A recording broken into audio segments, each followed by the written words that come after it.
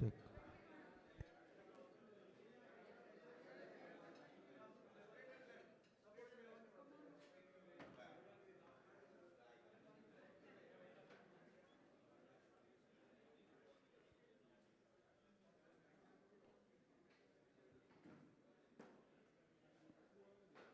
Franklin, call your guys out.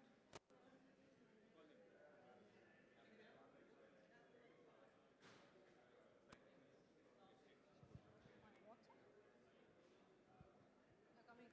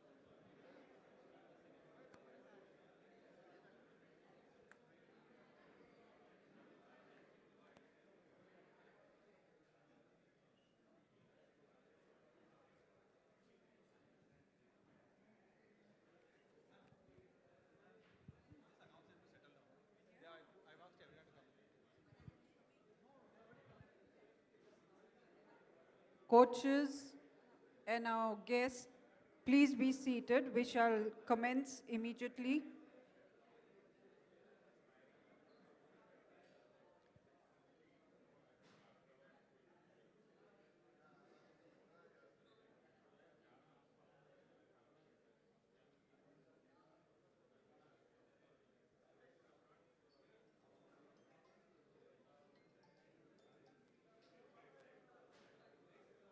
Hello?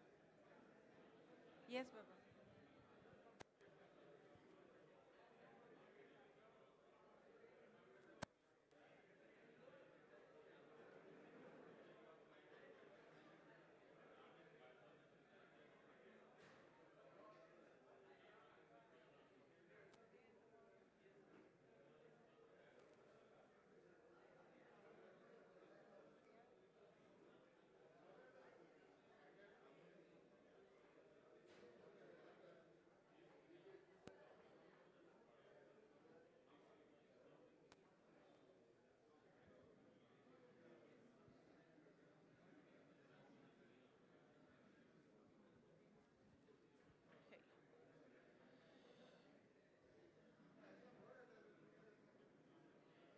Ladies and gentlemen, the third topic of this summit is on amateur clubs, changes in the football landscape, problems faced, threats and expectations.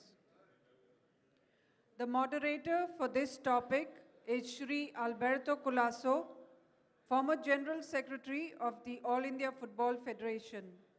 The panelists are Dr. Anthony Lobo, member of the Kalangut Association, Shri John C. Fernandez, President of Garden Angel Sports Club, Kutsore, Shri Agnel C. Fernandez, Goa Velia Sports Club, Schubert Furtado, Naveli Sporting and Salset Foot Club. I request Mr. Colasso to kindly invite his panelists to the dais.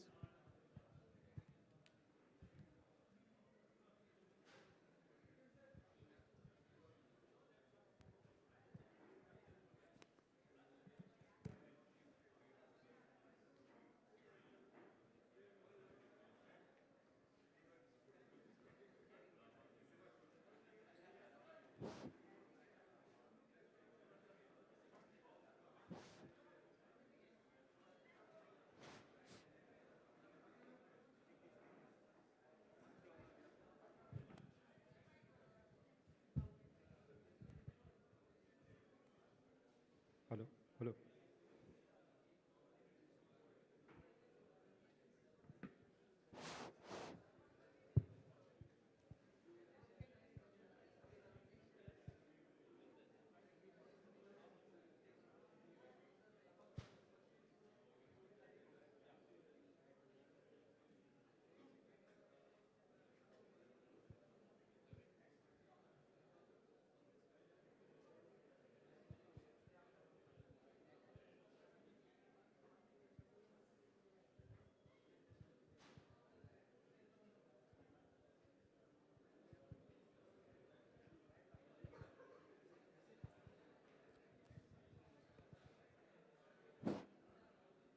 Good afternoon, everyone. Thank you for attending this session. We have had two sessions with the heavyweights of Goan football. In this session, I am the only heavyweight, not in football, but in weight and volume. My topic is amateur football. And in amateur football, I was involved from my early days.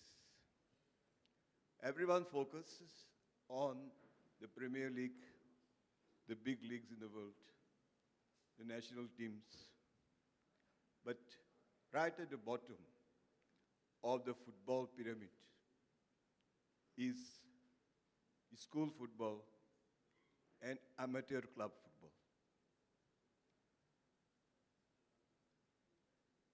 Of the clubs and players registered worldwide, 98% of players registered in the world with all the federations and clubs are amateur.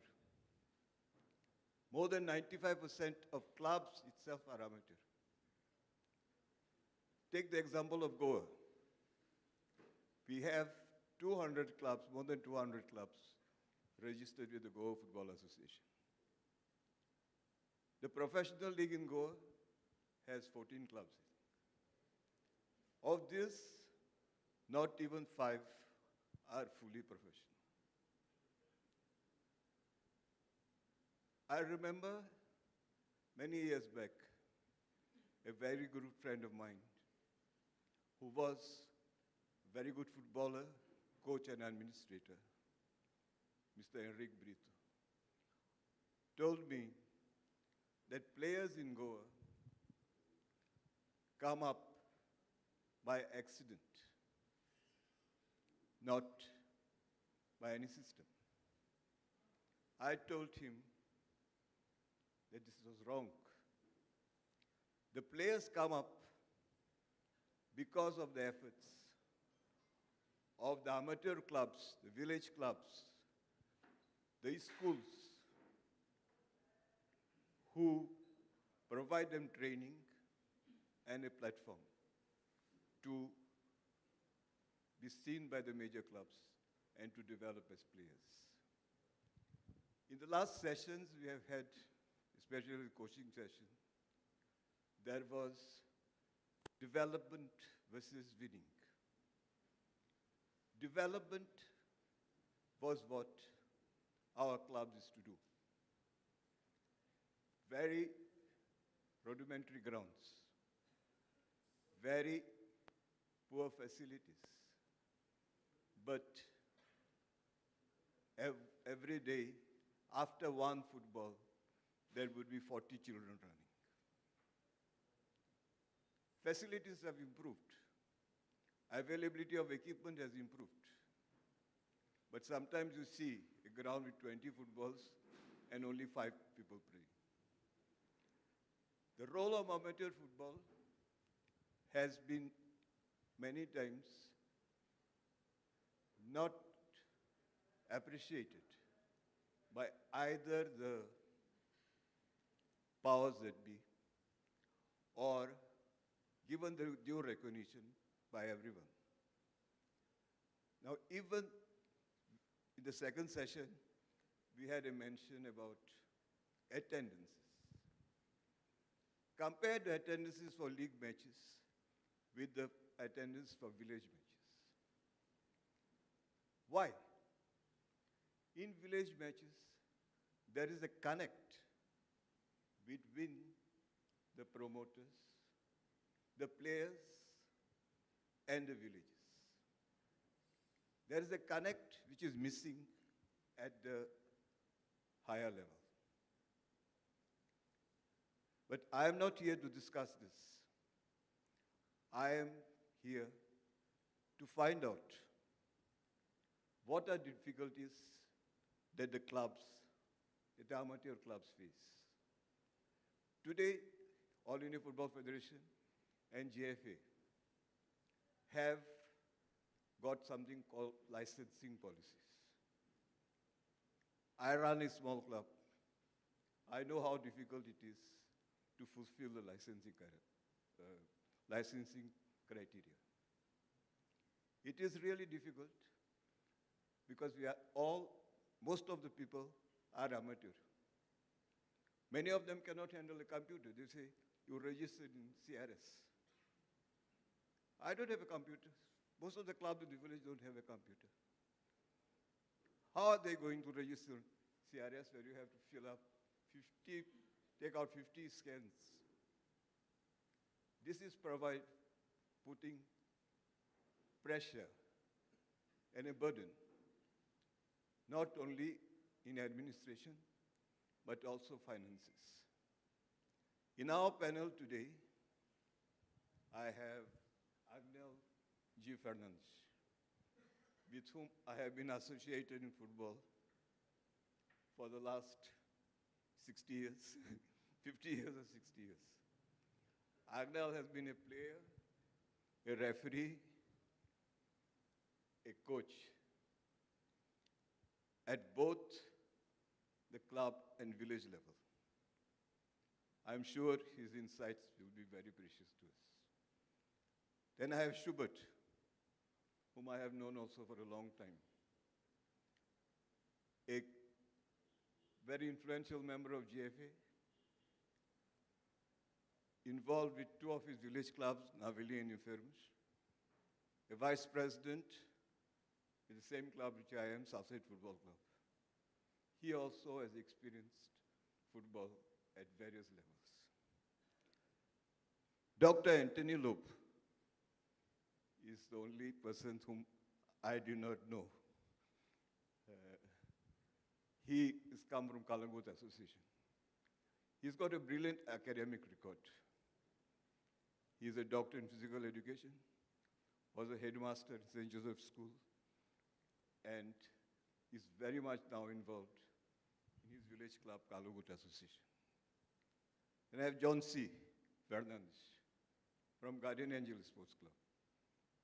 Guardian Angel has been through all the phases of Goan football. Today they are playing in the Premier League, in the Goa Professional League. Before that, they played at a lower level, and they have been in the Professional League, the Goa Top Division League, in the year 1981-82. They have produced players like Lecter and Ashok Patte, and they continue doing this great service to football. My question is common to Agnel, Schubert, and John C. Maybe a little different to Dr. Lobo. I start with Agnel. Agnel, what is the difference between the present football? What are the challenges you face now compared to what was in the past? Thank you so much, Mr. Albert. For clubs like ours, which do not have a lot of financial support, it's very difficult to run. Unless you have somebody in the village who will sponsor most of the things. We ourselves, we depend a lot of people who are from the UK. Most of our villagers are in the UK. You will find in the whole village houses closed down or occupied by migrants as caretakers. I remember earlier years when I used to have competition with Mr. Albert, used to run Salsit and I used to run Vasco. And we would attract the players, not with money, but with the promise that we will give you a good future. And we have done that, Mr. Albert, no? A lot of players who came to play, not thinking of the money matters, but only for a chance to expose themselves, which today I find it very difficult. Even the village boys want money. And it becomes a real difficult problem to raise the funds to fund them.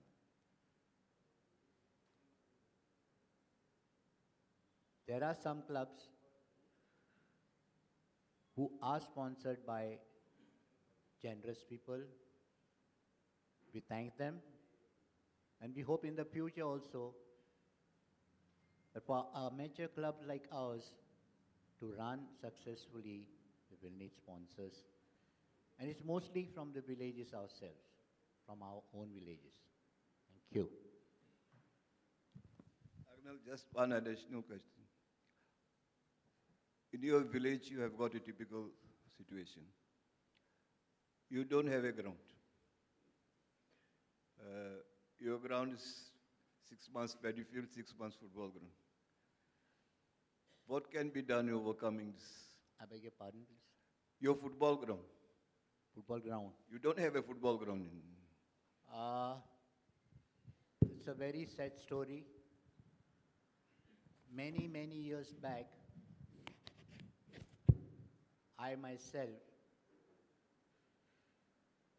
with our president, with the former MLA, Mr. Silvera, we would go again and again to the sports authority. The ground was sanctioned, everything was done. And then somebody from our own village, Dando Mallo. It goes on and on and on. Till today, the ground is there, ground is acquired, work had started, work was stopped. One simple thing was the size of the ground, which we had gone and assured from SAG that we'll get it.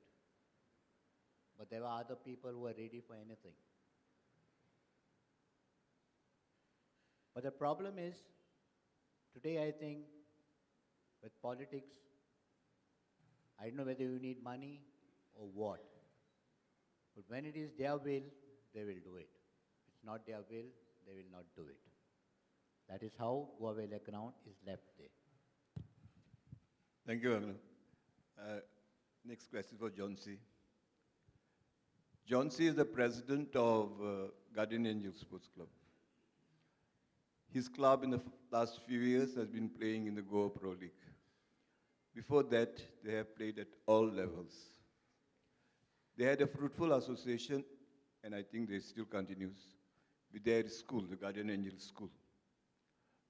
They have got a ground called Figueiredo Ground, which is, for those who played, is a very stony ground. But that did not prevent them from producing great players. John C., what are the problems you face in running this club? You can answer in Kogni. What are the problems you face in running this club, sustaining and keeping at this level?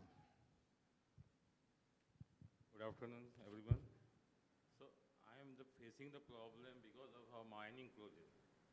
That is the main problem in our Kuchoning constituency.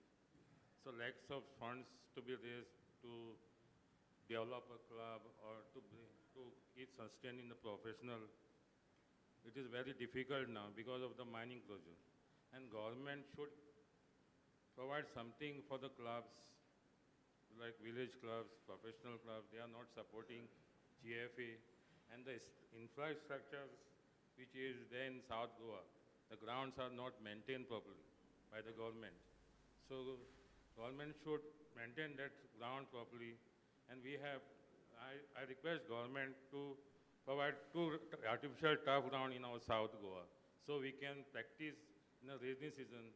We are almost starting our professional season in August 15.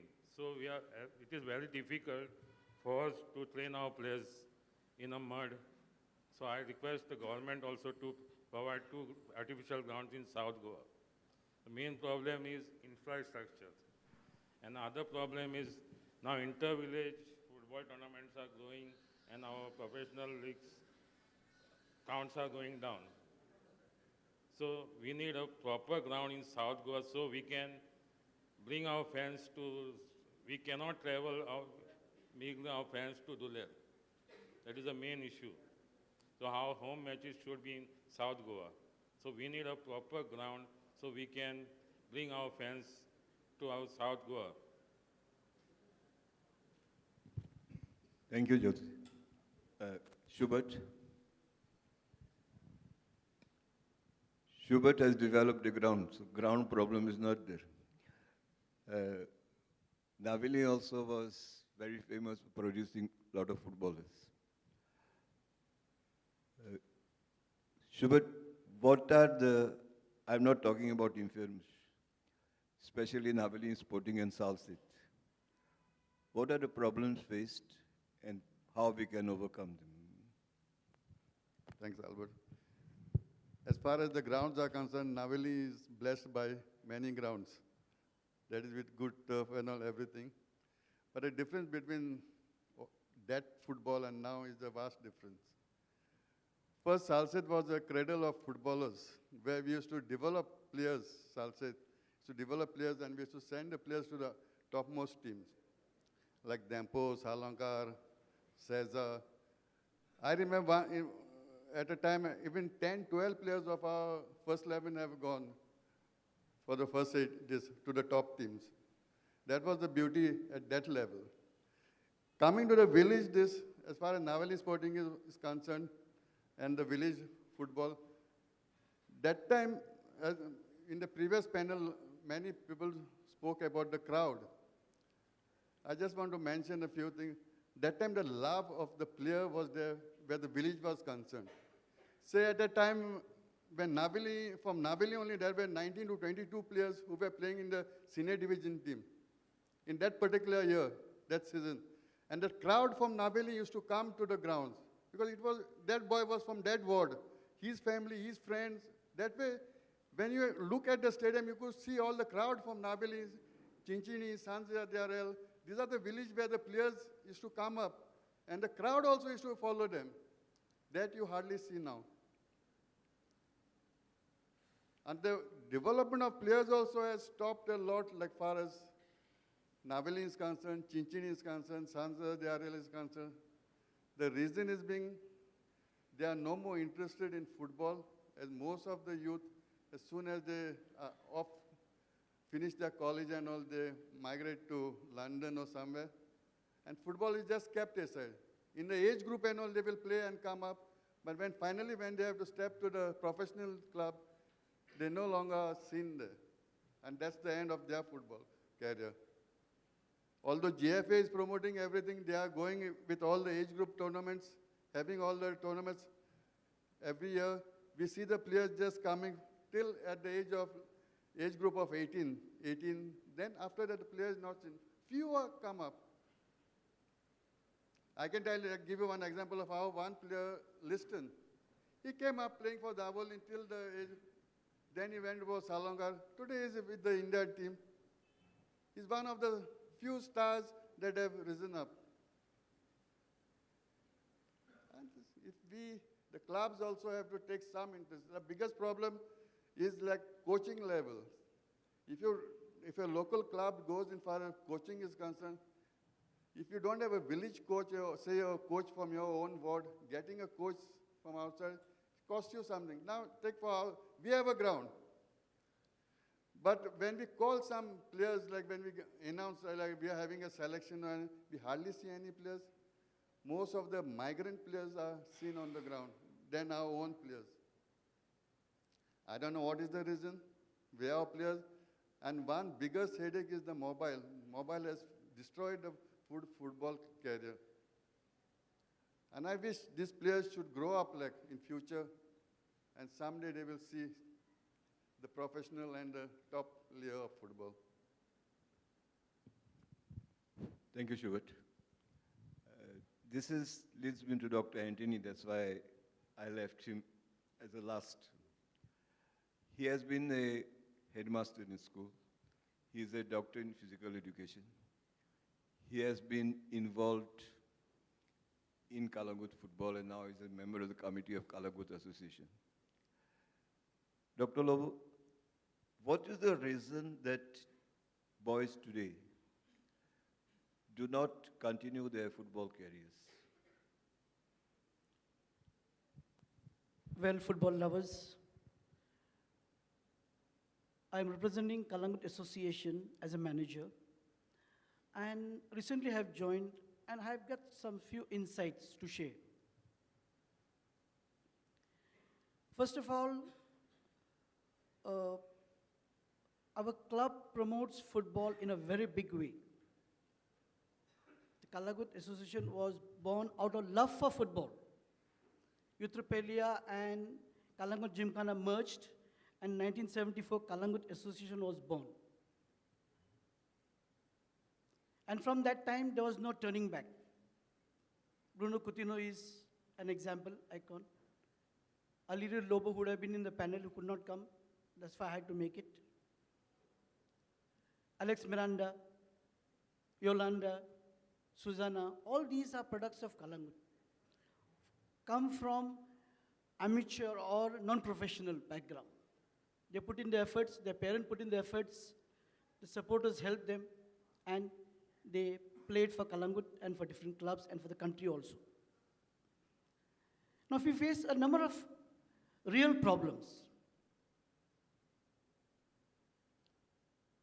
First is financial crunch. We have to pay the players.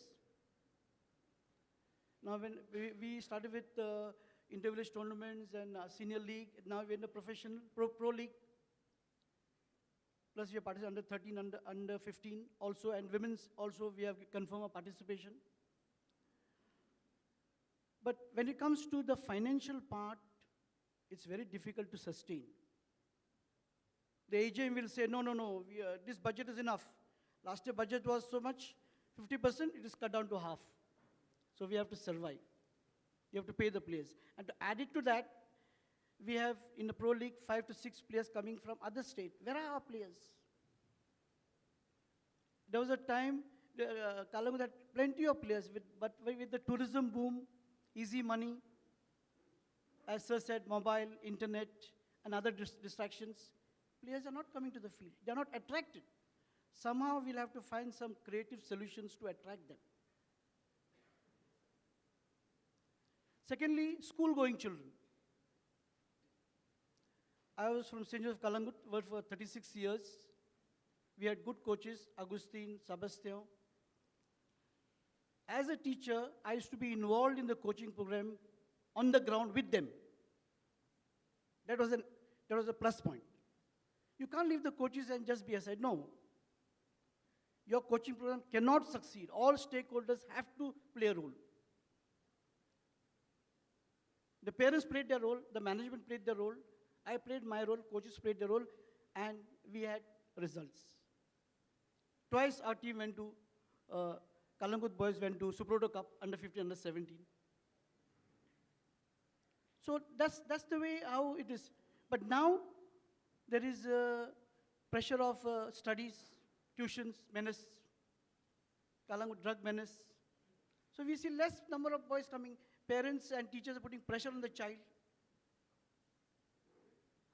So there is no, because of that, children are not coming. Somehow we are trying to find a solution to that. Maybe there's study pressure, have a program of thrice a week. Okay, 3 days you sit for study, 3 days you come for program. 3 days we can have for boys, 3 days we can have for girls. So somehow we are trying to find some creative solution so that the children come, children play. We want our children playing for Goa, for the country, and contribute in a very, very big way. Thank you, Doctor. Just one more question. You have been associated with the schools. Yes. You have said just now that as a headmaster, you used to take up as to supervise the coaching and the coaches, the PT masters. Do you think that the PT masters and the headmasters or the headmistresses lack that passion and dedication today? I think this is a very, very big drawback in Goa. Very big drawback in Goa. If our physical education teachers are committed, and if the heads of the schools are committed, results will follow. Basically, I'm a hockey player. It took for me 5 years to get the first title. And then it was continuous, going to for Nehru Hockey Cup. So if you have heads of school who are committed, luckily I was lucky, management support was there, full support. Full support was there. So that produced the result. That motivated me. That encouraged me. That encouraged the coaches. Parents also played their role. And ours was mostly a residential because St. Joseph's Boys Home, many of them are from Salsett also, Naveli also, studied in St. Joseph's Boys Home. So it helped for us to produce a result. But commitment and sincerity is important. You do anything, if there is no commitment, sincerity, no results. That's very, very important and essential. You may get the best of coaches from the country and abroad. If that is missing, you are not going to produce results. Be sure about it. Thank you, Doctor.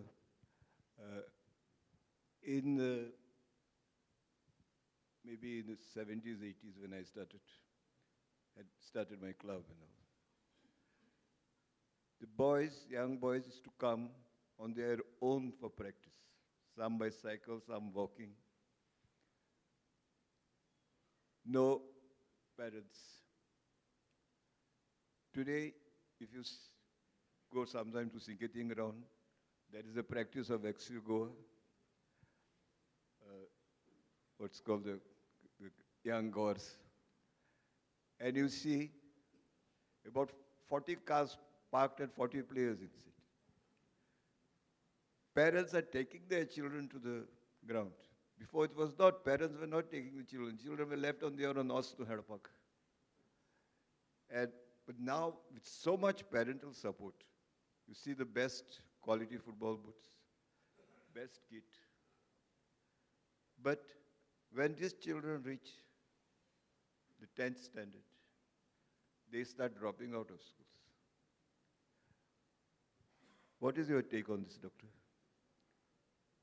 Because you are an educationist, I am asking this. Okay, yes, fine.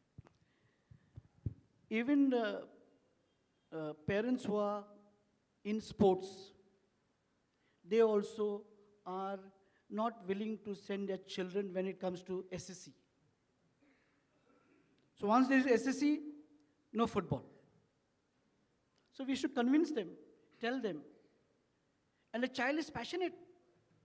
You are depriving the child of his passion. So parents also have to play a positive role to send their children. Even if the SSC is just like some other exam. What is the big thing in that? Many parents in Goa are encouraging the children. Very good sign. Recently, under 12, I think, went to Nimuch, Madhya Pradesh. I know one grandparent, very happy to encourage her granddaughter. So nice. So let us also contribute our bit. It is not only GFA's job or a council's job. Each citizen of Goa has to contribute to get the trophy. Let there be a positive mindset. As a teacher, can I do something? Now I am, as an administrator of the Kannada Association, I am trying my bit to streamline things so that whatever skills I have, I can contribute. Principles are the same. You can apply in any field. They're managerial skills. So we have to try to motivate and convince the parents. Yes, Baba, tomorrow he may make a future in that particular game. Some are very talented, exceptionally talented, but we don't want, we want to become engineer, doctor, finish, limited field. There's a lot of money in professional football to convince them. So we also have to play a role to convince our parents to strike a balance. Study also is important, but sports also he can make a career. Thank you, Doctor. As far as dropping out of at the SEC, we have some players here, some people in our audience, Bevan, Keenan, Denzel, Lecter especially, who have made a career in studies and in football also. That has not prevented them from, because they reached SSC, get out of the schools. I know a boy called Sabi Anton, who was the captain of the India under 19 team. During the India camp, he was studying in the room, and it was a closed camp, and was also practicing regularly. So what you say is that we must change the mindset. Yeah, we must change the mindset. We convince the parents, We must also convince the parents that study and play should be balanced, and if he is talented, to promote that talent. We play a very big role, along with other teachers also. See, sometimes some teachers are very discouraging. If maths is encouraging, Hindi teacher may be discouraging. I'm just giving an example. So as a whole, as a team, that culture of sports to encourage our children, that's important. As a parent and as a teachers also. All the teachers as a team should involve. I remember when we have a match, our school teachers were coming for the matches, some of them at least. Especially when we reach the finals and all. It was a very nice sign. We used to feel very happy. So we have to do our bit, okay, to convince the parents so that they have a positive role to continue the career in sports. Thank you, Doctor. Now to Agnel. Your village, your belt from Agassing to Siridão to Alegaon, Santa Cruz, has been mostly involved, affected by migration of people to London, started with France, London. Because, of course, they felt that some of our best players from there have gone to. Do you think that this is because opportunities in Goa for football players to earn a decent living are not there at present? Yeah, we are affected by the migration. But overall, to bring up a player, to motivate a player, and for them to have real motivation as far as money is concerned in the professional teams is a very difficult factor. I know a player from Agasai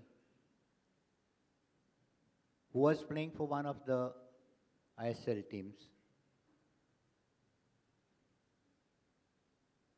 I mean, he was in their training squad. When he was asked and given an offer, the offer was simply not attractive.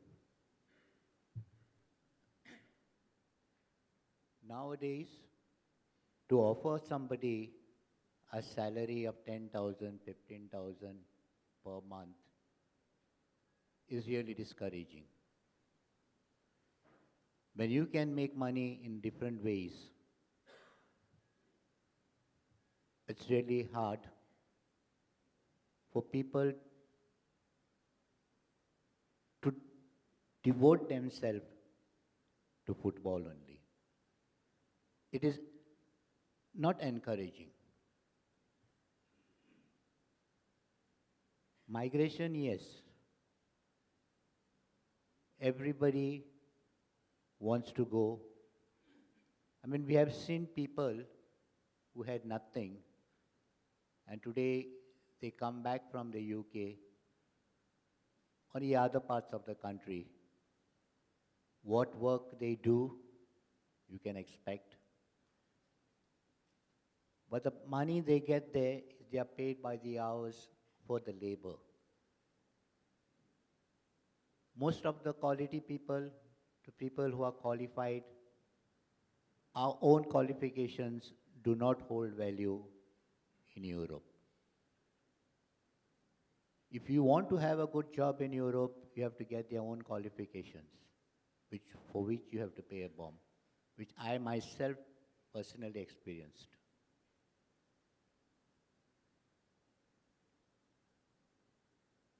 You see our boys,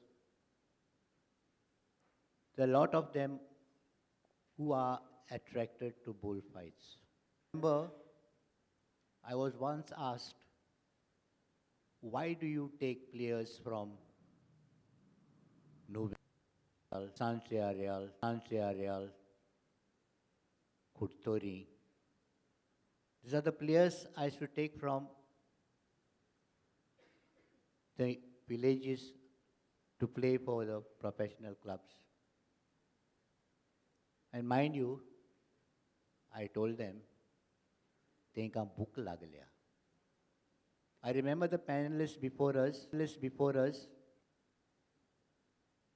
referring to Manipur boys and the Goa boys. The Manipur boys, they have seen what is poverty. For them, 100 rupees will be more than 1,000 rupees worth for our Goan boys, which is a fact of life.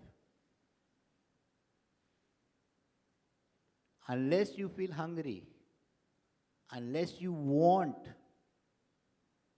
to bring yourself up, unless you don't have somebody giving you money, giving you the benefits, free of cost, without effort, it's a hard life. It's a difficult life in Goa.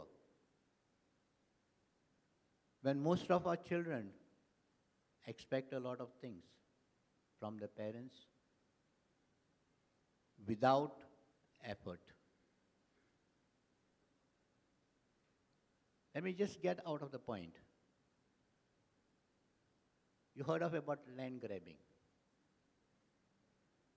There are children now who look and see the properties that their parents have, and they want to sell it anyhow, at any cost.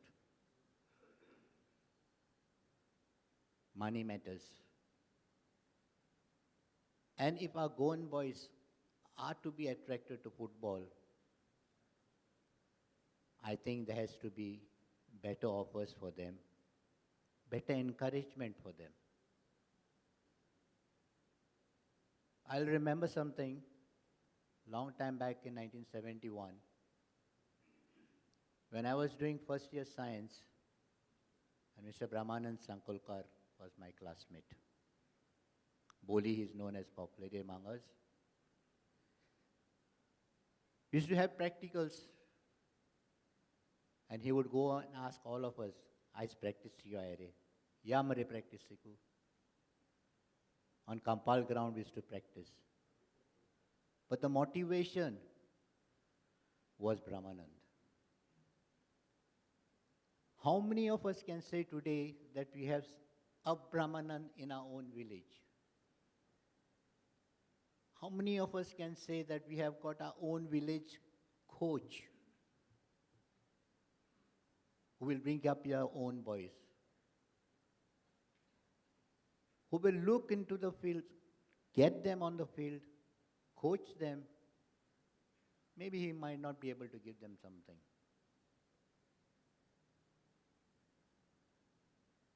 But really speaking, money matters. And unless our younger players are encouraged by our professional clubs that they will get something, then it's worth it. Thank you, Mr. Abhay. Thank you, Arnav. Schubert, Naval, you got everything. You got 2 grounds, very good grounds. There are so many other grounds, not so good, but can be used for football. The schools are very supportive. Navelim people are very supportive. But lately, I think since Liston is there in Dampo, there are very few players from Navelim that are coming up. Now, Liston is a very good example. He has gone right to the top. He's earning well, he's doing very well. He's one of the most valuable players, Indian players. Isn't Liston a motivation for the children in your village? Or have you all not used Liston as a motivation for the children in your village to take up and continue with football? There were a lot of players in Navali first, the players like Olan, Anthony, Praveen and all. Looking at them, a lot of youth had grown up saying that I will also be a player one day like them. But finally a time came when players just started fading off, like they just went off the track. It was very difficult. There were few who came up, like Liston and all, like Liston and Dylan and few that came up in playing. Others just left football. I don't know what was the reason why. They had the support of their parents. They had all the supports. Then of late, we gave them, even the clubs, like Navali Sporting, Villagers and all, we used to come to their help whenever they needed leg. And one of our main, this leg was, we had a very good administrator in one of the clubs, Duming. He used to get players, really, he used to slog with them. Say, a poor fellow was brought up from a other village, like, he used to give him cycle. He didn't want him to come walking for practice and all. He used to buy a cycle out of his own money and give the players. That way he used to get the players up. And then players also started taking interest and all, but somewhere down the line, like, they lost the interest and finally they did not come. Only few made it up to the level like of football, top level. Others, I don't know what was the reason. We tried a lot. We spoke to them, but nothing helped them. Of late, now Marian is also starting a coaching camp on our ground. He is also trying to motivate the youngsters to come up, like to take football. But I wonder how many will come, how many will be there on the ground finally. Nowadays, the parents are also helping. As Sir said, once they come to the 9th and 10th, it stops. It is one reason is because of the tuition. The tuition teacher shouts at them if they are not present every day. She tells them to go back. Then there are studies. Then some parents who were encouraging them in a lower level, they stop them. But it is only the players, some players that who challenge, defy their parents and come to the ground, they, I think, come up. And in particular in Naveli, like Naveli, Chinchini, Sanjay, these were the village where players used to really come up. Nuve is one village. The players used to really come up. But of late, all these villages are gone down totally. I don't know what to say to this. Even the schools, as far as the schools are concerned, schools are encouraging players. But they are not giving them the facility like, Baba, say today evening they are playing a match of GFA match, under 14. They do not leave the student early. The school gets over at 2 o'clock. The child has to reach the ground, say at 3:30. How will the child cope up with the timing and the stamina and all? If the school considers like, Baba, leaving them early, before 2 periods only, end of the 2 periods, you leave the school, go play. That time the child will be motivated. And otherwise, the child will not have that encouragement from the school as far as it is concerned. Thank you, Shubhat. Here one observation. You talked about Domingos Barret. Domingos Barret, you know, he had left his job, but still he tried his best, as you say, he would buy a cycle for the players. But this question I will throw, I don't want you to answer, I will throw it to the audience. have the present club officials, are they lacking dedication that was present before? I don't want you to answer this. I want the audience to answer. Now, John C., can you please, the next question. John C., you talked about infrastructure, facilities, that your matches are being played far, that you require. There should be another 2 artificial grounds in South Set so that you don't have to play. These are problems that can be addressed by SAG and Gfdc. Have you all considered tying up with the Gfdc Center so that your boys, your children get an opportunity to be trained because Gfdc subsidizes the center? And like this, minimize your expenditure and also field decently trained teams. Being a local club or village club, we always need a support like GFDC, GFA, so they can provide us the good support from their side. We are ready to accept this. And we can make the base of our youth teams, like 12, 13, 15, 17, 19. This is the base of the clubs, which we can promote to professionals. If we have no base in our clubs, so we cannot produce a football in our village. Main thing, we have the youth level base. We must have the youth level base in our village club. That is the main base of our club. So we can promote them from 13 to 15, 15 to 17, 17 to 19. If we have no base in our club, then we cannot have a player of our village player or surrounding areas like Kepe, Paroda, Betmodi, Osalda. The local players' talent we cannot find out if we have no base in our village club. So this is the main aspect. And to bring this base, we should have a good ground to train them. That is not there in South Goa, I think so. Many grounds are there, but they are not properly maintained by the government.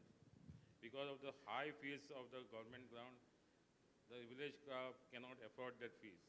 So that is, the point is there, the government should come out with some policies to help us, to help the village clubs. I perfectly agree with you. We require more artificial turfs because the natural turf fields are closed for about 3 to 4 months a year. But that should be the topic on infrastructure. Can I throw the floor open to the audience?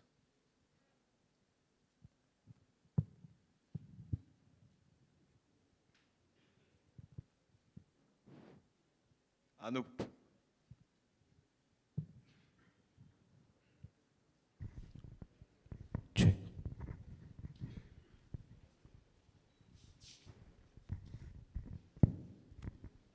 Sorry if what I'm going to say might offend the audience, but that is not the intention. I've got 3 observations to make with regard to the functioning of amateur clubs and the role that they need to play at the village level. I myself come from Kurturi, so I will also speak with regard to that. Number 1 is about accepting that the world has moved on, the times have changed. People will always be aspirational when it comes to things like education and social extracurricular activities. That we have to remember. Second, when it comes to raising money and finances, I'm pretty sure the village and the inhabitants of the village can be very cooperative if approached nicely and explained as to the cause, the reason why the money is to be raised, and if accountability in a detailed manner is given as to how the funds have been used. I have personally seen this for Kurturi. Arnold of Kurturi Gymkhana is not here right now. At least I've not seen him, but glad to talk about that, and other initiatives in Kurturi as well, where money can be raised, but accountability is very important. Second, it's about the face and the role of the village club in Kurturi. Anyone who's a parent in the audience will agree that today for us holistic education matters, which means academics, we are not talking just ICSE, CBSE, IB or Goa State Board, we're talking about the role of extracurriculars. I myself have studied Taekwondo in the village of Kurtori itself. Now the question is, if my Kurtori Gymkhana played that role of being an all sports center, there's a whole lot of people who would be paying money for that activity. Today I work in Chikali and there have been questions, my child wants to learn football. There needs to be an answer. So if that village club can take on the role, there is a place where there is employment generated even on a part-time basis, right? So this role that needs to be played by the amateur clubs in all these sporting activities and reaching out to that audience, I think is extremely important, which I believe we have fallen short of. We expect that you go down to a village, every village in this state almost has a highly, if not more educated person. So at the start of your session, you mentioned about using of a computer. There is an educational institution in every village. Every, right up to the secondary school level education, higher secondary and even the graduate level. These are terms you will hear. Socially useful productive work, SUPW, that is the term used in the ICSE schools. Then there is the National Social Service. These are all the record books that we need to be doing at the secondary and the higher school education. But where is the approach? Where is the, the united, coordinated effort to go down, to get the youngsters from the village, talk to the schools and say, give us the youngsters who can handle the computer, give us the youngsters who can go down and operate this for us. Because everyone who moves outside the state of Goa or outside the country of India knows how much this matters on their resume. The fact that you have been involved in extracurricular activities, not just walked off with a 95% grade. I think if we change our approach to be more proactive, the results will follow in time. Thanks. You don't expect this to be answered.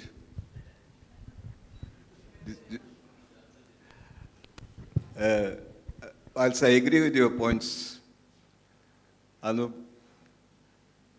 there are people here who are working with, including I, who have worked at a very low-level clubs. Now take, for example, even you. You are not involved with Kurtori. You are from Kurtori. If people like you get involved with Kurtori instead of leaving Kurtori and going somewhere else, it could make a difference. Each educated person, everyone here, talks about Premier League. We want to imitate the Premier League. It is for ourselves, for everyone else. I once met a consultant from England, and he told me, you are making a mistake of trying to be like the Premier League. Premier League is the topmost league in the world. You go to the championship or level lower than championship, what's called the third division in England. You try to imitate that. Then you will be able to achieve something. If you go to the third division league, grounds are not perfect turfs. Involvement of volunteers is there. I had friends, like I had a friend who was a supporter of Portsmouth Argyle. He was a supporter of Portsmouth Argyle from the day he was born because his father used to take him.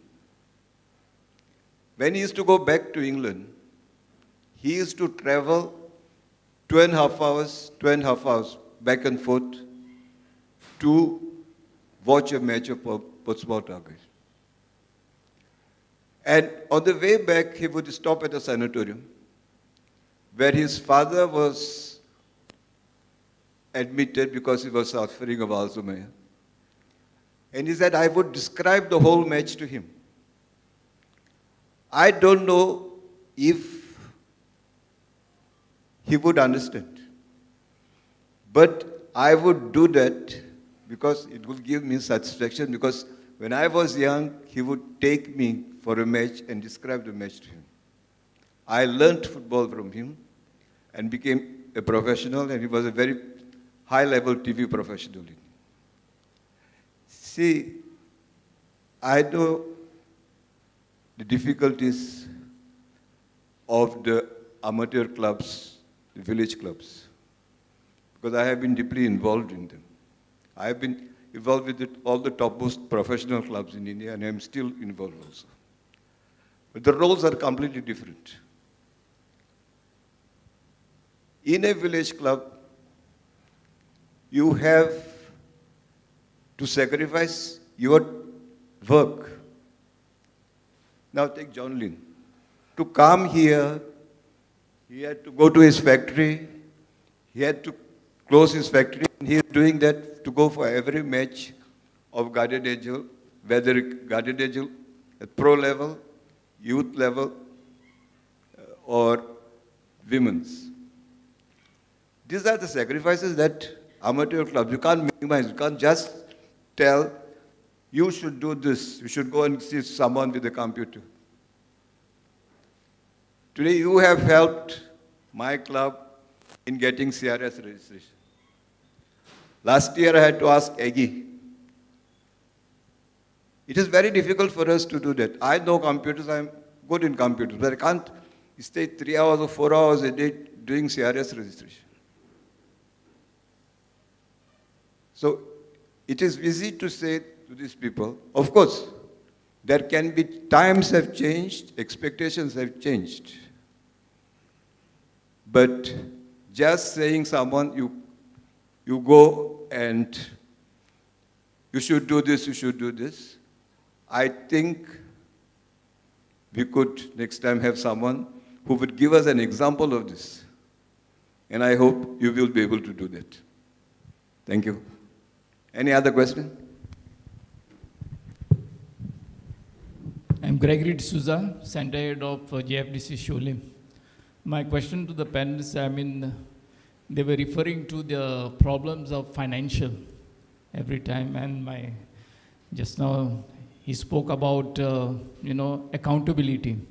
Now I would like to know from this panelist here, is the government or SCG supporting you in this financial aspect?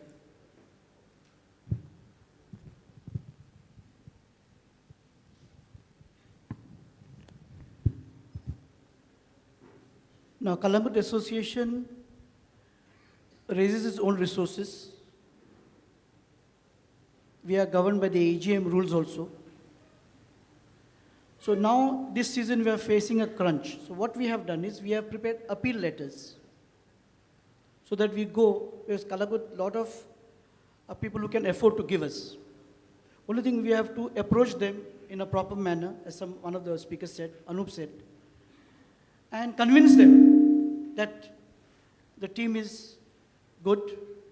So far, we played 2 matches, we did fairly good. And that's how money can pour in. But at the end of the tournament, we have to show performance. That's important. That will be our barometer, measuring barometer, so that we can go to them once again. When people come with sponsorship, accountability, transparency and accountability is a must. That follows. Another suggestion, apart from this, I want to give some away ahead, just 2 suggestions. Because I don't want to mix up with the earlier things. One very, very important thing. We have all come up in a regular schooling system.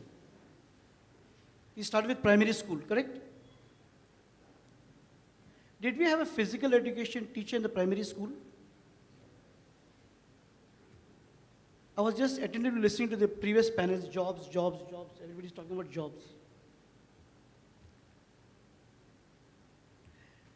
First to 4th standard, there is no trained manpower to train these children. We have got BP8s here and lay licenses. If the GFDC and GFA come together, make a task force and a roadmap to see that every primary school has a physical education teacher Start working on it from today. Work it at ministerial level, secretariat level, do it. So many of our boys and girls will get jobs. Who says there are no jobs? There are jobs. Put in the policy, and with that, football will grow better. You'll get more children coming on the field. You'll get wider choice of children, better selection, and not only other games will benefit, we'll have better performance at national level. This is one suggestion, please take note and work on it. Have a task force, responsible task force with a time frame to get it done. Each primary teacher, there should be, depending on the strength, a physical education teacher. I'm in the board of studies, Goa board. I'm also a member in other associations. We're working hard on this. If these organizations also could come together, it will be a very nice thing, and that will be within 10 years, you'll see the effect of it. It's going to be a very big effect. So this is one suggestion. Suggestion number 2. When you have coaches taking part in different tournaments, you know who are the good coaches doing well. Give them a grooming of, select them and send them to other foreign academies for exposure. What are the latest trends in coaching? What are the latest equipment? Have a scheme for them, so that they are within global level. So we are at that level. So they also get a better motivation and insight. These 2 suggestions I would like to give. Thank you very much, and thank you to the, one second. I will allow your question and one more question, because Jenny is here pushing me out of my seat. So please continue with your question. No, I mean, I wanted to know if the government is funding through SAG or the sports minister. No, there's no funding for us from government. Only through our private resources we are doing. No funding. No funding. I will just add to this. See, every club registered with SAG gets a support of 50,000 rupees per year. But they have to follow certain procedures and they have to follow certain systems. In addition to that, I believe there are a lot of other benefits, like you can get money to organize tournaments. I think here, the duty of all of us, especially GFA, is to make clubs aware of these schemes, so that these schemes are availed by the village club. Because for a village club, 50,000 rupees is a big thing. I will allow one more question, and if there is, otherwise we'll close down this. Thank you, sir. Okay, thank you very much. I thank my panelists, my good friend Agnel, Schubert, Dr. Lobo, thank you very much for your contribution, and John C. for being present here, and to all of you, especially to Gfdc and GFA, for putting forward this summit. Thank you very much. Thank you, Mr. Albert. Please remain seated, panelists. May I request Dr. Kaitan to please present the mementos to the panelists. To Shri Agnel. To Shri Agnel. Shri Shubhat. Dr. Lobo. And Mr. Johnson.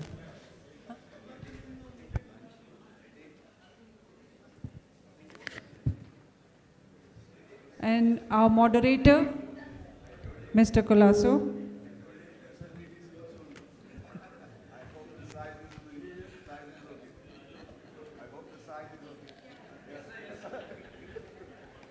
Thank you, Mr. Colasso, and the panelists. Thank you very much. Ladies and gentlemen, we shall now have the 4th topic. The 4th topic of today's summit is Players' Perspective. The moderator for this session is Shri Lecter Mascarenhas, a former India player. The panelists are Shri Bevan de Mello, former professional footballer, Keenan Almeida, head coach C.D. Salgaonkar, Denzel Franco, former international footballer, Shri Brahmanand Shankwalkar, Padma Shri and Arjuna awardee. Requesting Lector Mascarenas to take over the session. Thank you. This is what?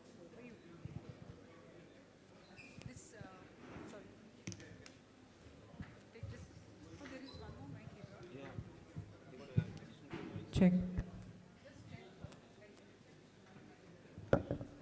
Check one.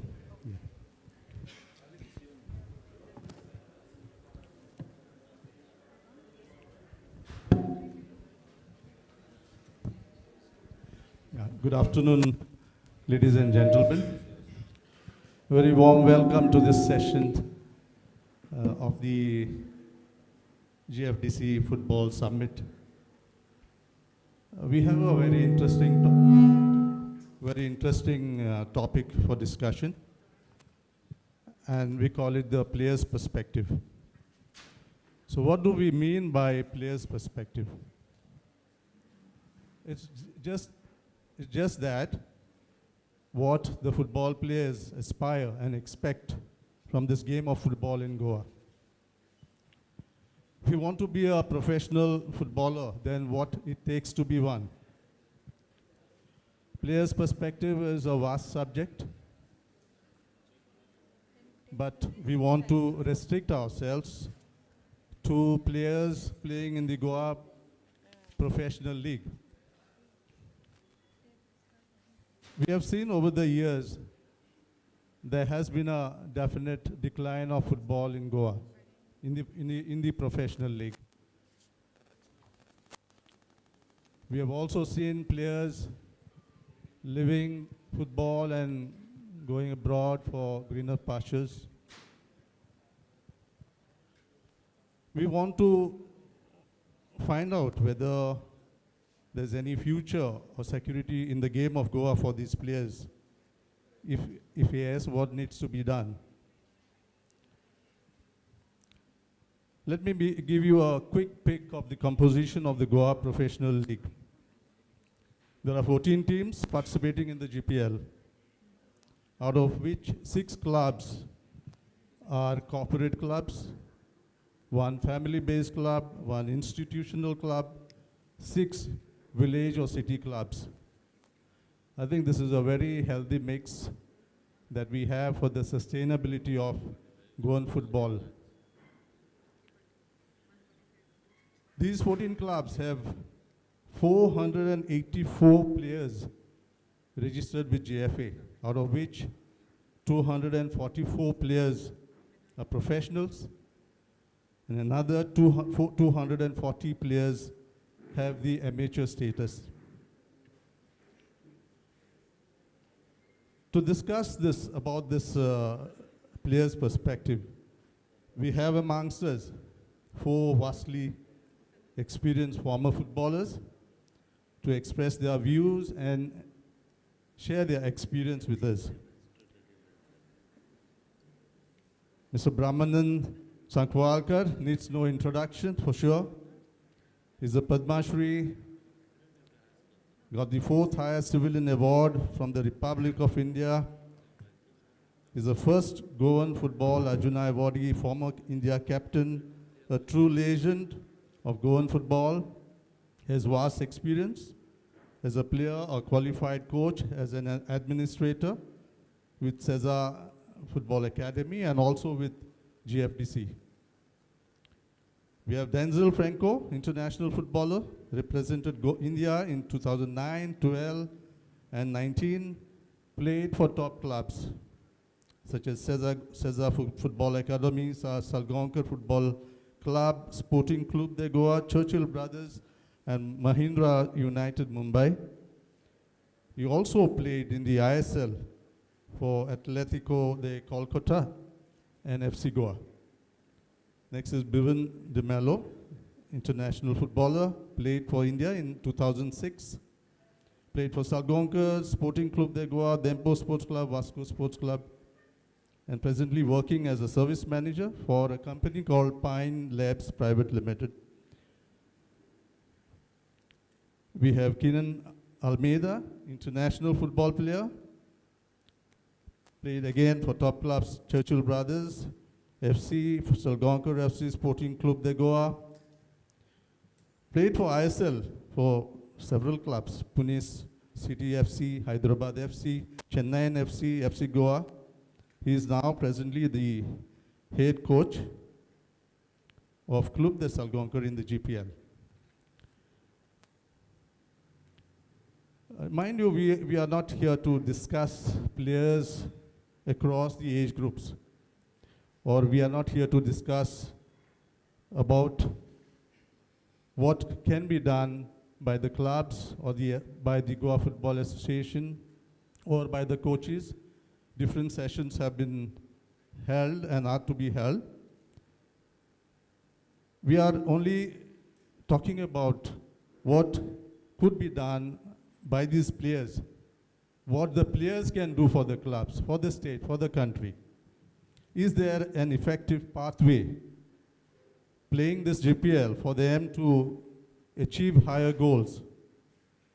That is maybe the I-League, maybe the ISL, may play for the country.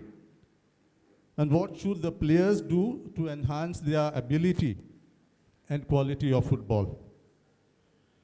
I would like to start with Mr. Brahmanan here. Please share your experience as to how you prepared day after day.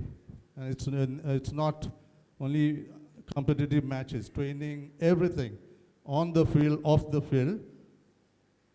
How did you do that? First of all, I got a break at the age of 15. I was too young to be in the top division league of Goa. But gradually playing one by one. My first match was with Salgonkars, the Goa Shipyard. We won the match. But what I found is more, besides football, was crowd talking about the down and my upper side, my performance and what I should do. There was no criticism on the way.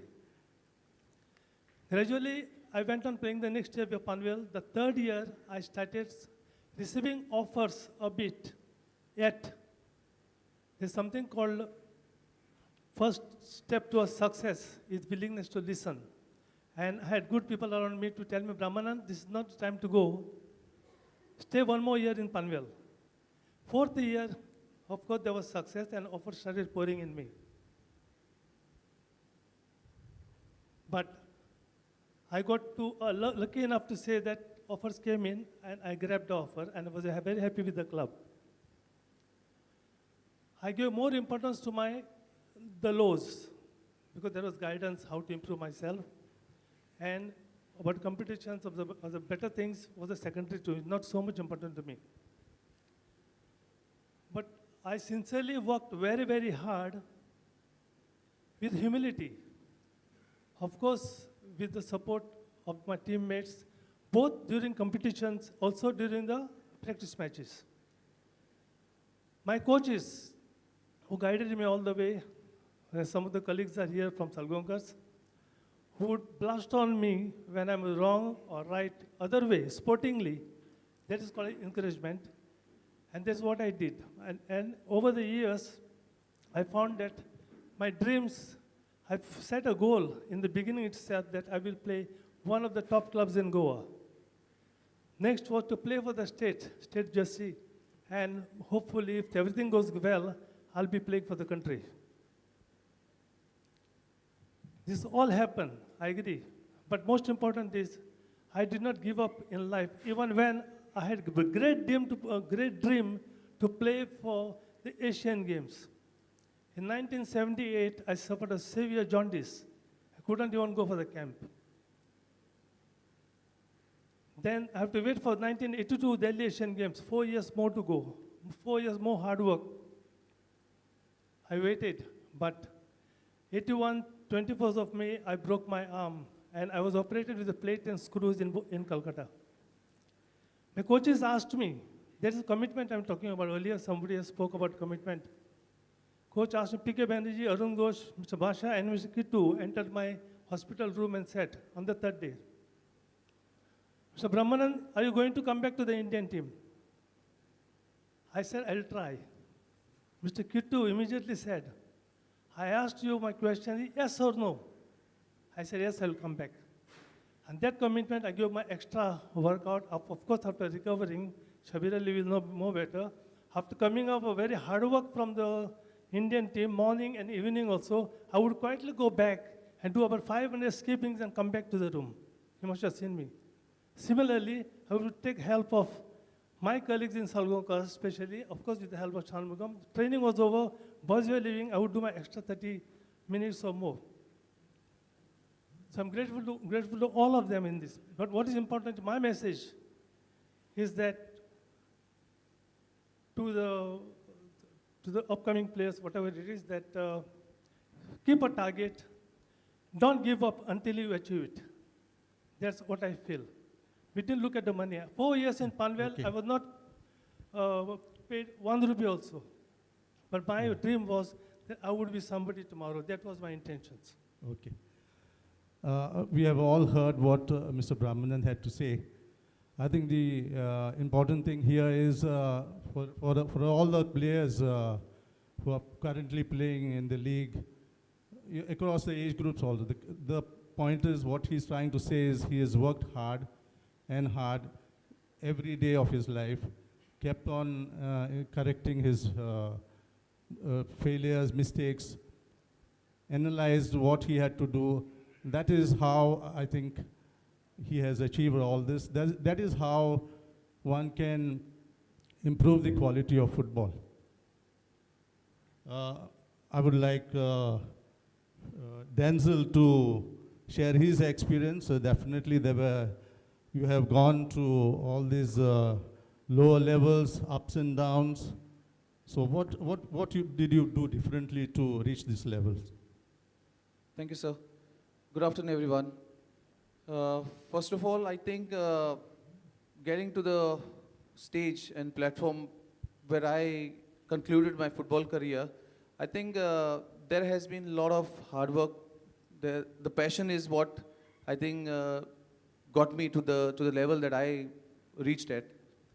And it was not an easy thing. When you have passion, when you have that dedication towards the vision that you have in life, and that my vision was to play for the top teams of Indian football, play for the country.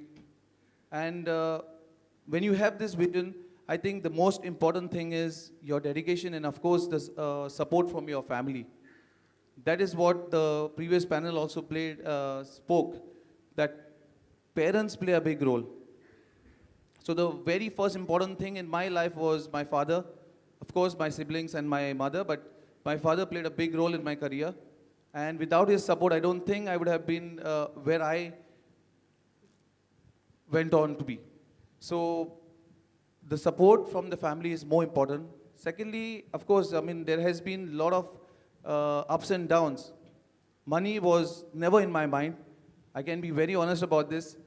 The passion that I had for the game was what drove me to where I went on to. Playing for the clubs, playing for the national team, playing for the village level also. I think the passion, the hunger in me was driving me towards this goal.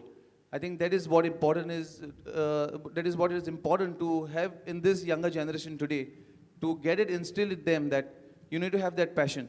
Yeah, Denzel, in our earlier interaction, you also said that players today, of course not in the GPL, but you had a team in the 3rd division where players come for these competitions, come for this practice very casually. They just don't care what happens. You want to say something on that? Yes, sir. So post my retirement, I felt that I would get into coaching, but then I think that's not where I belong. And I thought, let me get into where I can support the youngsters and make their future. And that's when I got an opportunity to be the president of Saligaon United, my village team. But the passion that I've seen in these youngsters is not what I would have loved to have for me to make this pathway, make a future for myself. Because at the end of the day, they would see that they want to come, play, take the 1,000 rupees that they get after a match, end of it. My vision for them was, although we were in third division, give them a professional approach. But what I went through during my playing days, we went through the pre-season coaching on the beach or having sessions in the gym. I did mention, give them this opportunity. We worked for the third division almost 3-4 months and played the tournament opposed to that. But post the tournament, I think the boys were off. They were never kept in touch. They never kept in touch with the game. So that is not what I expect from the players. Okay. Over to Mr. Bevan. What do you have to say on this subject? How do the current players, you have also played recently, not like you have not retired from the game long ago. So what do you think this players' point of view, what they should be doing and what they are not doing at the moment to enhance their quality of football? Good afternoon, everyone. So I would like to add, add to the fact that what Subramanian said and what Denzel has said as well. Hard work is always the key if you want to have a successful career in football. Also, I would like to add discipline to that. Discipline, hard work, I think, can really get you to a very high level of professional football. Because if I am to be honest, during the times that we played and the current times now, football has changed. The way we train, the way we are coached has changed drastically. But there's one more thing that I have noticed that has changed is the level of hard work. In our time, I think, correct me if I'm wrong, 80% of the players were willing to put in the sacrifices, to work hard, to achieve something. And 20% were, basically very talented, but were okay, they're working hard. But nowadays, if I'm honest, I'm still training with some teams, so if I say it's exactly the opposite. Very few players want to really work hard and achieve that level. And the few ones that are really working hard have gone directly progressed from the Goa Pro League to the ISL in the last few years, where none of our teams were playing in the I League or in the second division I League. So having said that, this can be attributed to the fact that there's a lot of social media problems that are coming up right now. Basically, if we can do something to help these footballers to maintain the correct balance. I'm not saying social media is bad. Social media can do a lot of good for you. It can promote you, create a great image of you on social media. But at the same time, if you're up at 12 o'clock, 1 o'clock, early morning on social media or on certain apps, texting someone, and you have a training session in the morning at 7, where you have to wake up at 5, having 3-4 hours of sleep in the night and then training in the morning, you're definitely not going to be able to give you 100% in training. Whereas if one day, okay, can be acceptable, but continuing that, having a continuity of that will definitely lower your, your level of football that you can usually play. So if we can help educate the youngsters, especially when they are signing their professional contracts, like the age of 18, because we have to sign 2-3 players in the Pro League. If we can educate them about this, I think that will go a great deal in helping the future generations, because we now have a good platform as well. Dempo Sports Club have qualified for the I-League, and Sporting also seem very encouraged to do so. Cesar, if I'm not mistaken, participated in the I-League 3. And the next 2-3 years seems like, a good opportunity for the footballers to really dedicate themselves, be hardworking, be disciplined, and to show a good deal of football where they can actually go up that level and reach the ISL. Well said, Bevan. To add to that, when we talk about enhancing your quality of football, this is what it is. If you are not disciplined enough to live your day-to-day life in a disciplined manner, you eat when you want to eat, you sleep when you want to sleep, and then you go the next day and just practice and go home.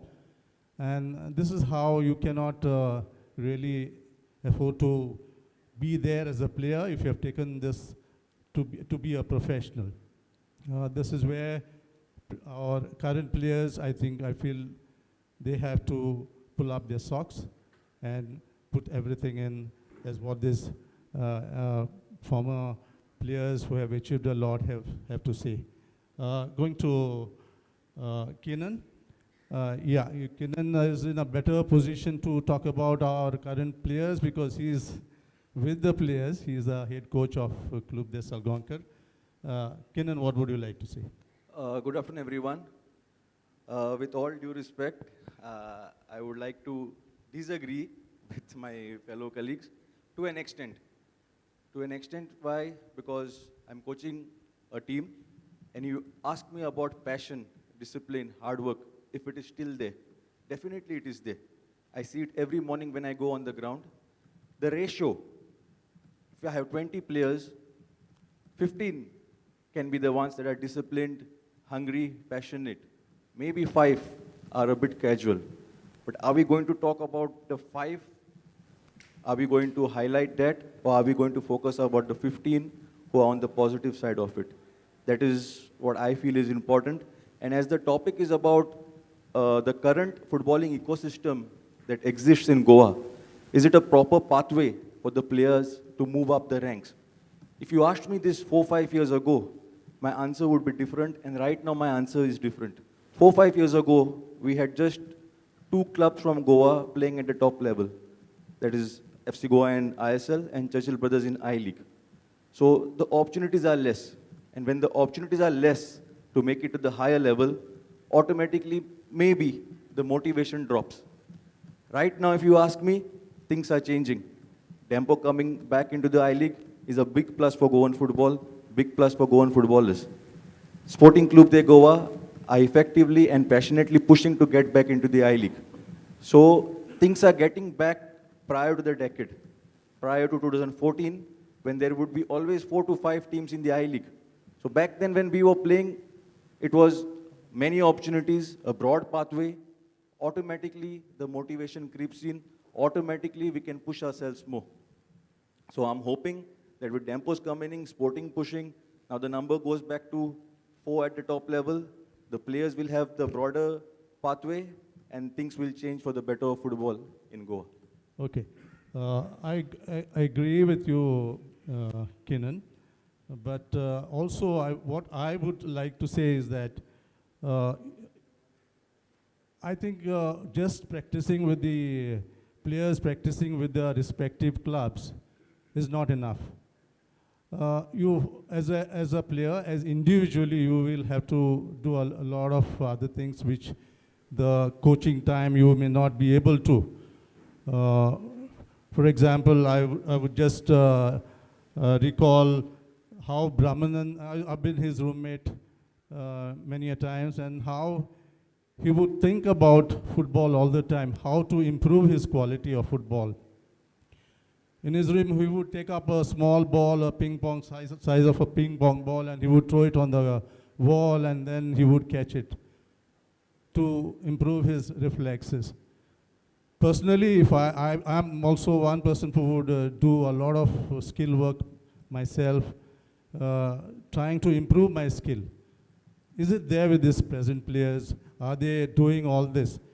Practicing their discipline, all fine, but I feel it's very, very important to maintain discipline off the field as well. If you don't do that, then naturally your quality will not go up. All said and done, all of them agree that you have to set up the goals for yourself, hard work, which is very, very important for the players to improve their quality. Remember that success is 1% inspiration and 99% perspiration. We go on to another point that we would like to discuss is players in the GPL often face financial instability. So how do these players manage these challenges? Approximately a top player in the GPL today is paid around 30,000 a month. Okay, is this enough for them to sustain? Does this motivate them to play football, take it seriously? These are the questions to be answered. Or is this a reason, if they find, in recent years we have seen there were so many cases of match fixing, which is a very, very serious matter we need to think about. So is this a reason why somebody is getting involved in such match fixing? Talking about these aspects of, I'm sure this is not a big amount for sure, but at the same time, these gentlemen have not got a big amount during it, but yet they had goals, they had dedication. That was all about. I want to ask Brahman, what do you think about this? First of all, I feel that Goa Professional League is the base for 2 more steps ahead the players should think of. It's not a question of 20,000 or 30,000. Without that base, I-League clubs or the ISL at the top level, they won't be able to see them properly. They have to think about your performance.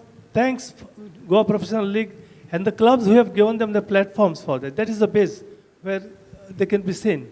Number 2, I would feel about what I'm talking about is match fixing and the performances I've seen the last 3-4 years back. It was so bad. One match I left 20 minutes and I went home. This is not football. But I think whatever may be the reasons, there should be some high level of counseling to the key players in the teams, if possible. JFA must be working there, working hard on this, thinking hard on this to see how to go about with this. I would feel some mentoring and counseling to these players will be very, very required. And we have so many senior good players in Goa. The retired ones, they are in the football circle itself, they can be consulted. Not fully in the gathering, but at least a few people sit individually and talk to them what has happened in the past, what is going to be bad for them. We say we connect to spirituality at one time. I always want to be spirituality as my hard work. But then what happens is, spirituality, you may go to the church, you may go to the temple and come back out of it and do something else. This is not correct. We got to see that we have to talk to them so deeply and so seriously with them that they think about it, that this is really bad, they will not go ahead with this. Okay. Yeah, Denzel, you had mentioned about something earlier where that money part, about this money, you were also not paid for several months during your earlier days, and yet you went on continuing and went on focusing on your goals. What do you say about it? So that's what I say, you need to have that passion. My goal was to play to the highest level, and money was not at all back of my mind because I did all that I could do. I was not a very well, you can say, technically sound player. Many of the coaches here are going to agree with it. But of course, yes, I had the dedication and passion for the game. And money followed. My hard work gave me what I wanted to achieve. I mean, you rightly said, there was a time that at one point of time, there was a club that I didn't even, the entire team didn't get salaries for 7-8 months. But then we achieved laurels in those particular years. Because for us, it was all about earning that name, earning that pride for the club and for ourselves. So money would definitely follow, and it did follow. Yeah. Bibin, your take on this? Personally, I feel that the club, especially, I wouldn't say blame them, because the salary structure is what it is, and it's in complete contrast with real life, because in the last 10 years itself, everything is, inflation has come, everything is high. The price of 99% of things always goes up, never comes down, whereas our salaries in the Goa Pro League have taken a drastic reduction compared to the yesteryears. But then again, you cannot blame the clubs because they are spending their own money, so they actually know what they are doing. They are just not for the sake of it, reducing the budgets. So we have to, as players, in some way, have to accept that reality. And if possible, during the signing, if the club officials can make the players aware that, see, this is the situation, you play well, you can get some sort of increment, not double your salary or triple that you are expecting usually. But this is the situation. We are giving you the platform, like Sir Brahmanand said, to take your next 2 steps, maybe the I-League or the ISL. That is, are you ready to commit to that? So I think the club officials as a whole should make it a clear-cut scenario for the players where they can then make informed decisions. And also, I can request also if the government and GFDC in some way can add to that, to get the motivation levels and to get more players playing football, because someday the player has to retire. Maybe nowadays the retirement age is cut down very short, not like the previous years. And if GFA and GFDC can work out some sort of a structure where some players, if they have played for some number of, like say 10, 15 years, have represented big clubs, represented a state or won Santosh Trophy, or won the I-League or the ISL, represented a country, create some sort of a structure where, there's a tendency of getting some jobs at the government level, maybe through some sports quota or something, where, according to every level that you achieve, you get some sort of a job, some sort of a level job. And if I think that will be the ultimate motivation for any player to basically give his all out during his playing career, knowing that, okay, he has achieved this level, this job is, like waiting for him. Then he doesn't have to think about putting in his passport and going abroad or going on the ship, doing courses, going on the ship, and, all the other jobs basically. So I think this is something where all the stakeholders in Goan football have to sit together and, create a clear structure for the players where they can help the players. So basically the player works hard and is rewarded according to his hard work, depending on the level that he achieves. Yeah, well said, Bibin.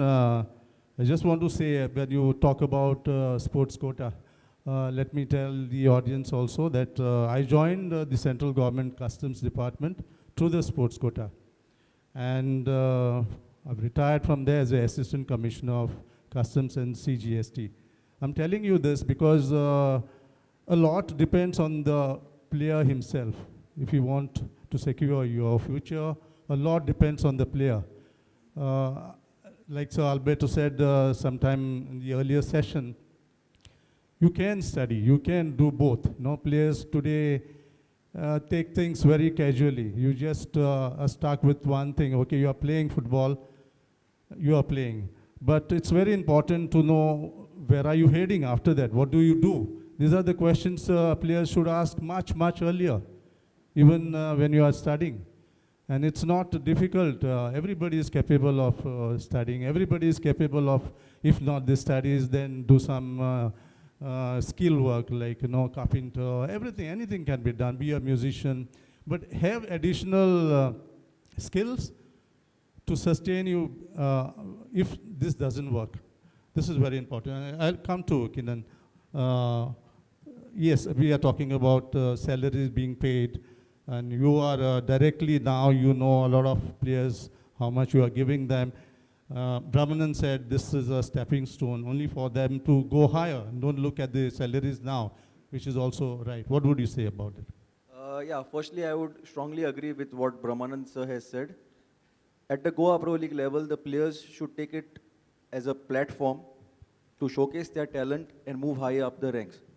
So even if it's 10,000, 20,000, 30,000, whatever is being paid, look at it as an investment into yourself. Showcase your talent. Move up. Let the I-League club see you, take you up there. Money will follow you there. So having said that, secondly, I would like to add, if a club promises a player so and so amount at the start of the season, now comes the important part, is that they get it on time. Because if you don't get it on time, then what kind of motivation are we talking about? I feel this is very important, and if JFA can look into this, intervene and see that the things are done properly, then it's only going to benefit the players. Because otherwise, I know players, I'm coaching the team, I have players who are coming from really humble backgrounds, and if there are salary delays, it's happening across Goa, it's a lot of pressure on these boys. Because some of them are the sole earners in the family, it puts a lot of pressure. So if some kind of intervention from GFA side to see that salaries are being paid on time, it will definitely help the players, and they will also feel secure. Once they feel secure, they will have less pressure, which will in turn help them perform better on the field. And lastly, I would like to add to whatever Bhuvan said. I don't know how many of you all know this, but states like West Bengal, Kerala, Tamil Nadu, these states, when a player represents the state in Santosh Trophy, post their retirement, they are given government jobs. So according to me, this plays a huge role in feeling secure. So if I know that I will, if I represent the state, after my retirement I'm secured, I will have a government job. It's much more motivation for me. So I feel it is very important if our state government can also help the players on the same line to make them feel secure and help them push their limits. I think it will be the right step to move ahead. Okay.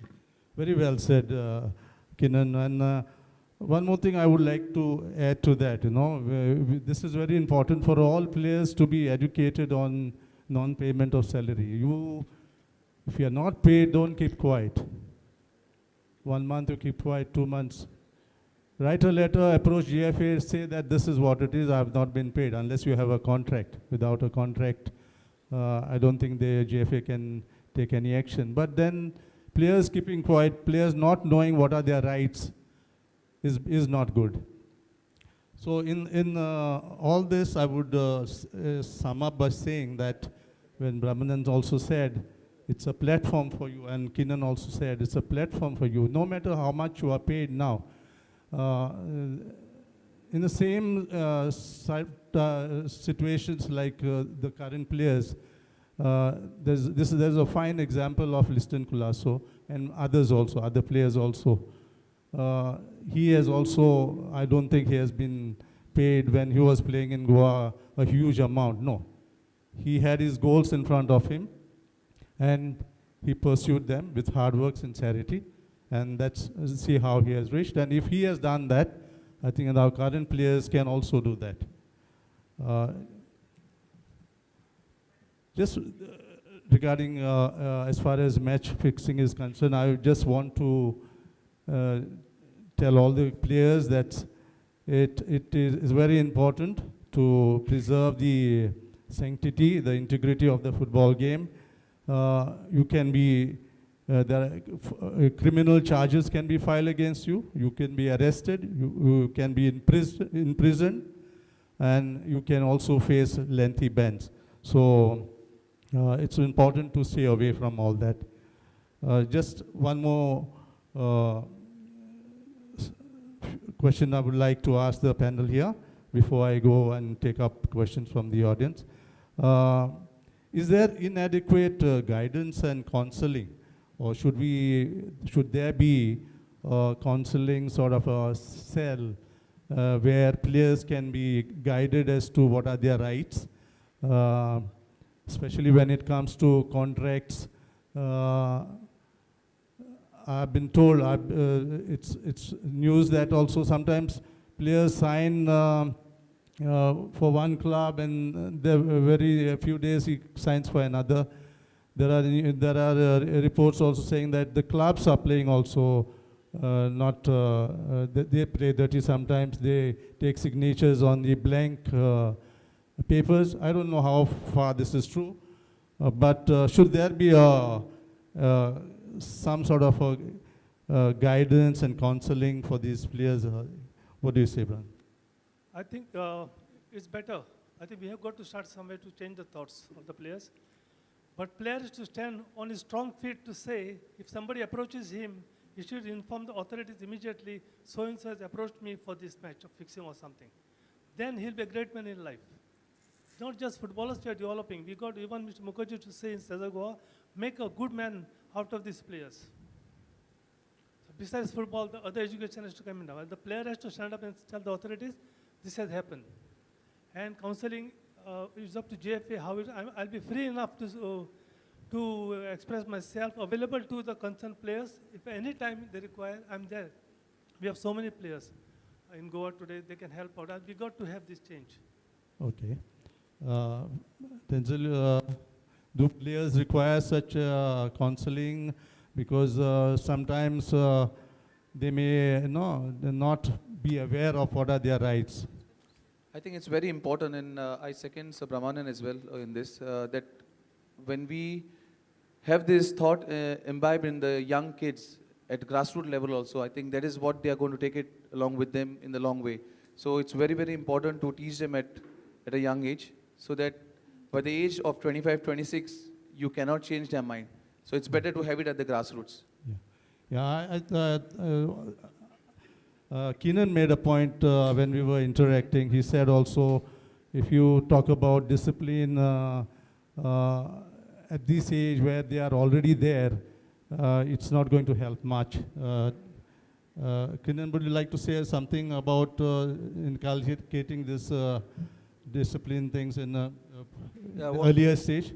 What I meant was, suddenly at the age of 22, you cannot start educating a player. At the age of 26, you cannot start instilling values into a player. I believe that it should be done from a younger age, and then it is easier as they move up.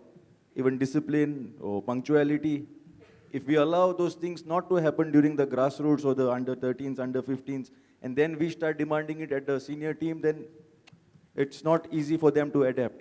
So if we can all together start instilling these values at a younger age, maybe at the age of 10, 11, then it is much more easier for the players also to shape themselves accordingly. Okay. Bhivan, your take? Yes, I think it would be very beneficial for the players, especially in terms of the contractual situations, if they are made aware, especially when they are about to sign their first professional contract with the clubs. Because to be honest, I know many of my friends, many of the players that I've been bearing 4 or 5, maximum of them don't even read their contracts. They just see the numbers, monthly salary, bonus, that's it. But never go to read the clauses there, because they have not been educated enough to know that, the money is there, but the money can be cut based on the clauses on top. So that is something I think if GFA can have some sort of seminars where they educate the youngsters when they're signing, to note certain clauses, to be aware of certain clauses in the contracts, and, help them and educate them as well regarding their contracts, where the players actually do have a right when it comes to contracts, and especially when they are not being paid on time. So if we can educate them regarding these rights, it will go a long way, in helping these players. Okay. Just one more thing to add. In the earlier session, we heard that parents actually stop players from playing football. Probably you need to educate all these parents also. Playing football is one of the best things that can happen. The amount that they earn in a month, as you go higher in the I-League or the ISL, is mind-boggling, and if players are to be taken seriously, for all the parents, I would like to say that do not stop them. Let them study, let them play also, but do not stop them from playing. Being a player is very, very, very, very beneficial for everybody. Just a quick career options. I would just like to list out some of them. There are a lot of things that can be done in the game of football. Players retiring could come into coaching. Some of them can be referees. Some of them can, if you get the proper qualification, you can get into football management and administration, football scouting and talent identification, football agent and player representation, sports psychology and performance coaching, physical training and fitness, physiotherapist, sports commentating and journalism. You could be if you are a sportsman, you could be a PA teacher also.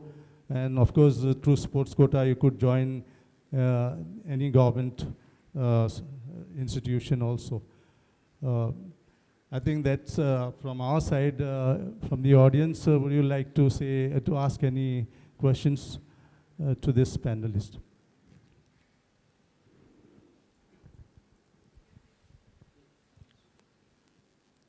Yeah.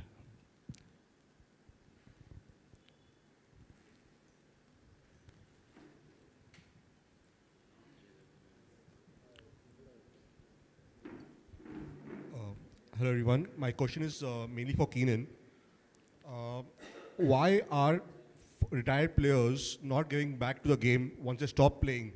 Like Denzel was smart. He realized, he admitted that coaching was not for him, but he chose a different option. Sir, towards the end of the session, just gave out different career options for players. But you, credit to you, you have come back into the game. But why are more players not doing so? Like in IT, we have brain drain, where Indians are going to America and helping them. I feel footballers not coming back into the game is a talent drain for the game. But if you go to see in the recent past, if we say, many of the retired footballers have got into football back again. Like I name a few: Climax is back in coaching, Samir Bhai is back into coaching, Mahesh Gaul is into coaching, Nicholas Rodriguez, I can name many. So maybe you're trying to ask me, besides coaching, why are we not exploring other ventures in football? So maybe in that aspect, the government can open up some jobs which can help recruit the retired footballers and then accordingly place them into those positions. So I think the opportunities need to be created and then automatically we can move into those spaces. Yeah, anyone else?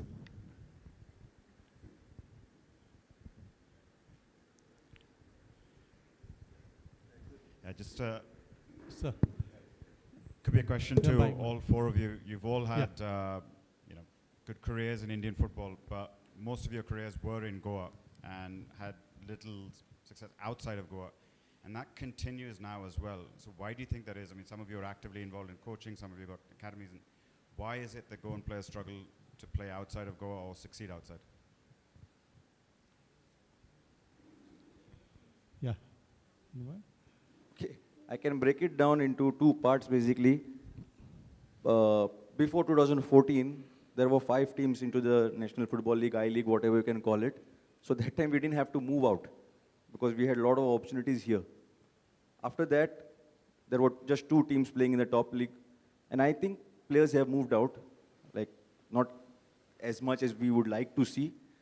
And I think it somewhere comes down to the part where it's about our culture, where we find it difficult to move out of Goa, find it difficult to move out of our comfort zone.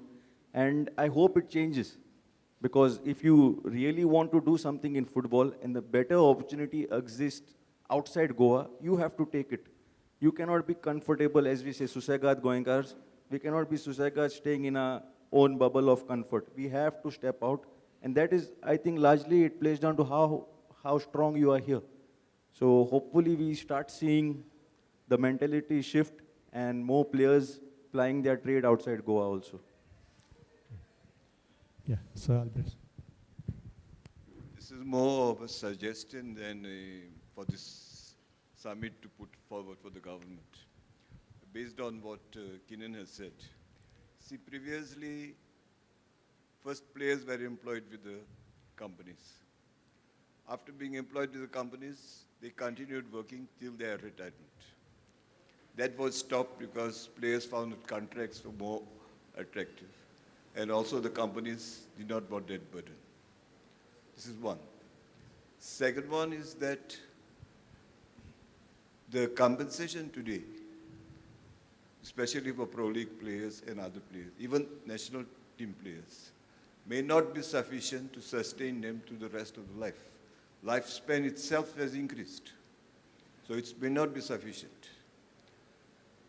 So even having another profession, they are lucky that they may not be able to sustain themselves. Now here, the government has got a role. I remember Mr. Manohar Parrikar, when he was the Chief Minister in Goa.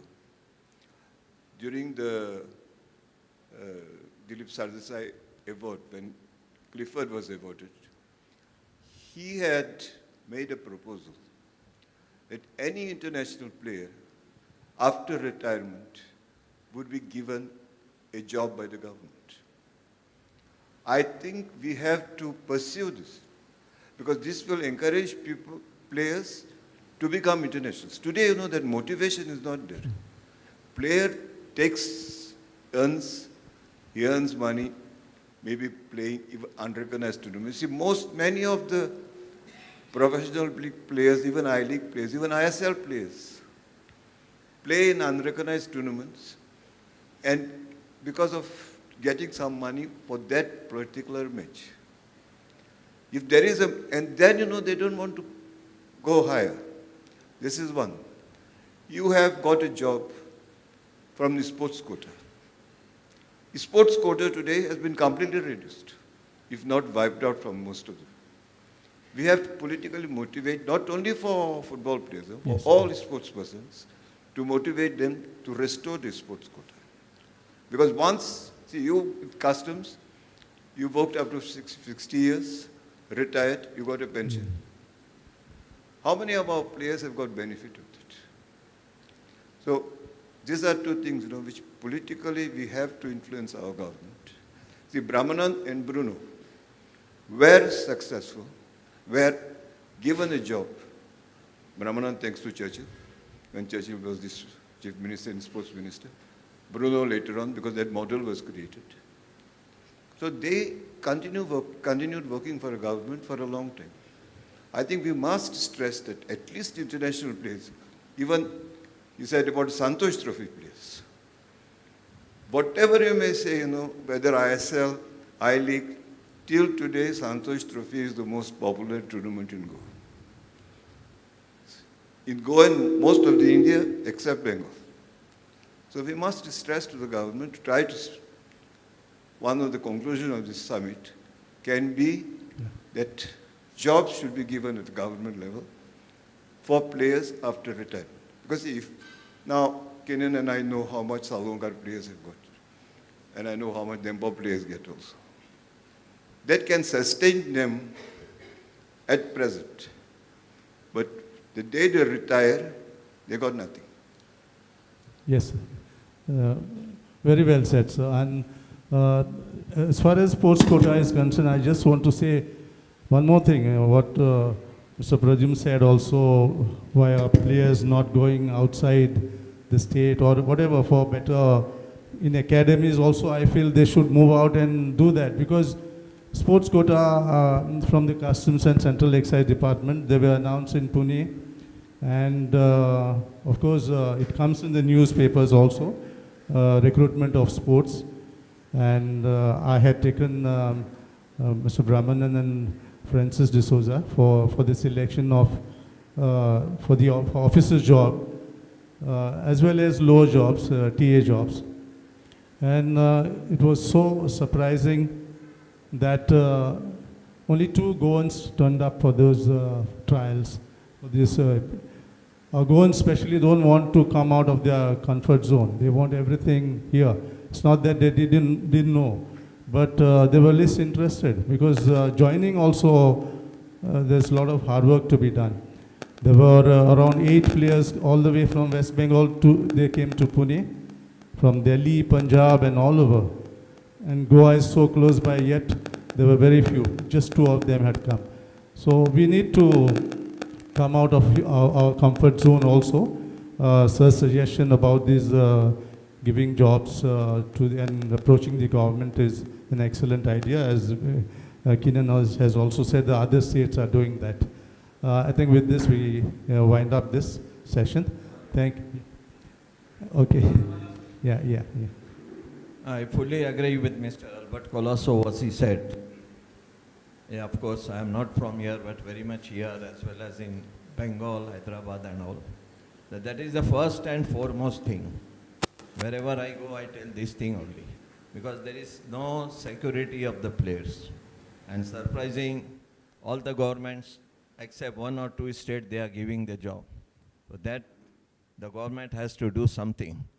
In Hyderabad, since last 10 years or 7 years, only custom has given the job, no other department. Even what he said, Bengal, Goa lost last year, but if the government gives job, it will be very good for them. Yeah. Thank you, Mr. Shabir, for these suggestions. We wind up now here. Thank all of you for bearing with us for this 1 hour. We had a hope you have, we have done justice to the job given to us. We thank the panel, all of you. Thank you very much. Yeah. Thank you, Lector and the panelist. I now request Sri Albert Colasso to kindly present mementos to the panelists. Okay.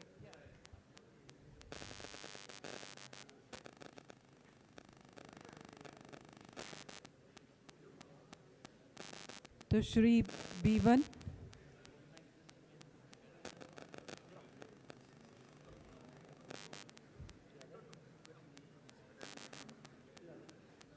B1 Keenan. Brahmanand Shalkarkar. Yeah.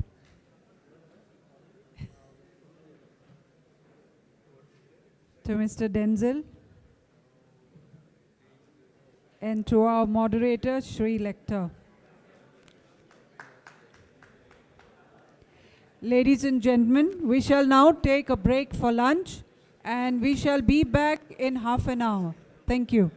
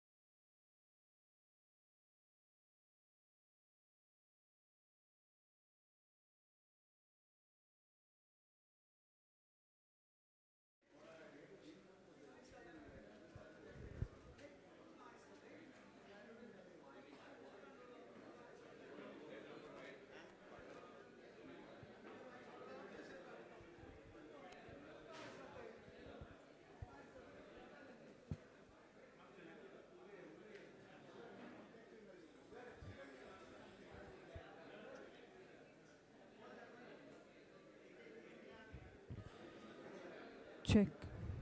Ladies and gentlemen, we shall now begin with the fifth topic of this summit. Can I have your attention, please, coaches?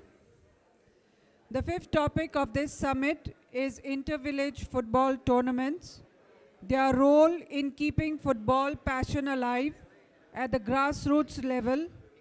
What more can be done in the present scenario? The moderator for this session is Shri Petwin Fizardo, Executive Member of the Goa Football Association. The panelists are Shri Anthony Pango, Executive Member, Raya Sporting Club, Shri Joy De Silva, Secretary, Shandor Club, Shri Anthony Rodrigues, Football Promoter, and Shri John Pereira, President, St. Anthony's Sports Club, Siolim Marna. Requesting Patwin to please take the stage and invite your panelists. Yes.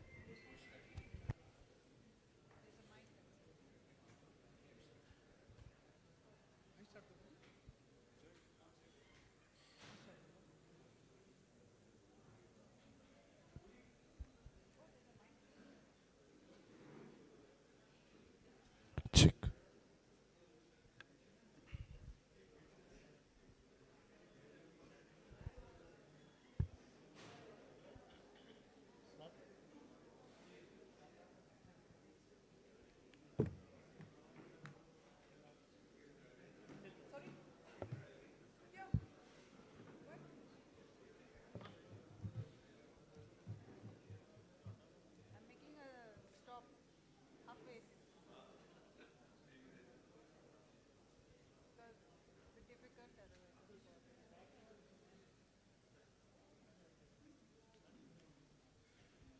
Check. Ladies and gentlemen, welcome back post-lunch to the Gfdc Football Summit. Let's begin the second half of the summit with a discussion on football played at the village level. The topic that we are about to discuss represents the true form of grassroots football in the Goan perspective. And I say this based on the fact that inter-village football has contributed many top-notch players to the ecosystem in the past. It continues to do so now, but maybe on a lesser scale. Inter-village football is very popular among the villages of Goa, and it is the local clubs who organize the inter-village football tournaments, popularly also known as private football tournaments. The Goa Football Association permits clubs to organize inter-village football tournaments, wherein the club has a choice of organizing either a 24-team tournament, a 16-team tournament, or an 8-team tournament. These tournaments can either be an inter-club tournament or an inter-village tournament, and are mostly played on a knockout basis. For the purpose of participation, the villages of Goa are divided into clusters by the Goa Football Association, and the players are issued with players' licenses to represent a particular cluster. During the 2023-24 season, a total of 52 inter-village tournaments were held across Goa. There was also one inter-club tournament, the Goa Police Cup, which was held in the 23-24 season. These tournaments are generally organized by the village club to coincide with important events in the village, like the village feast. And doing this during the village feast ensures that there is a huge crowd participation during the finals. Prize money for this tournament varies between 1 lakh rupees to 50,000 rupees for the winners. Ladies and gentlemen, to discuss more on inter-village football, their role in keeping football passion alive at the grassroots level, and what more can be done in the present scenario, we have with us 4 experts. Let me introduce them to you. Representing Raya Sporting Club, which has been actively participating in various inter-village football tournaments across Goa. And this club currently holds the distinction of organizing the oldest inter-village football tournament in Goa, the Custodio Memorial Inter-Village Football Tournament. On the 5th of August 2024, this tournament has completed 51 successful editions. The final of this tournament coincides with the Raya Village Feast and witnesses the highest attendance for an inter-village football final anywhere across Goa. Representing Raya Sporting Club, we have with us Mr. Anthony Pango, who is currently the Senior Vice President of the Goa Football Association. Mr. Pango has been involved in organizing inter-village tournaments since 1987. Welcome, Mr. Pango. Next on my panel, representing Chandor Club. On the 22nd of September 2024, Chandor Club successfully completed the 49th edition of the Chandor Cement Rolling Trophy. Although this grand final does not coincide with any village feast, but owing to its popularity, this final also attracts a very huge crowd. The Cement Trophy, as it is popularly known, is organized by the Chandor Club. And the great thing here is they are also assisted by a socio-cultural organization named the Chandor Cement Association, who sponsors the first prize for the tournament every year. Representing Chandor Club is Mr. Joy Da Silva, who is the current General Secretary of the club. He has also been an executive committee member in the past of the Goa Football Association, and most importantly, he has been involved with Chandor Club for the last several decades. Welcome, Mr. Da Silva. Next on my panel, I have representing St. Anthony Sports Club, Marna Shioli from North Goa, Mr. John Pereira. Mr. John Pereira is also executive committee member of the Goa Football Association. His club also actively participates in various inter-village tournaments across Goa. My next panelist is a football promoter. He comes from the coastal village of Benaulim in South Goa. The village of Benauli, as you all know, hosts the very iconic Dando football ground. This ground has the distinction of hosting 5 to 6 inter-village tournaments in one single season. The village of Benauli has 7 clubs affiliated to the Goa Football Association. And all these clubs use the Dando football ground for their inter-village tournaments. Whoever or whichever the club may be that organizes a football tournament at Dando, unmistakably, Mr. Anthony Rodriguez is always there as an announcer. He watches every matches from close quarters. Also, Mr. Anthony Rodriguez in the past has organized 3 inter-club tournaments. Welcome, Mr. Rodriguez. To discuss more on inter-village football, let me begin this discussion by taking the views of all the 4 panelists on the current scenario of inter-village football with regards to quality of matches and on the organizing front. Panelists are free to discuss or speak in the language of their choice. Mr. Pango, please.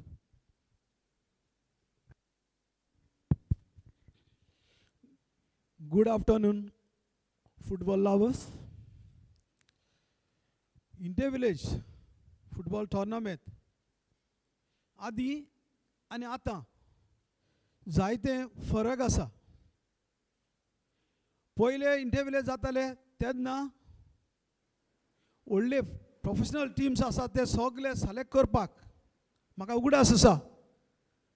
आनी तुमी सगळे जाणात Johnny memorial Bandodkar tournament जाताले तेन्ना Vasco सगळे coaches थंयसर टिम्यो पळोवंक वयताले आनी थंयसर प्लेयर सिलेक्शन जाताले आनी तेन्ना व्हडले टिमीक हे प्लेयर मेवताले. आनी तेन्ना गोवा फुटबॉल असोसिएशन तितलें कॉम्पिटिशन नासलें आनी हेच कारणाक लागून इंटर-विलेजचे प्लेयर तेन्ना परजळटाले आनी थंयसर सिलेक्ट जाताले. आतां इंटर-विलेज म्हणल्यार म्हाका दिसता एक सारको स्टँडर्ड डावन जाल्लो आसा. कित्याक पयलें कारण सांगपाचें म्हणल्यार इंटर-विलेज आयज खेळता तो टायमींग चयल्यार सारको लेस जावन आसा. एक फायनल पासून हेवतालो जाल्यार 35 मिनिट्स खेवनात. 25 ते 30 मिनिट्स खेळटात. हुंयसर वॉस इंटरविलेज मॅच जातली जाल्यार 20 ते 35 मिनिट्स जाता. म्हाका सांगात 20 ते 25-30 मिनटां जाले जाल्यार एका प्लेयराक कितले पावटी बॉल मेवतलो आनी एक प्लेयर कितलो वेळ खेळतलो हें आज डिफरन्स जाल्लें आसा.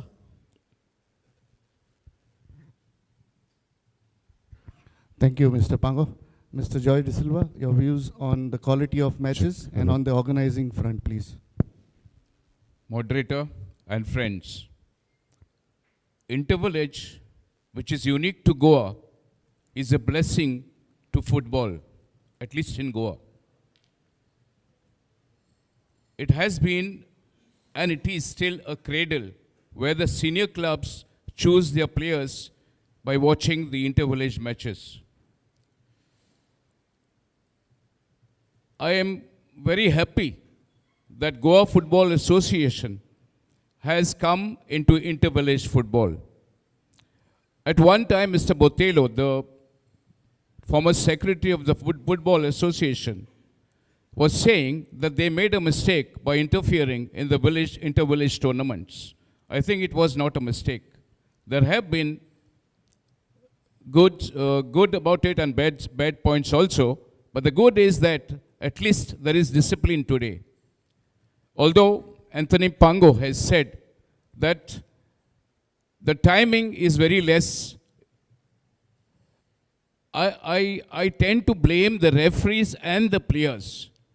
If we can start the league matches in time, why not the inter-village matches? I think here the Goa Football Association has to be very strict about the timing.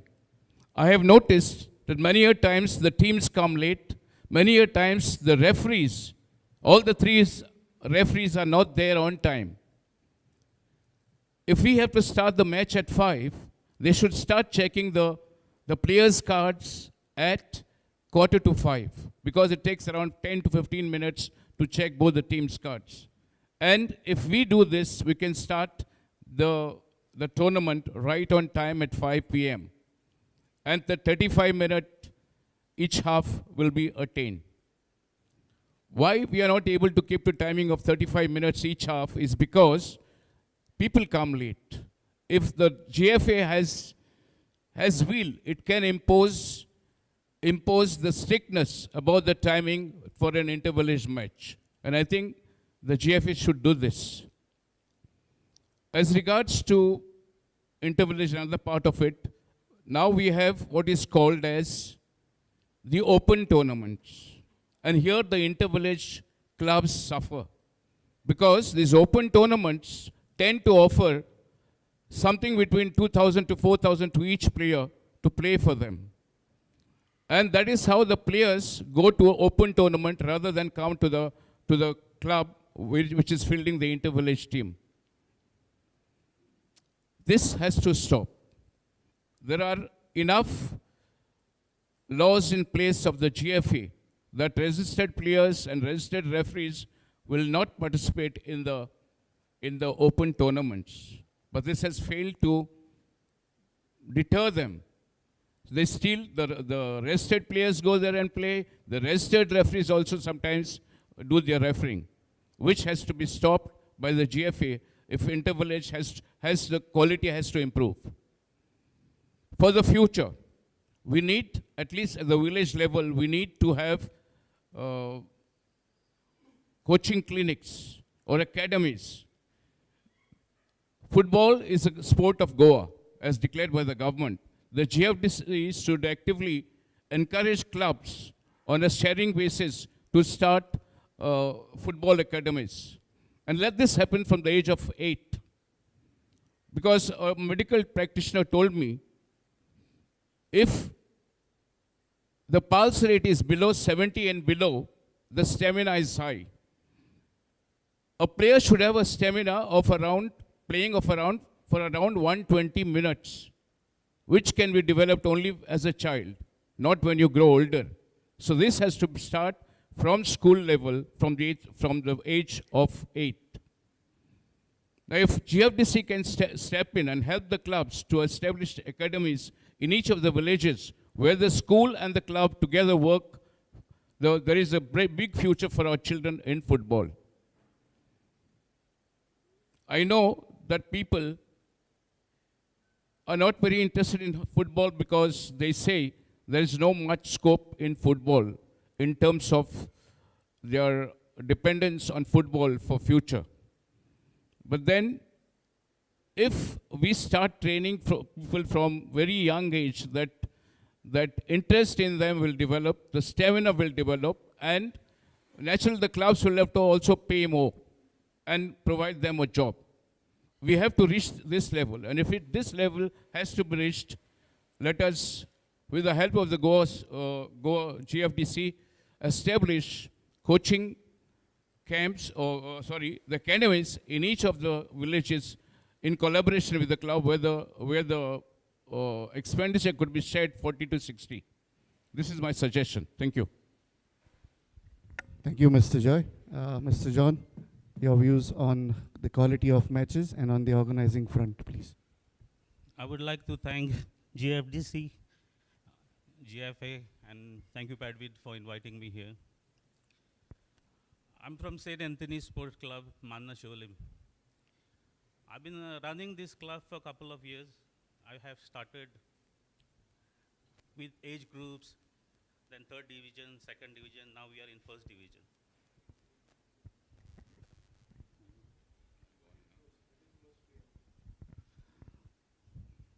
So after playing all these divisions, we have come up to the end of 1st division, and it's really hard, and we were more participating in inter-village tournaments. We were organizing also inter-village tournaments.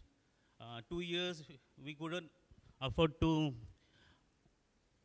make inter-village tournaments due to sponsors.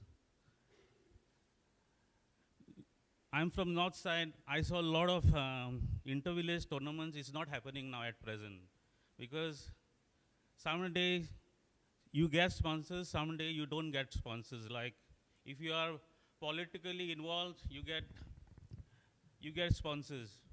Otherwise, it's very hard. That's the time I was together running GFDC with Gregory. I was taking his boys under 13. With these boys, we used to put for couple of days, couple of years. Then we carried on with this for some years, and then we couldn't do it more because the sponsor is getting less and less. Every time it happens to us. Even now, Shavilovo, he helped us for 1st division without taking any money.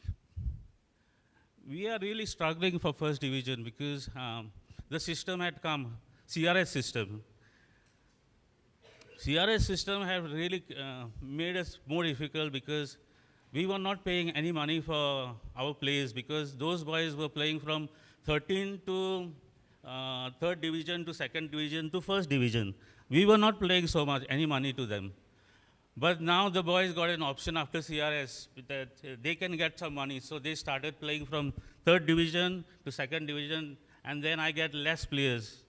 So because I don't have sponsor, it is difficult because to run a club, people help you in 5 years' time. After that, there is nobody that you have to look after the club.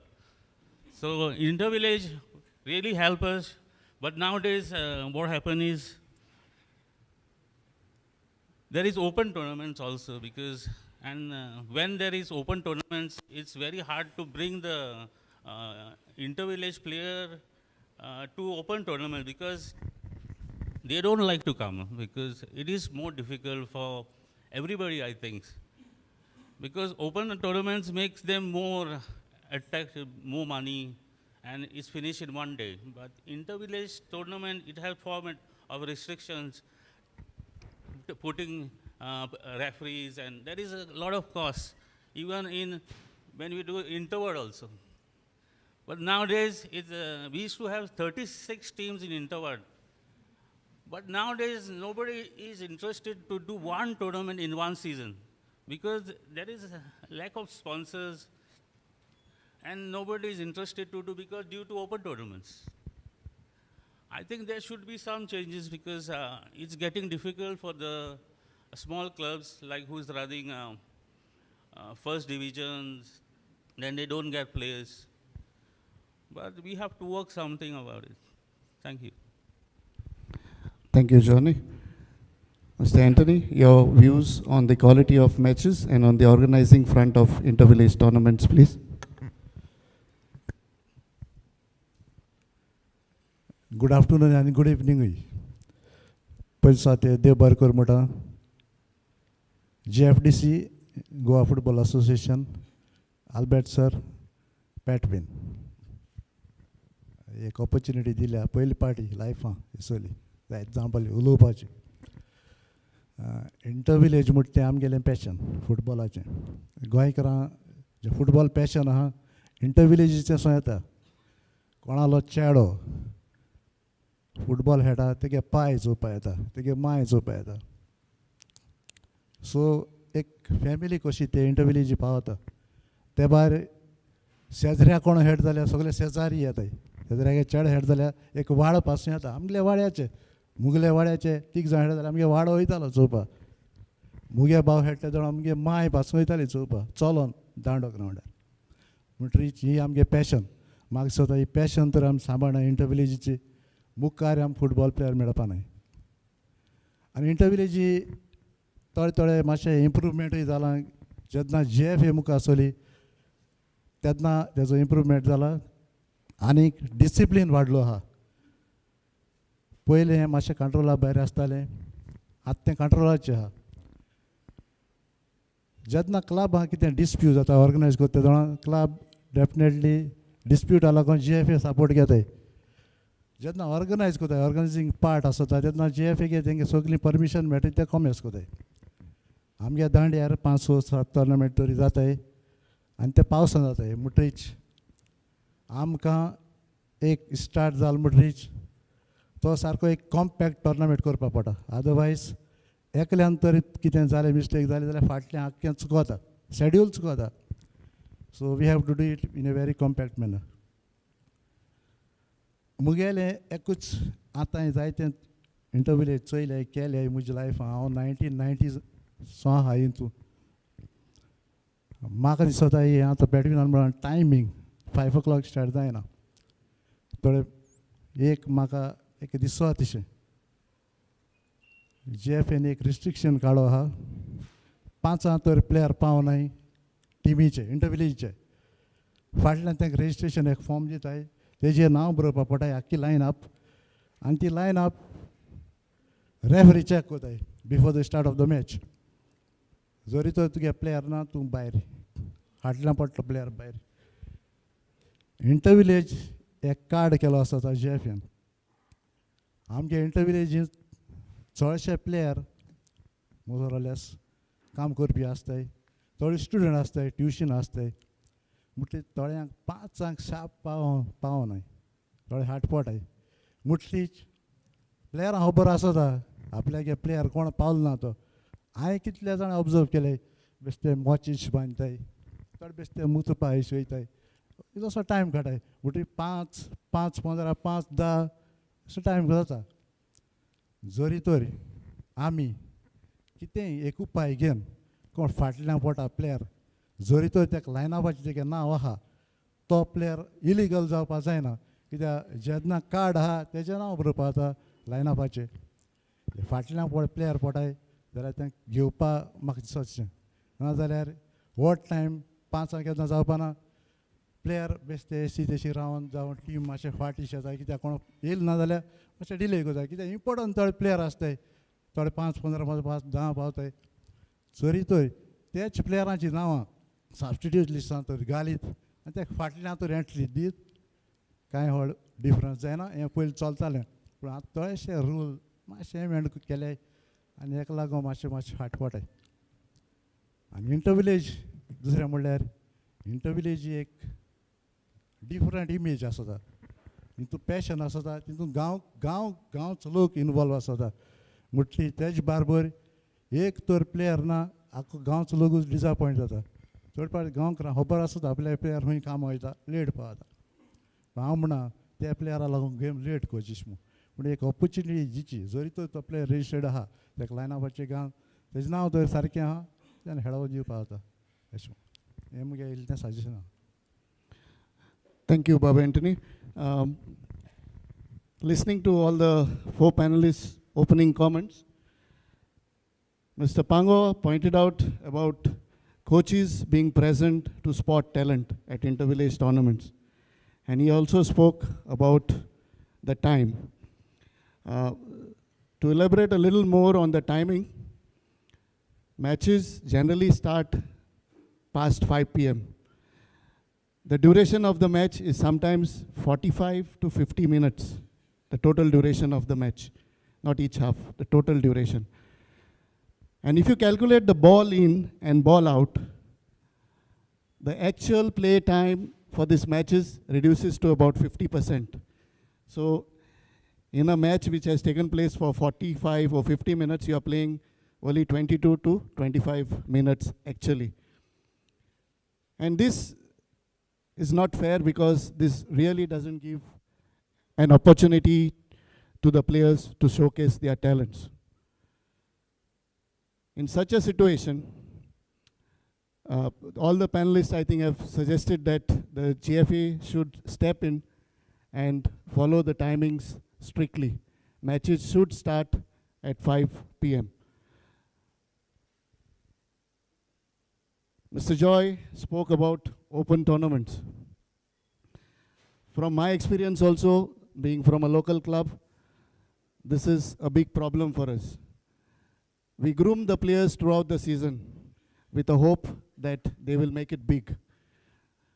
But when they hear the name of open tournaments, the players ditch the clubs and they go there because they get more money.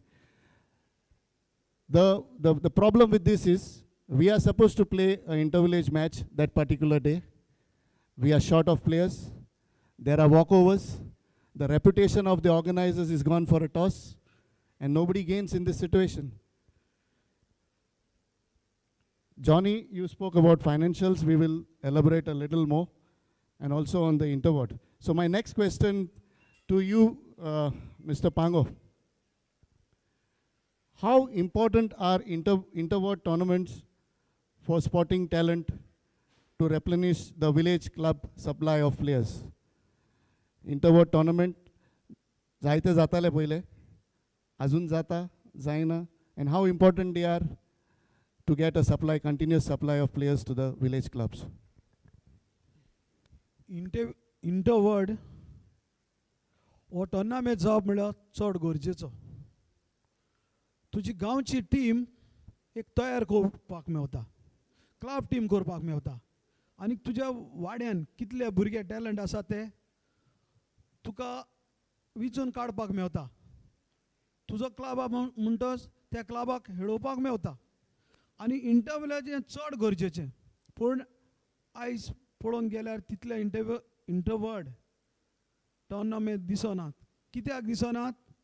गांवचेच खेळटात आनी उपरांत झगडीं करतात, कोण सजमोन घेयना. आनी हेच कारणाक लागून 90% आज इंटरवर्ड आसात ते बंद पडलेले आसात.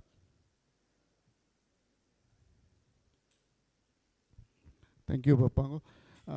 Joy, would you like to elaborate more on this?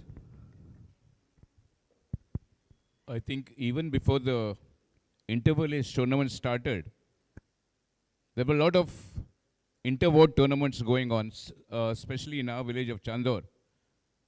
The inspiration for starting an inter-village tournament came from the inter-ward.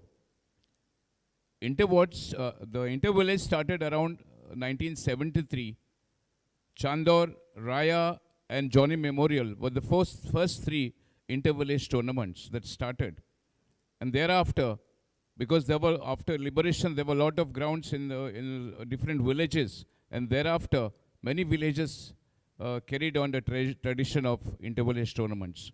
I feel the inter-ward tournaments are very important, where you can spot the talent in a child and both the club, the state finally can benefit from it? As my colleague says, inter-ward tournaments are very important because when we start inter-ward, we were having almost 5-6 inter-wards when the rainy season starts. So maybe total teams of 36. And every day we watch these inter-ward tournaments due to we get some hidden talents and we don't know these boys sometimes. So we get these boys and we watch all the time because we don't know these boys sometimes because they're all inside. When introverts come, मुझे team gal le, तुझी team gal le, then we know one players who is really good, and then we choose them for taking in our team, like for some division wise or inter-village. So we give them opportunities. So introvert हो बंद जांग जायना आसलो, पण आता तेंची pricing खूब जाला, cost कितलो वाडला तेंचो आता due to referees plus marking grounds ball boy हे सगळे पळोवंक गेल्यार सगळ्यांची रेट वाडला आनी तो प्रायस जेन्ना जाता तेन्ना 10,000 नाल्यार 15,000 आसतालो. मागीर कोणें येयलो आनी 1 लाख केलो. 1 लाख केलो, अरे इंटर विलेजीकूच 1 लाख जायना, तुवें 1 लाख केलोय. पूण टिमी जाल्यो 36 टिमी. 36 टिमीचे सगळे बरे उमेदीन हा हो जिखतलो तो जिखता. थोडे जाण एक टीम कोत्ता, एक स्ट्रॉंग टीम कोत्ता इंटरवर्डान.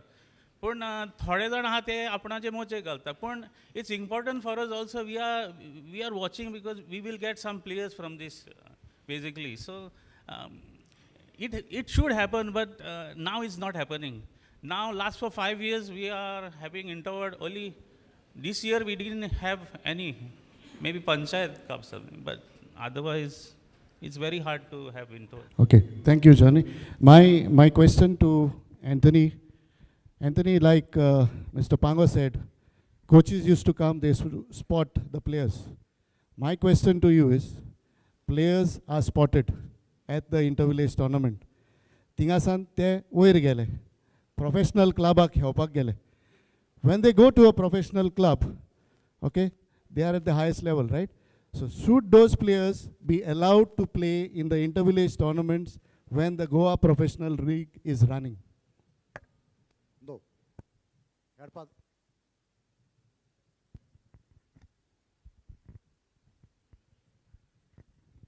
Hello. ना जरी तर player professional Paulo, professional लिगे Paulo, तेका एक कॉन्ट्रॅक्ट आसता आनी पेमेंट आसता. सो बेसिकली तो आपल्या गेले पात्रांको फेल करता इंटर विलेज जावं इंटरवर्ड खंय. एक पार्ट तुवें प्रोफेशनल क्लबाक गेलो तेन्ना ताका इंटर विलेज खेळप मेळटा देखून जाल्यार तेणें खेळप न्ही. कित्याक पयलीं तुका पागार तुवें तुगेले 100% commitment thing आसपाचो.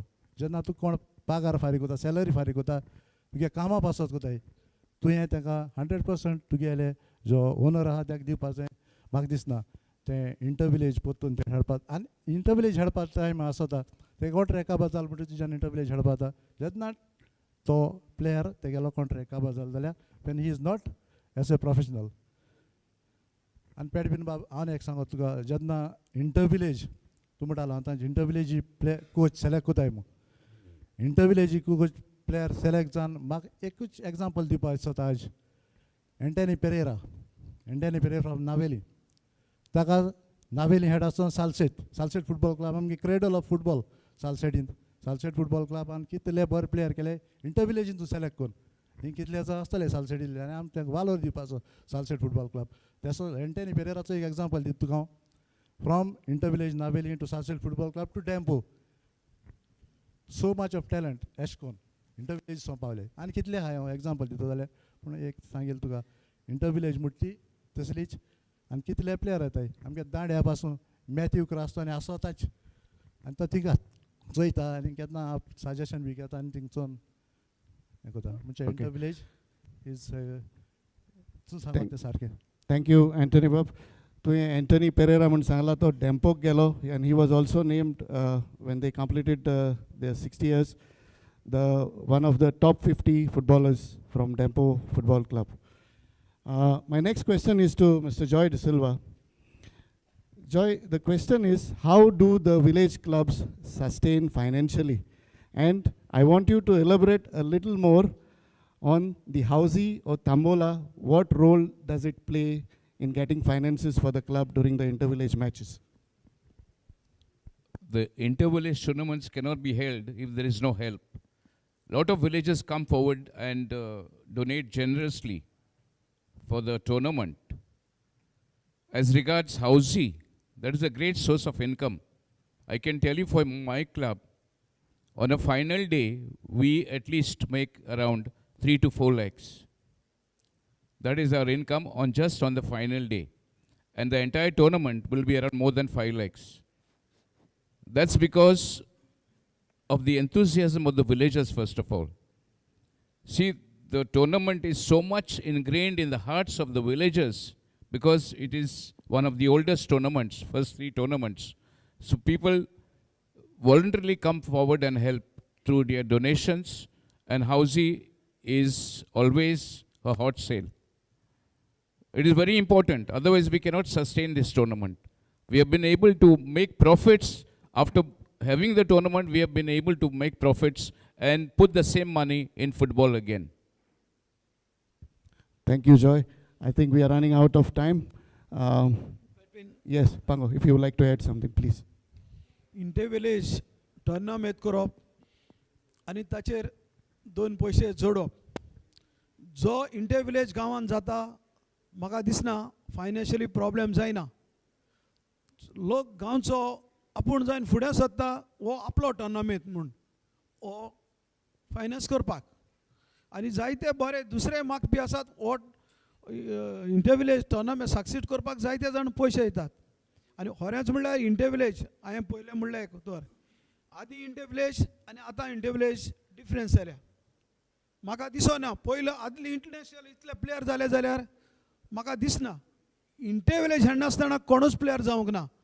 Even Derrick Pereira मुंडेर sports club play Raia ground right कितले पावटी खेळ्ळा राया ग्राउंड इंटरनॅशनल जाच पयलो ते भाशेन इवन जायते लोक हावजी बी काडून जायतो क्लबाक सपोर्ट करता आनी हे पयशांचेर इंटर-विलेज क्लब आसात ते दुसरे कडेन बी पार्टिसिपेट जाता आनी भुरग्यांक आपल्या विलेजीचे चान्स मेवता. खरें सांगपाचें म्हणल्यार म्हाका हांगासर सांगपाक एक अभिमान कसो येता even our Rai sporting club आमच्या फायनलाक डोनेशन सोड फायनलाक मोर देन 5 lakhs हावजी इनकम. म्हणटच क्लबाची शिस्त एक इम्पॉर्टंट आसा. क्लबाची शिस्त म्हणटा ती क्लबाचो हिशोब बिशोब म्हणटा हाती भायर वचपाक जायना आनी हें तर हाती भायर गेलें जाल्यार जायते बरे मागपी आसा ते तुका डोनेशन दिवपाचें आसा ते बंद करतात. This is very important. कोणूय क्लब चलयता डिसिप्लीन आसपाक जाय पयलें. जायते कडेन आयकूं येता अशें तशें जालें इंटर-विलेज करपाक गांवचे जायते जाण फाटीं आहा. ओपन टुर्नामेंट करया म्हणलें जाल्यार 4-5 जाण करपाक रेडी आसा. कित्याक सगळो इनकम 4 जाणांच्या पॉकेटान. ते म्हणजे आपलेपण करता आपल्याक लागून पूण ते गांवचें बरेपण करपाक कोना. म्हणटच इंटर-विलेज करपाक इंटर-विलेज म्हूण ते गांवचे लोक सपोर्ट करतात. इवन इंटर-विलेजीक इतलो लोक जाता कित्याक आयज ती गेम खेळटा जाल्यार ती विलेजीचे कितें म्हणटा आपली गेम ती मुगे गेम खेळटा हांव वयतलों चोवपाक ताका लागून चड सपोर्ट जाता. इवन FC आतां पयलीं जायते आमगे पयलीं डेम्पो ISL जाले कितलो लोक येयलो मागीर आतां लोक उण जायत वयता कित्याक आमकां बरे क्वॉलिटी प्लेयर जाय. हांव एक जाणा माय रॉंग और रायट एक प्लेयर आसलो कितें नांव तेजें विसरलो लास्ट टायम बरो फेमस जालो तो FC गोवाक नॉट रोमियो कोरो इलो भुरगो पासून हांवें नको तो चोयल्ला पासून कोरो कोरो कोरो म्हणूंक लागले. ते भाशेनी एक टिमीक बरो प्लेयर आसपाक जाय क्वॉलिटी प्लेयर आसपाक जाय आनी तेन्ना लोक सपोर्ट करता. Thank you very much. Thank you, Mr. Pango. I leave the floor open to the audience. If you have any questions to our panelists, please. Yes, Lecter.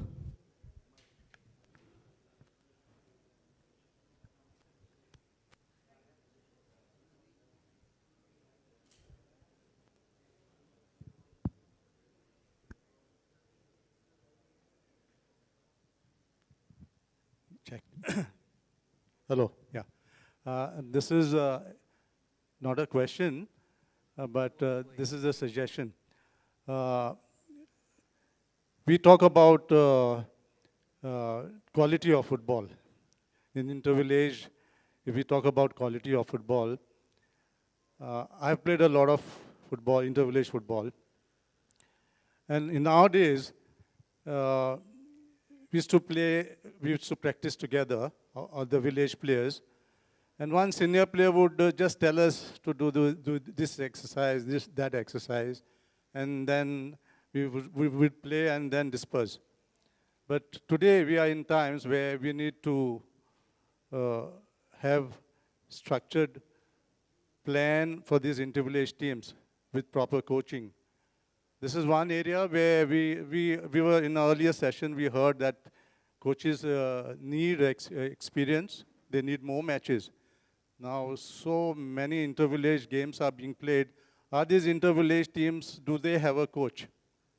That is one question. If you want to improve the quality, I feel every team must have a coach. If it is an issue of finances, if they cannot spend money for the coaches, then I suggest that at least every intervillage club should nominate one player for the D license, so that every club, intervillage club, has a coach. This is very important. Another thing I would like to say is, yes, I can understand players being banned from playing intervillage football, the players who are playing in the GPL. I played a lot of intervillage football, and I was also playing in the senior division those days. Those days there were no such restrictions, but the presence of senior players in the intervillage teams, it helps them a lot to guide them and improve the standard of the game. Now what happens here is there's a blanket ban on players playing in the GPL to play in the intervillage. In a team there are about say 25, 27 players. On a particular day, maybe 18 players will be there in the list of players who are supposed to be played. There are so-called fringe players. They are always in the 25, 26, 27, or 20 onwards maybe. Where do they get any competition to grow as a player? What happens to them? We have 484 players registered in GPL, out of which how many players are actually taking part in GPL, and how many players are just out there on the stands. Neither they play there, nor they play intervillage. I just want you all think about this, GFA also. These are my thoughts. Thank you, Lecter. So we end this session on intervillage football here. I would like to thank all my panelists. There's a question? I have a question. Okay, okay, sorry. Mr. Mariano, yes. Anybody can answer. Since the intervillage matches have been played for 35 or 30 minutes each half, how best this is going to help football players? And second one, you said ball in, ball out. So when we play for 35 or 30 minutes, in the high intensity match, players touches the ball only for more or less 2.5 to 3 minutes. And if we played 35, how much the player will touch the ball, and how much that player, it will help that player to play top level in future, you see? Anybody can answer? Did you get a question? Yeah. Sorry, they didn't get the question. Can you repeat, please? When we play 35 minutes, is it going to help the individual players to get better, and when the ball is in and out, they are only touching for 3 minutes. Will this help, playing for 35 minutes, help the players to improve? Yeah, anybody who would like to answer this?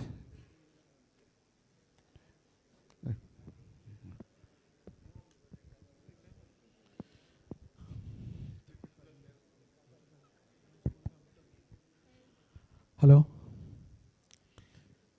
खरें सांगपा म्हणल्यार 35 minutes less. पूण दुसरे वदान जायती problem आसा. Intervillage जायते खेळोंक येतात ते भुरगे कामाक वेतात आनी ते 5 जात्री पावतात चडशे intervillage. म्हणटच 35 minutes less, no doubt, less. 35 minutes हेटा तितले 30 minutes पासून हेणाय less ते. पूण सेकंड प्रॉब्लेम म्हणटा तें कामां बी भुरगे वयताय तेजे मातशें इंटरव्हिलेज प्रॉब्लेम जाता. म्हाका एक उगडास आसा नावेली ग्रावंडाचेर 45 minutes इंटरव्हिलेज टोर्नामेंट जालो आनी तेणें तो टोर्नामेंट कोण दाखयल्लो आसा. तेजें नांव जावन आसा डॉमिनिक, CRSC क्लब. हे भाशेन तर आमी तर एक क्लबांनी इनिशिएटीव घेतली जाल्यार एकदम बऱ्याक पडटलें आनी प्लेयरांकूय चड वेळ खेळपाक मेळटलो. पूण क्लबांनी सजमोंक जाय. आपले 15 क्लब 15 प्लेयर आसात ते बरे आसात आनी तेच आसल्यार गेम खेळपाची नो. तेणी क्लबांनी चिंतपाक जाय आपूण दुसऱ्या भुरग्यांक तयार करून तांकां चान्स दिवपाक आनी तेन्नाच इंटरव्हिलेज चड प्लेयर मेळटले. Thank you.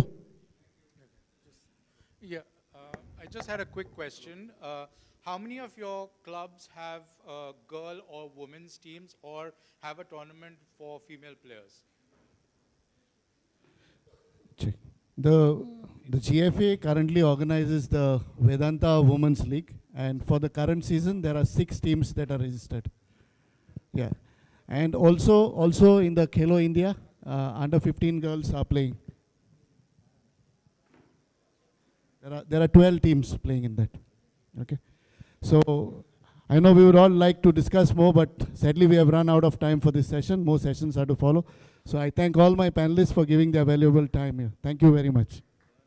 Check. Please be seated. Thank you. May I request Brahmanand Shankwalkar to kindly present mementos to our panelists.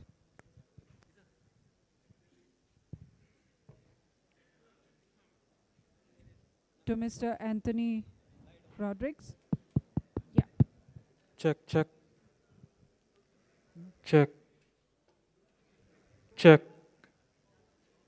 To Mr. John.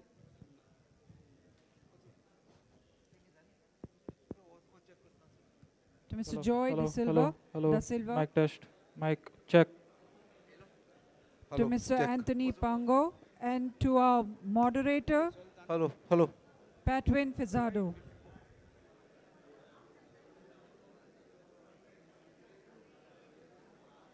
Thank you. Ladies and gentlemen,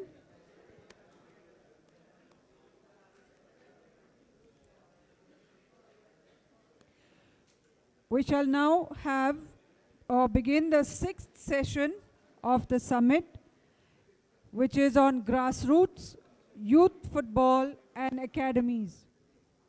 The moderator for this session is Shri Pradyum Reddy, CEO, Dempo Sports Club.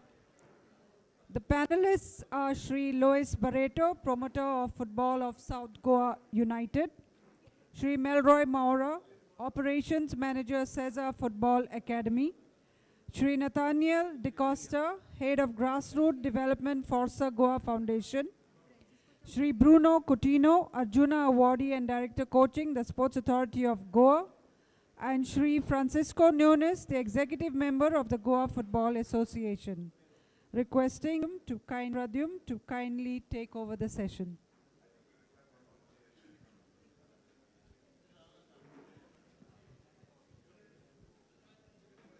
Check.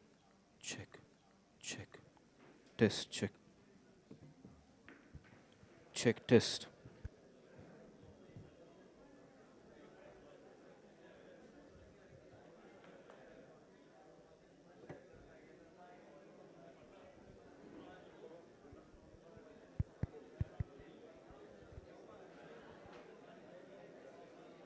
Yeah, check. Works.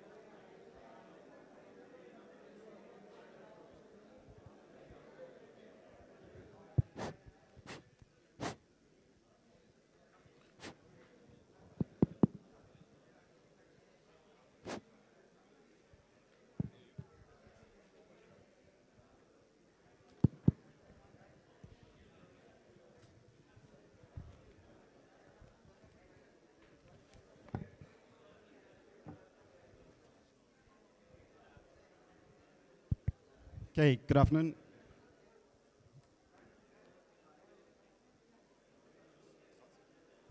Okay, good afternoon, everyone. First of all, thank you to the organizers, especially Albert Colasso, Gfdc, and everyone who's put together, and especially for inviting me to talk on this topic, which I'm quite passionate about because I started my coaching career with youth football, and I'm hoping that I'll finish my career as well working with youth football. And just to give context, because we've got 5 panelists here, and to give a little bit of direction, because the topic's about grassroots, youth football, and academies, and there's a lot of things to cover. So just for those of you sitting at the back as well, just to give you a context, I think if we look at Indian football at the moment, there's a great research paper done by a friend of mine, Richard Hood. It's about 206 pages, but the important features of it in terms of Indian football is, despite our population size, 14% of the population pretty much produce most of the footballers in India. So that's the states, whether that's ISL, I-League, under 21 senior national teams. And I think if you look at the states that represented in India, Goa comes in 6th. But over the years, if you look at Goan football, whether it's in the ISL, as in the first one, and the I-League, the minutes that players are playing is coming down significantly in terms of over the years. It's now, the percentage-wise, is down to about 8%. The other worrying trend, I think, in football is whether I-League minutes, ISL minutes, Goan players are playing less and less minutes over the years. And in terms of then when they make their debut, because we're talking about youth football, Goan players typically make their debut into Indian football a lot later. It's most of them around the ages of 24 plus. Whether that's because of age fraud and other reasons, we'll look into that. It's one of the things I'd like to discuss with our panel. And in terms of this national team over the years, we've got a lot of people in this audience who've represented India, played for India from Goa. But over the years, if you look at it, that's declined in the senior national team. The under 23, it's almost, again, it's declined massively. And the bottom one, which some of you can't see, is under 17, where there's hardly any representation of players from Goa in the senior national team. We at Dempo, we had 1 player in the recent under 17 squad, but as a state, the numbers have significantly dropped. And getting closer to home, and literally this is close to home because we are in the area near Saltet, and I think we just spoke about it with the previous panel, majority of the players in Goa, when we map the minutes, and this is a recent survey done, come from these districts, with over 46% coming from Saltet alone. And lastly, just coming down to the under 21 representation at the moment in the last under 21 league, the Saltet again, highest representation, and then it drops down, you can see Tiswadi, Bades, and then after Kepe, it's a significant drop in number of minutes. So firstly, just coming straight to our panel for the discussions, just wanted to ask the ones who are from the representation like GFA, GFDC, SAG, how can we address this problem that is there across the state? So Bruno, we'll start with you. Good evening. I can say that if something has to come forward in any department, first GFA and SAG or GFDC should come together and form a something what is very important for to uplift the Goan football. It is youth, it is senior, it may be anything in women or men, no doubt about it. But GFA, SAG, and GFTC should come forward. If GFA goes to the government to ask something, why can't GFA come to the concerned department and ask something that they have to come forward? My first point is that with GFA. GFA should take the stakeholders together and come ahead to do something for football. It is not that they go and ask only what they can do. But for me, now let's take one example in this. There is GFDC running a lot of centers all over Goa. GFA should take GFDC into their hand and ask them, let's fill their teams into their leagues also. That's my most important thing. So Francisco, now obviously there's a lot of centers around. Could it be something where GFA does incorporate? We've seen in the past, GFA has allowed AFF youth teams to play in their leagues. Is it something where now we could see maybe GFA working with, whether we have SAG teams like SAI teams or GFTC center teams playing in the league as well? Good evening, friends. I agree with what Mr. Bruno has said. Everybody has to work together for the growth of football in Goa. Goa Football Association does its part. Sports Authority of Goa does its part. Then we have the Director of Sports and Youth Affairs, GFDC, all powerful organization. Only thing, we are not on one common platform. If all of us come together on one platform, we'll come back to where we were years back. And I'm sure with this summit, this is the starting point for the turnaround for football in Goa. Now, Lewis, Melroy, Nathaniel, now you're working with individual clubs. Now, I think the reality we know is it might take a long time before we start to see cooperation between some of the umbrella organizations and see that. But as private clubs, how do you feel you can address some of those issues in terms of the small pockets where players are being produced in Goa, and how Goa can start to produce more players that can play in the India youth teams? Good evening, everyone. I'd like to thank Government of Goa, GFDC, GFA, and Sir Albert Colasso giving me this opportunity. Thank you. Coming back to the question, I think I just wanted to speak on that thing first. Sure. Yeah. GFDC is doing a good job, doing everything, but I feel like somewhere they are lacking something. Everything they do, training, everything, but those boys who are training, they are not getting chance to perform their talent. They are not participating in any tournaments. They are not organizing any tournament. I think they should start with that first. Okay. Then Melroy, just to get your take on it from a club's perspective on youth development and how we can, tackle those pockets of areas in Goa. Good evening, everyone. In my opinion, I think the corporate clubs, Cesars, Salgonkars, Dempos, I think we all need to come together and maybe spread out the baby leagues, the grassroots in different zones across Goa so that we can reach out to distant areas like Kankona, then Sangye, Kepe side, where there is very less competition to start with. So the Blue Cubs leagues can be a collaborative effort between all these clubs who can manage, because if you ask me, if a club is doing it single-handedly, it will be very difficult to reach out to these different places altogether. But if we do it as a combined effort, I think we can reach out to a more number of kids and more number of aspiring, budding players. I think that would be the starting point. And I think some bit of support from the government authorities as well, because many areas in the south, in Kutchore, in Kepe side, if we have some good facilities, some good grounds with access, stadium access, like Guardian Angel is playing in Goa Professional League, but they don't have a ground to train well, and they are opting for their home matches at different places, which is very distant from their location. So that would also help these clubs to promote and start with the grassroots centers closer to the areas of their operations. Okay, Nathaniel, tougher question for you now. Obviously, they've, as a government organization, they have to be spread themselves out and has to be equal. GFA has to have a footprint everywhere.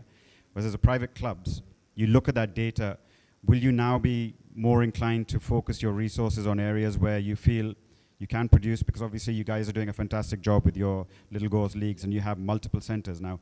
Will you focus them in target areas, or will your vision still be to spread it out and make it as pan-Goa as possible? Good evening. The vision with the Little Goals League was always to get as many players as possible. But of course, getting research data like this helps us narrow which areas we want to get into, because clearly science data helps us plan better, especially at the grassroots level when we don't have the resources to go to every place as we would want to. Having data like this can definitely help.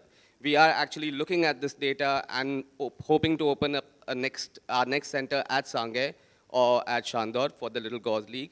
But that being said, with the previous questions as well, I don't think grassroots development is rocket science. Everybody kind of knows what we have to do. Everybody has the answers to it already. It just needs one common vision, a plan from the top, and then everyone following it. All right. Now, I think we've seen it across India. One of the fastest growing areas is youth football, grassroots football. I think if you look at cities, especially Mumbai, Delhi, Bangalore, for example, the pay and train model, the paid academies, is a huge, huge booming business. And I think Lewis used one of the most recent clubs amongst everyone, 2021, I think he started, and extremely successful. Already last year, you won the Vedanta Under 15. You're producing a lot of very good players at South Goa United. So do you feel like in the old, I remember when coming for an interview here years ago where they said, in Goa, people won't pay for football. They'll pay for cricket, they won't pay for football. Do you feel that's changing now? One is the question. And how can you grow your model, or can you replicate what's happening in those cities?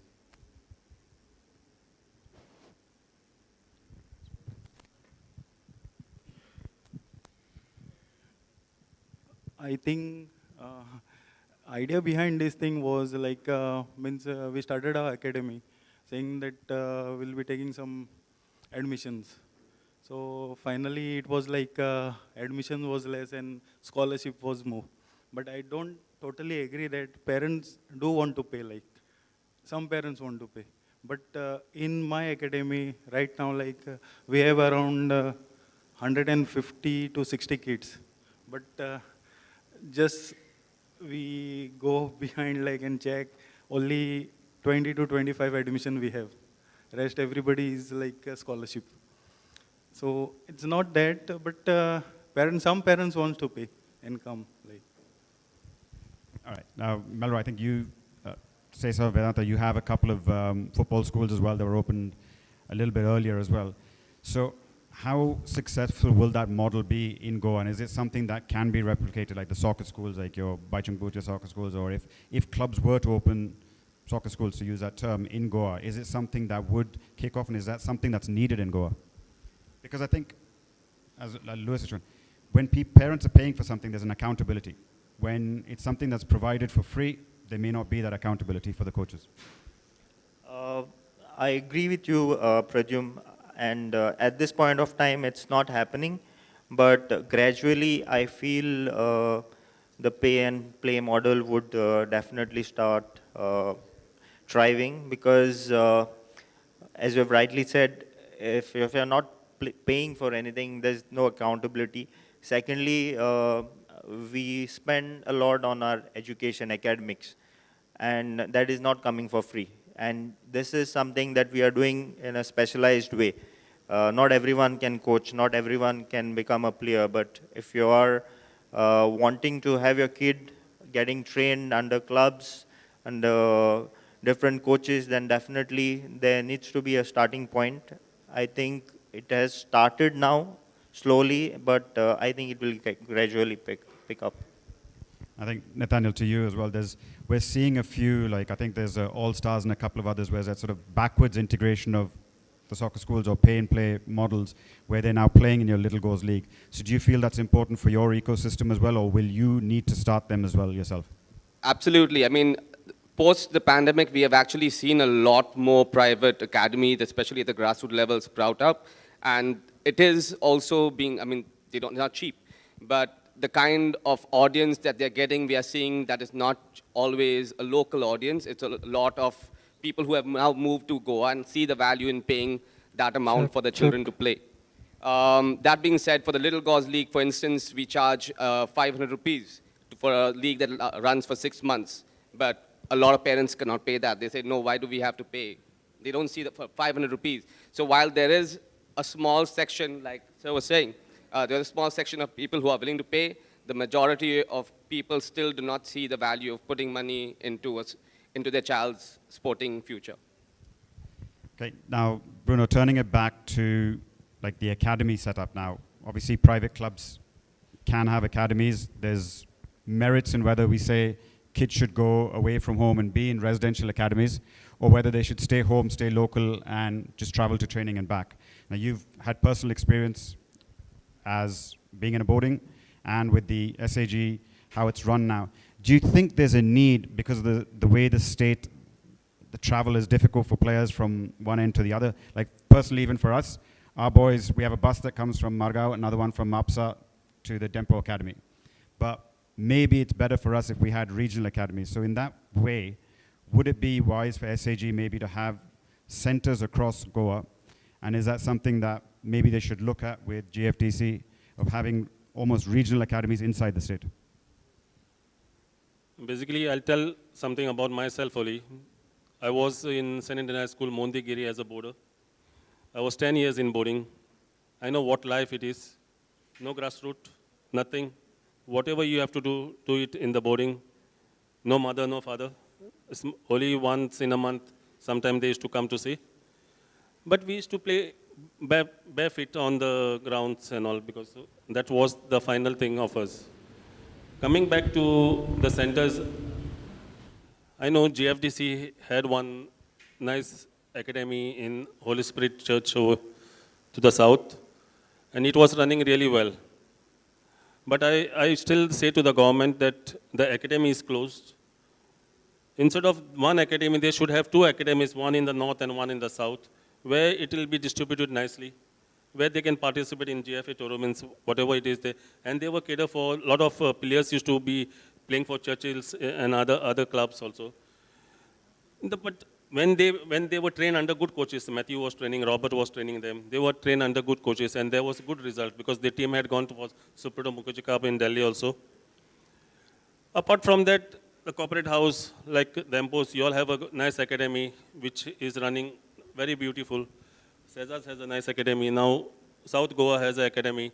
So like this different academies are there, but the academies will come only up when they have a good backup from somebody. If somebody, Luis is having a problem now because financially only he has 160 students with him and only 22 pay. That's what he's having a problem. But sometimes when you catch a hold of a sponsor and when you have your own ground, and when the sponsor's name is on the ground, the sponsor also feels proud because most of the things are not happening over here.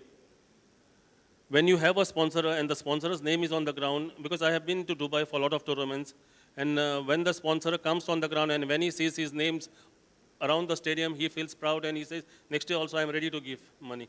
So like that some things should come forward for sponsors and to do. And apart from this, I only pray to the government to have two centers, one in the north and one in the south. I think that's a fantastic idea if we can have two centers. So, hello. I'll just make one point. Academies is a must in Goa. Very important, because nowadays parents look up to their children that they have to go for tuitions. They have to go to school. No, no, no, no, no. They have to go for music class. No time for football. So once we have an academy in place and the best of talent is over there, parents will feel free to send their children to the academy. They know that they're going to take care of the studies. They're going to take care of their football. And once in the academy, you'll be practicing more hours. Now it is just 2 hours. 2 hours take only for the travel time from Margao to Panjim or Panjim to Margao for practices. So I feel government of the day should come forward and start more academies. One more thing. Play and pay, it's very difficult in Goa. Very, very difficult. I'll tell you one thing. It's not like Bombay. When Bombay, there are around around 20 children. They pay around 3,000. One child pays around 3,000. Over here, it is very difficult. Only few clubs, I think so. Ricardo's this thing, Super 30, he only does, I think so. He only gets. And he charges 3 months in advance. Because whether the children come or don't come, 3 months in advance, his money is there. In Goa, that style, play and pay, that system is not from the first. And even if you try to do it now, it will never work. Because even the richest of the richest son, parent will say, why should I pay? Okay, but do you think that's where we should change the culture, because then more coaches can get employment in the state? Because we talked earlier with coach development, if coaches, even if it isn't the same rates as obviously Bombay something. So yes, Louis. I just wanted to add to this thing. I mean, I totally agree. Because in Goa, they have a lot of options. If they cannot make it to my team, they have some more options, more clubs. And since now leagues are on, so every parent see that his kid is playing in all age groups. So wherever they get chance, they take them there. Okay. If somebody can change that system, so it should be done, because otherwise everybody is getting free training everywhere. In other states, they are saying, I'm getting this much, I'm getting this much, I get this. But try to change the system and try to follow one model. If you can do it. Now, we're coming back to the academies model. Now, if it's not possible to have multiple regional academies, you see it in other countries where they have it, where players stay with their club. So a good under-15 player will stay with South Goa United or stay with FC Goa, stay with the CESA. But once a week, maybe on a Monday, the elite players will train together at one location, or maybe in Goa, 2 locations, one in the north and one in the south. Is that something, Francisco, that GFA could look at, where they have an elite training group that trains a couple of times a month under the same coach? Because we'll see it next month where the league will stop, Santosh Trophy team gets together and they'll train for that tournament. Similarly, with any age groups, we start 1 month before, put together a team and train for that particular tournament. But wouldn't it be wiser to train throughout the year, where the best of the best get to train together? Because obviously talent is spread across lots of clubs. There's competition between clubs. If a parent of a kid is in Cavalosin, they're not going to send them to Dempo or CESA when your club is closer, Lewis. So do you think that kind of a model is something that can be implemented in Goa and will benefit us? I think so. One more thing, what question you have said about the teams. In Kelo India, when I go for the selection trials and all for the Kelo games, the Manipur, Mizoram teams are practicing 6 to 8 months together. And they get results. But over here, what suggestion you have given, in a week, two times for a practice, sounds very good. Till the competition is close by, they can practice for 2 months and go. Not the last 15 days, only 20 days the team gets and the coach gets. And after the coach says, I got only 20 days for practice, nothing can happen. So that's a good idea, because if a coach is given first only 6 months or 7 months, the team is given the assignment to do the practice, so he can practice for in a week 2 times. I think now all the age group leagues are starting. I think GFA should appoint the coach, under 13 coach, under 15 coach, before starts of the league.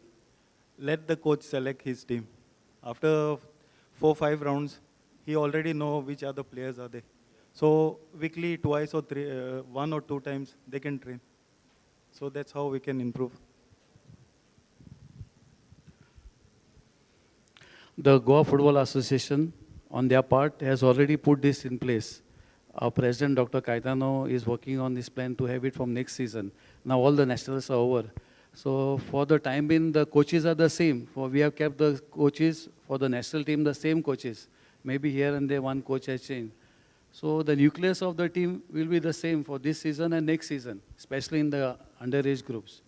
If you see the women's team now, most of the nucleus of the team is from the under 17 girls who won the championship. So that is how we are trying to work out. Maybe next season we'll try to implement this. But he's working hard on with it along with the GFA members. Answering to your question, Pradyum, so whatever you are suggesting, it used to happen in the early 2000s in the north as well as south. For every age group, there were best players that were selected, and I remember my brother was one of them. So they used to train in Don Bosco's at Fatorda, the best players from the south, and the best players from the north used to train at Duler. And I think it went on for a few years in the early 2000s, and then it stopped. If that can be revived, then nothing like it. You'll have to have maybe coaches, and GFA will have to look into the sustainability of it. But it will get you a better scouting ground, and your players are already shortlisted, and you have your teams ready. All that you'll have to do is finally put up maybe close camp for a week's time and close the teams. Yeah, I think that's what I was trying to get from everyone on the panel, is that we had a lot of these things in the past, and for different reasons they might not be there anymore. So it's how we sort of revive things that were already there in the ecosystem, and also adjust to the modern times where, like, if you had a player who's elite in your second, you'd have to release him, let's say, every Monday for that training, or from South Goa United, you'd have to release him. So there isn't that conflict between club and state team. Because obviously, at the senior level, we stop one league completely to allow this, but how to do it without stopping the leagues completely. Getting to, Bruno, again with GFDC, you have a lot of centers across the state, but they don't play enough games. And I think all of us will agree, one of the biggest problems of youth football, and as you just said, it started now, the leagues, the youth football, but we're in October already. What suggestions would you give that we can increase the number of games and competitions to get it to the levels where, obviously, when you were playing, there was a lot more games for youth? No, my suggestion is that the stakeholders should come together. GFA, GFDC, come together. They can organize a league, whatever league they want. But GFA should take GFDC into consideration and take the concept from them, saying that we are organizing a league. Only when you play a school league, say like school tournament, you play one match and it's over. You don't get anything else. But at least in this concept, at least GFA, GFDC organize one league where a lot of teams, there are a lot of coaches. If you see here, there are most of the coaches from GFDC. So if they get chances, they will also feel proud that they are getting at least 4 or 5 games in a year to play. So that should be there. Even like you see, FC Goa is there, Dembos, Cesar. Come together, their teams also can be filled, your team also can be filled. Let's play one league for quite a long time. It will help for the football of Goa. Yeah, I think we completely agree. That now, I think Vedanta's organizing under 15 tournament next month. Nathaniel, you organize a lot of leagues as well as a few tournaments. What do you think the stakeholders like the government and others can do to help clubs like yours who are actively trying to get more football for youth? How can they help you? I mean, the biggest challenge for anyone working in grassroots is funding. That's where the biggest cost is, and if you want to be sustainable, you need to have funding coming through. For example, the Little Gods League, at an under 6 level, kids are playing 15 matches a year. At the under 12 level, they're playing 20, 25 matches a year, which is a really good amount, but still not to the level that we aspire to get to. What we would like is, we have SAG having grounds, if they give us grounds for free. We have GFA under whom referees are working. They give us referees, we are paying full amount for referees as well. So anywhere where the government can help, where other sporting institutions can help us reduce costs, that will obviously help us get more teams, get more areas into the competition and help it run better. If anything to add before we'll open it up to the audience for some questions. But yeah, please go ahead. I remember Chandor Club used to organize one tournament when I used to play under 14 and all. So many local clubs used to, inter-village clubs used to organize some tournament. Now those tournaments are stopped. Like Salsett used to organize, Chandor used to organize. I think we should organize more tournament. We should encourage the local clubs to organize more tournaments. Now Vedanta Club is starting, but over there only top teams are playing. What about the other teams? We are hardly playing around 16 to 20 matches season. So that's the problem. So what's the barrier for you for preventing that being a bigger tournament or trying to make it a bigger tournament or something that the stakeholders can help? For time being, we are playing with 8 teams. Actually, we started with around 4 teams. We have gradually increased the number of teams. Again, the bandwidth, maybe collaborative effort that we can do with other clubs that are ready to extend or expand the tournament. Time window is also one of the factors because from June till August or September, those months we can't have much of an activity because of the heavy rainfall. And maybe artificial turf access is also only we have Duler, which is with GFA, 1 maybe in the south or 2 maybe in the south, so that we can cover up for the lost time for those 3-4 months. We have as many matches, as many tournaments completed within those 3-4 months, and then we don't have to rush back and close and finish off all the leagues in April and May. I can say one more thing. India Football Federation has 2 tiers. Okay. India Football Federation has 2 tiers. Okay. If this guys FC Goa and Cesars are organizing tournament, let them have the 2nd tier first and let the 2 teams qualify. Let them have the 2nd tier first and let the 2 teams qualify. So they will also get a chance. If most teams are not getting a chance, it's only a suggestion I can give because AFF is having 1st tier, 2nd tier. So the team qualify for the next year for the tournament. So it's only a suggestion for these teams. Yeah, absolutely. I think that's a great idea. So even if it's not at the AFF level, at a state level, we have a 2nd tier where more games can be held for things. Okay, I think we'll open it up to the audience. I'm sure there's a lot of questions for these 5 gentlemen, so we'll start with the questions.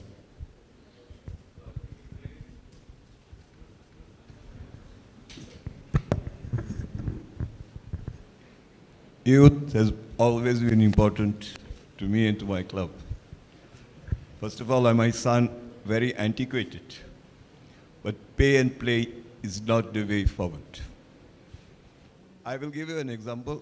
The whole brass of Manchester United came to AIFF when I was in AIFF. David Gill, Brian McClare, you all know, whole brass. And they told us, you start Manchester United Soccer Schools, which was a plan with Nike. Soccer schools, you know, is completely a pay and play, something that promotes Manchester United. We asked Brian McClare, who is one of the most respected players Manchester produced, and who was the director of their academy, not the soccer schools. We asked him how many players from soccer schools have gone to any club, anywhere in the world. The answer was 0. How many players from Manchester United Academy go? Plenty. Manchester United Academy is free. Selection is done. Here in Goa, the formation of Gfdc was a boost for football. The bandwidth that Gfdc has got, no club, GFA doesn't have, no one has got. They pay the players, they pay the coaches, they pay the administrators, they have access to the grounds, they have, they give you refreshments and all.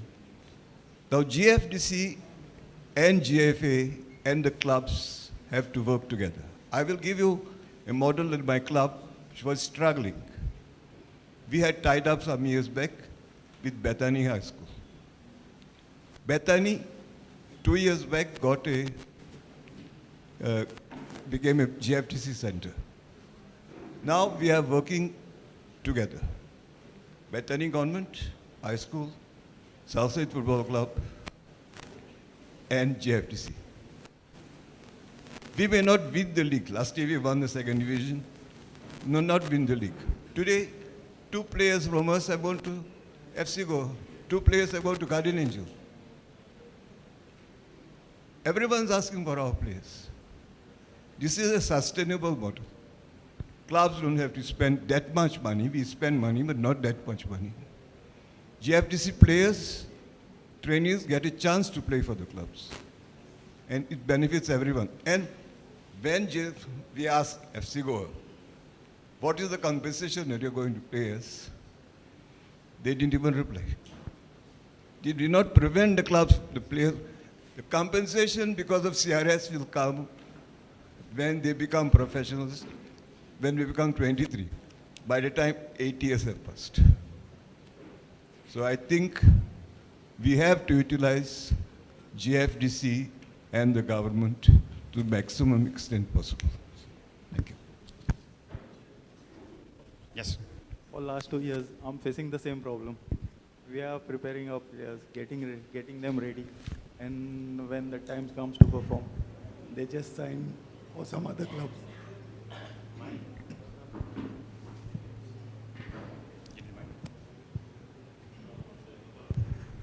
For the last 2 years, we are facing the same problem. Like, we make our players ready, and last minute the time comes to perform, like they sign for other clubs. Like.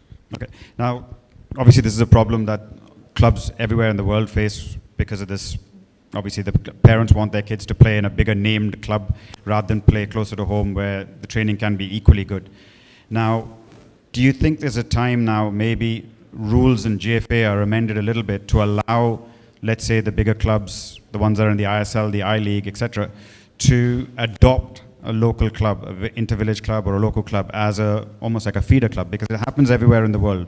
Your Manchester Uniteds have feeder clubs, other clubs have feeder clubs. Would that be something that would help your club, a tie-up? I think so. I think so. Okay, then we'll talk later. But on a serious note, is that could be something the way the future happens, whereby my club is playing the same league, and your club is playing the same league. No, I think that happens everywhere, where players will want to move to a place where they see a pathway because they think, like with South Goa United, you play under 13, under 15, but there's no senior football.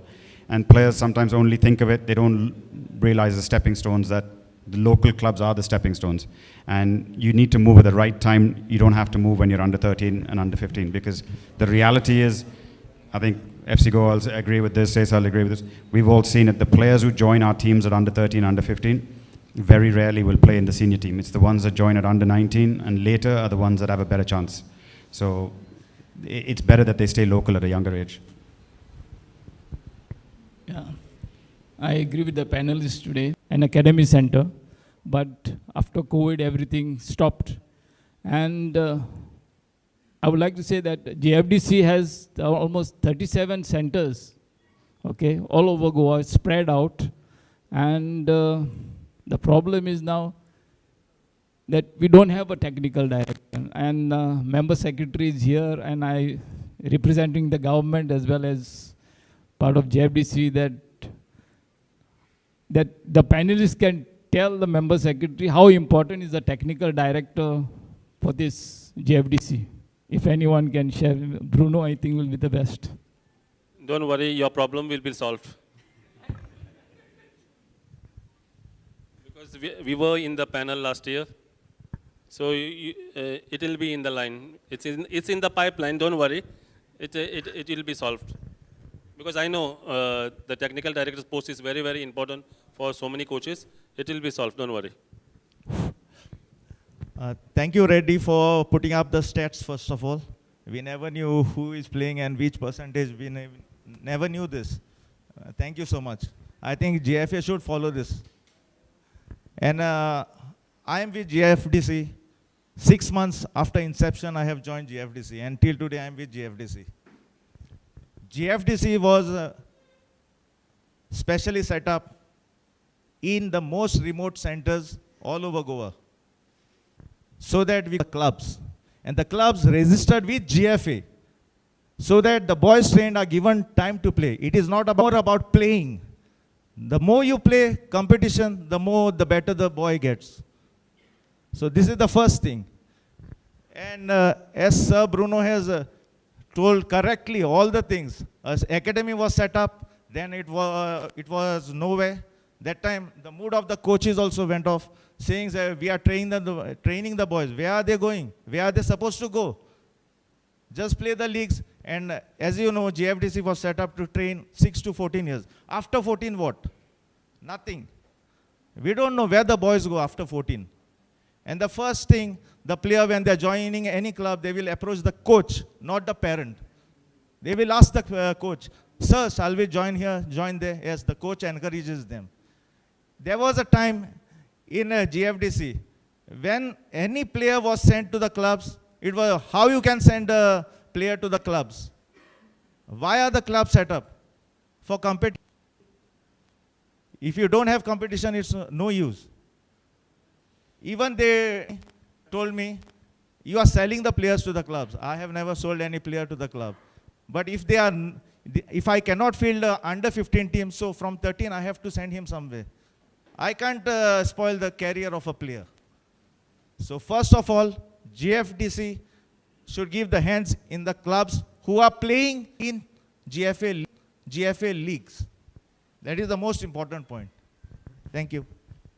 Okay, thank you. I think there's a lot of things we can add to tomorrow when we put our findings together, and definitely add that. I think that's a valuable suggestion.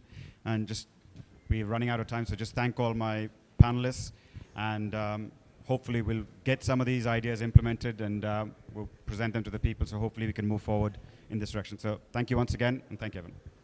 Excuse me. So we have a question left.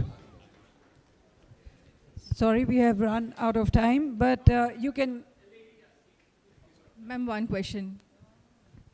Please make it the last question. Yes. Good evening, everyone. I'm architect Royla Fernandez from Kanna Benali Sporting Association, and also co-opted member in the GFA.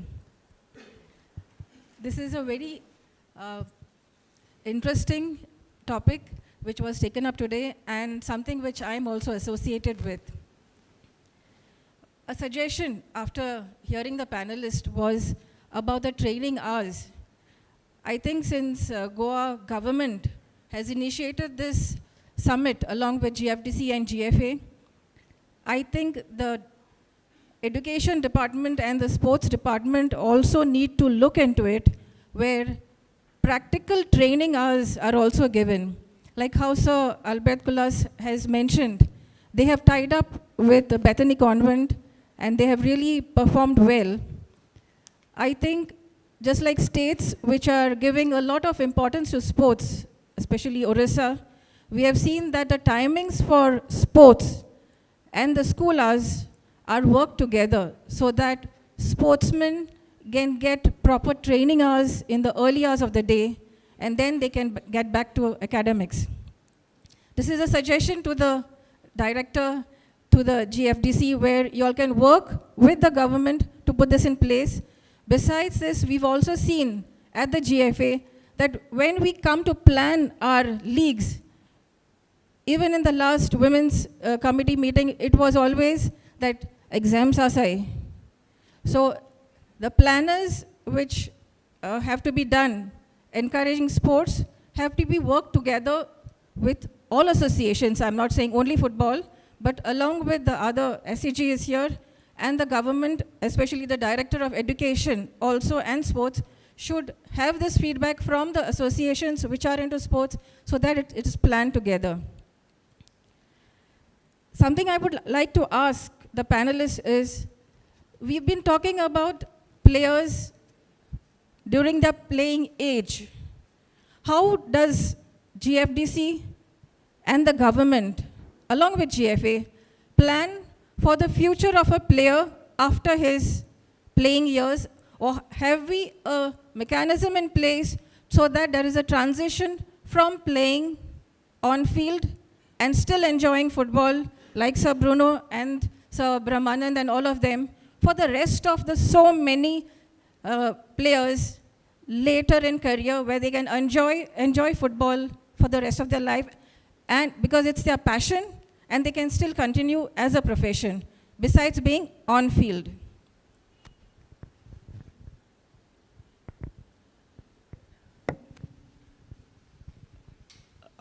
Answering to Royala's question about the sports persons or the footballers, the life after they retire or life after football. So it's a very interesting one. I think right now there's no mechanism in place, to be very honest with you. And it has to start right from the schools, right from the grassroots, along with the coaching that is happening, counseling that has to happen, because they need to have something to lean back on once they stop playing, once they retire. It might be because of injuries, family issues, financial problems. I'm one of the sports person sitting here and still being associated with sports in football. So I must have done something right during my playing days and continued with the studies and being here still associated and continuing in the football sector. In the morning, some of the panelists had stressed upon points wherein through football and through association in sports, you can get a lot of other avenues. You can be a sports presenter, TV presenter, journalist, physiotherapist. You can be coaches, referees. So there are a lot of avenues. It's how you take it. Apart from this, football or sports also teaches us with a lot of other qualities, to have confidence, to be punctual, to have accountability, to be respectful. A lot of things that we can inculcate through sports and football. So I think maybe the mechanism is not there at the moment, but we can start right from the young grassroots age with counseling sessions and all.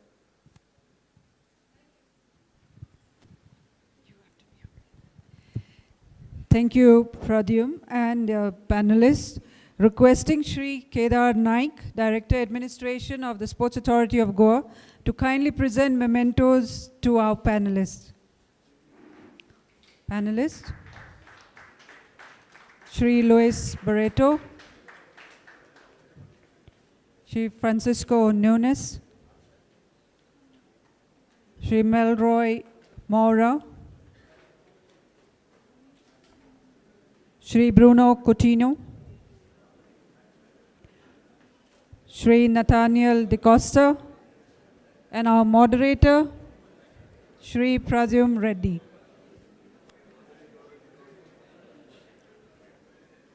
Thank you, sir.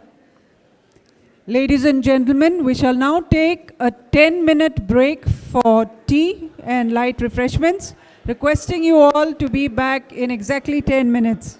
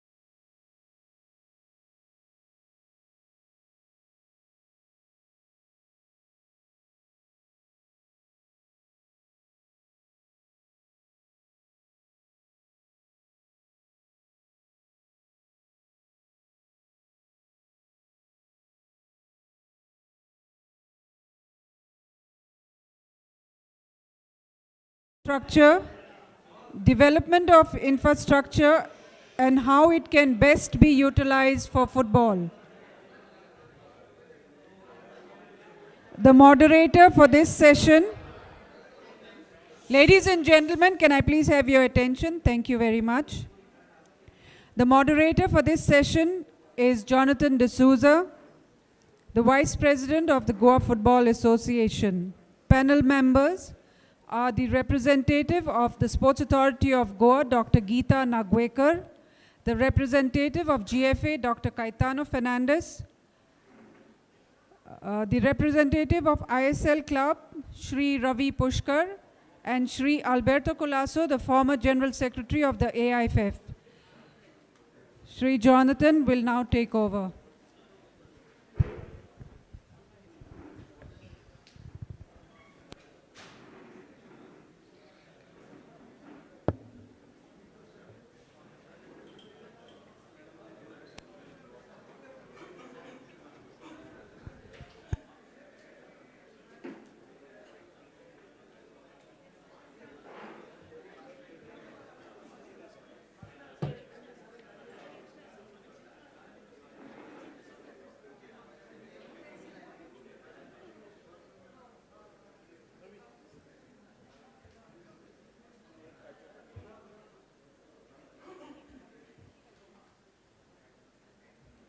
A very good evening to everyone gathered here. We are approaching the second last session of our day and a very important session. When we talk of football, we all need a ground. A ground is the most important thing to play football on. And that's where we get infrastructure. Goa boasts of possibly the highest number of grounds per capita in India. I remember Mr. Colasso when the ISL was first conceptualized in 2014. Reliance came up with a study saying that Goa had about 190 to 200 grounds in Goa. Whether they were usable or not is a different story, but 200 grounds roughly translates to about one ground for 70,000 Goans. That is possibly one of the highest per capita grounds in India. So in that way, we are blessed with a lot of infrastructure in Goa. We have also hosted many events, 2 FIFA World Cups, AFC Champions League, ISL, I-League matches, Lusophonia games, and more recently the national games. We have on our panel today 4 eminent people. I'd like to start with the person who is the custodian of most of the infrastructure in Goa, Dr. Geeta Nagwekar. She has been a civil services graduate. She was formerly with the Environment Department and now she's presiding over the Sports Authority of Goa. And what is commendable is that she has successfully hosted the national games under her tenure, which is a big achievement. And we all have to congratulate her for that. Not many people could have achieved what she did, but I think Goa did exceptionally well in the national games, and we all have to acknowledge her for that. We have Dr. Caetano Fernandez, the president of Goa Football Association, which possibly is the institution that uses the most number of government facilities in terms of grounds. Last season, GFA organized 1,414 matches and utilized almost 22 or 23 grounds all over Goa. We also have Mr. Alberto Colasso, the former secretary of All India Football Federation, also former secretary of Goa Football Association, also the man behind this summit today. He has been a former, in his role as a former secretary of AIFF, he must have visited more than 100 grounds all over India and possibly so many grounds in Asia as well. His inputs today will help us in preparing the draft, the policy document for tomorrow. And lastly, we have another eminent personality, Mr. Ravi Pushkar, the CEO of FC Goa. Interestingly, I'd like to say this, FC Goa possibly contributes the largest revenue to SAG in terms of leasing the facilities. So we leased the Bambolim Stadium recently We also have been organizing ISL matches for the last 10 years now. And I think a large revenue which is in SAG right now is from the coffers of FC Goa. So with this brief introduction, I think we'll straight away get into the nitty-gritties of our discussion. I'd like to address the first question to Dr. Caetano, since I think GFA utilizes the most government infrastructure in Goa today. Doctor, from a state association perspective, what are your expectations from the government in terms of infrastructure, mostly, also in terms of grants, but mostly related to infrastructure? Good evening, everyone. Thank you, Jonathan. Madam, you are sitting next to me. We required, whenever we are hosting 1,614 grounds, matches, so we required per day at least 16 grounds. And your kitty, you have almost 200 grounds. So request to you is kindly provide us all 16 ground free of cost. As you are aware, you are only giving grant to us, and if you only take that money back to that will not help to develop football in Goa, madam.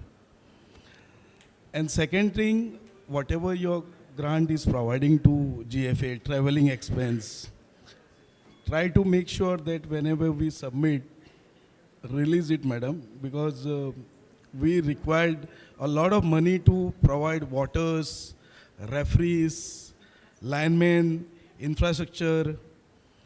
So this will be my request from GFA to you, madam. So in this, since morning we have been making a lot of demands to the government, like government should do this, government should do that. But today I'd like to ask Doctor, we haven't heard from the perspective of the government as such.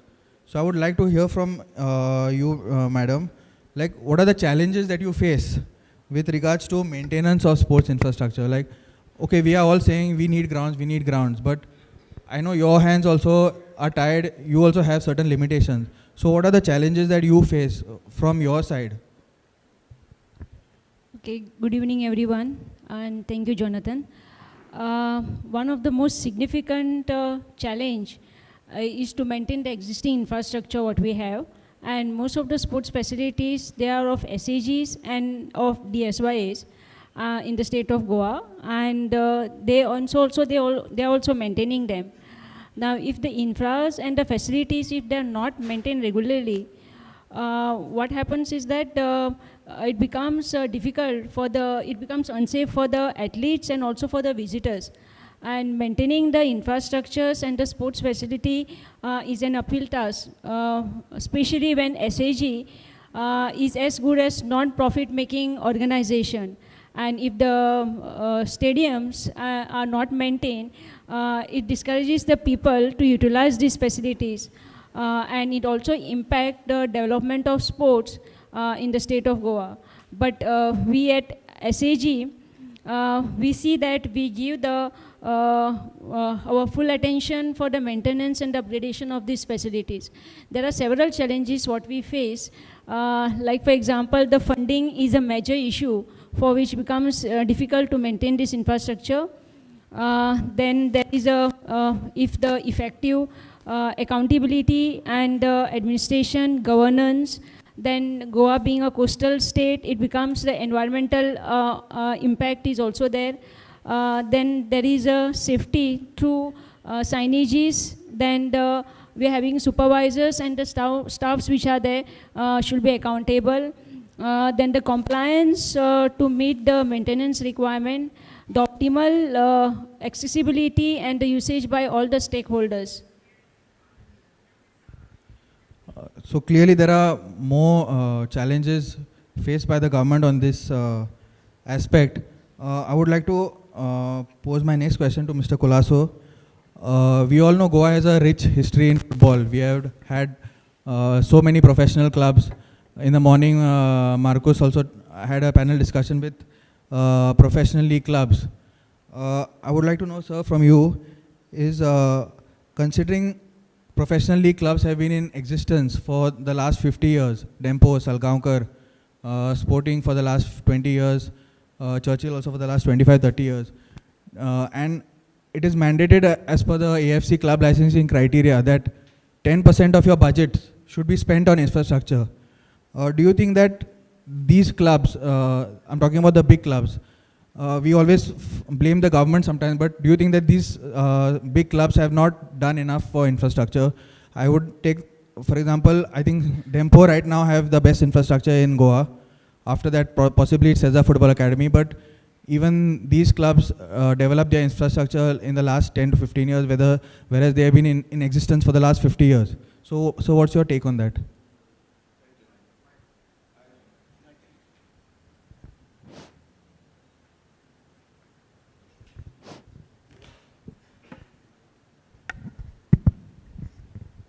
Thanks, Jonathan.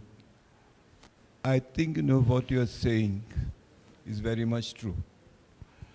Up to 2007, 2008, when club licensing regulations came, where it became mandatory to spend a certain percentage of their budget on infrastructure, youth, the clubs in Goa and everywhere in India were only concentrating in spending their money on players. With some clubs, 95% of the budget was spent on players. So that was corrected, and when we tied up with AFC, Dempo at least has built infrastructure. I'm trying to convince City Salonga to build infrastructure. But at that time, land was cheap. They had a lot of land. They did not do anything to build infrastructure. But that's the past. If I go right to the past, go down memory lane, the grounds that were available in Goa, primitive. But it's still, Brahmanand and Shabir will tell, very good football was played there. They were completely mud, the stands were of wood, you don't know where, see in MCC, in the Rajendra Prasad Stadium, when a tournament was going on, because there was a big crowd, every morning I and that groundsman used to go around to see if any of the wooden things was broken, and then repair it. These anxieties are not there. They have been removed since the building of the Pijani Stadium in Fatorda. From then, Goa became a major venue for football in India. But the real impetus for the infrastructure was when the late Mr. Manohar Parrikar took the challenge of hosting the Lusophone Games. Lusophone Games had been postponed number of times. But then, when he felt that it affected the prestige of of Goa, he took it up upon himself. And of course, with the help of the sports department and all the government, he put up the best infrastructure for not only for football, but for all other games. We have benefited a lot from this infrastructure, and you can see that even ISL clubs come to practice here and take advantage of this infrastructure. But GFA, as both you and Kaitan have said, Dr. Kaitan have said, you hold 1,400 matches. The director of sports and school sports must be holding another 1,500 matches. We got 365 days in a year.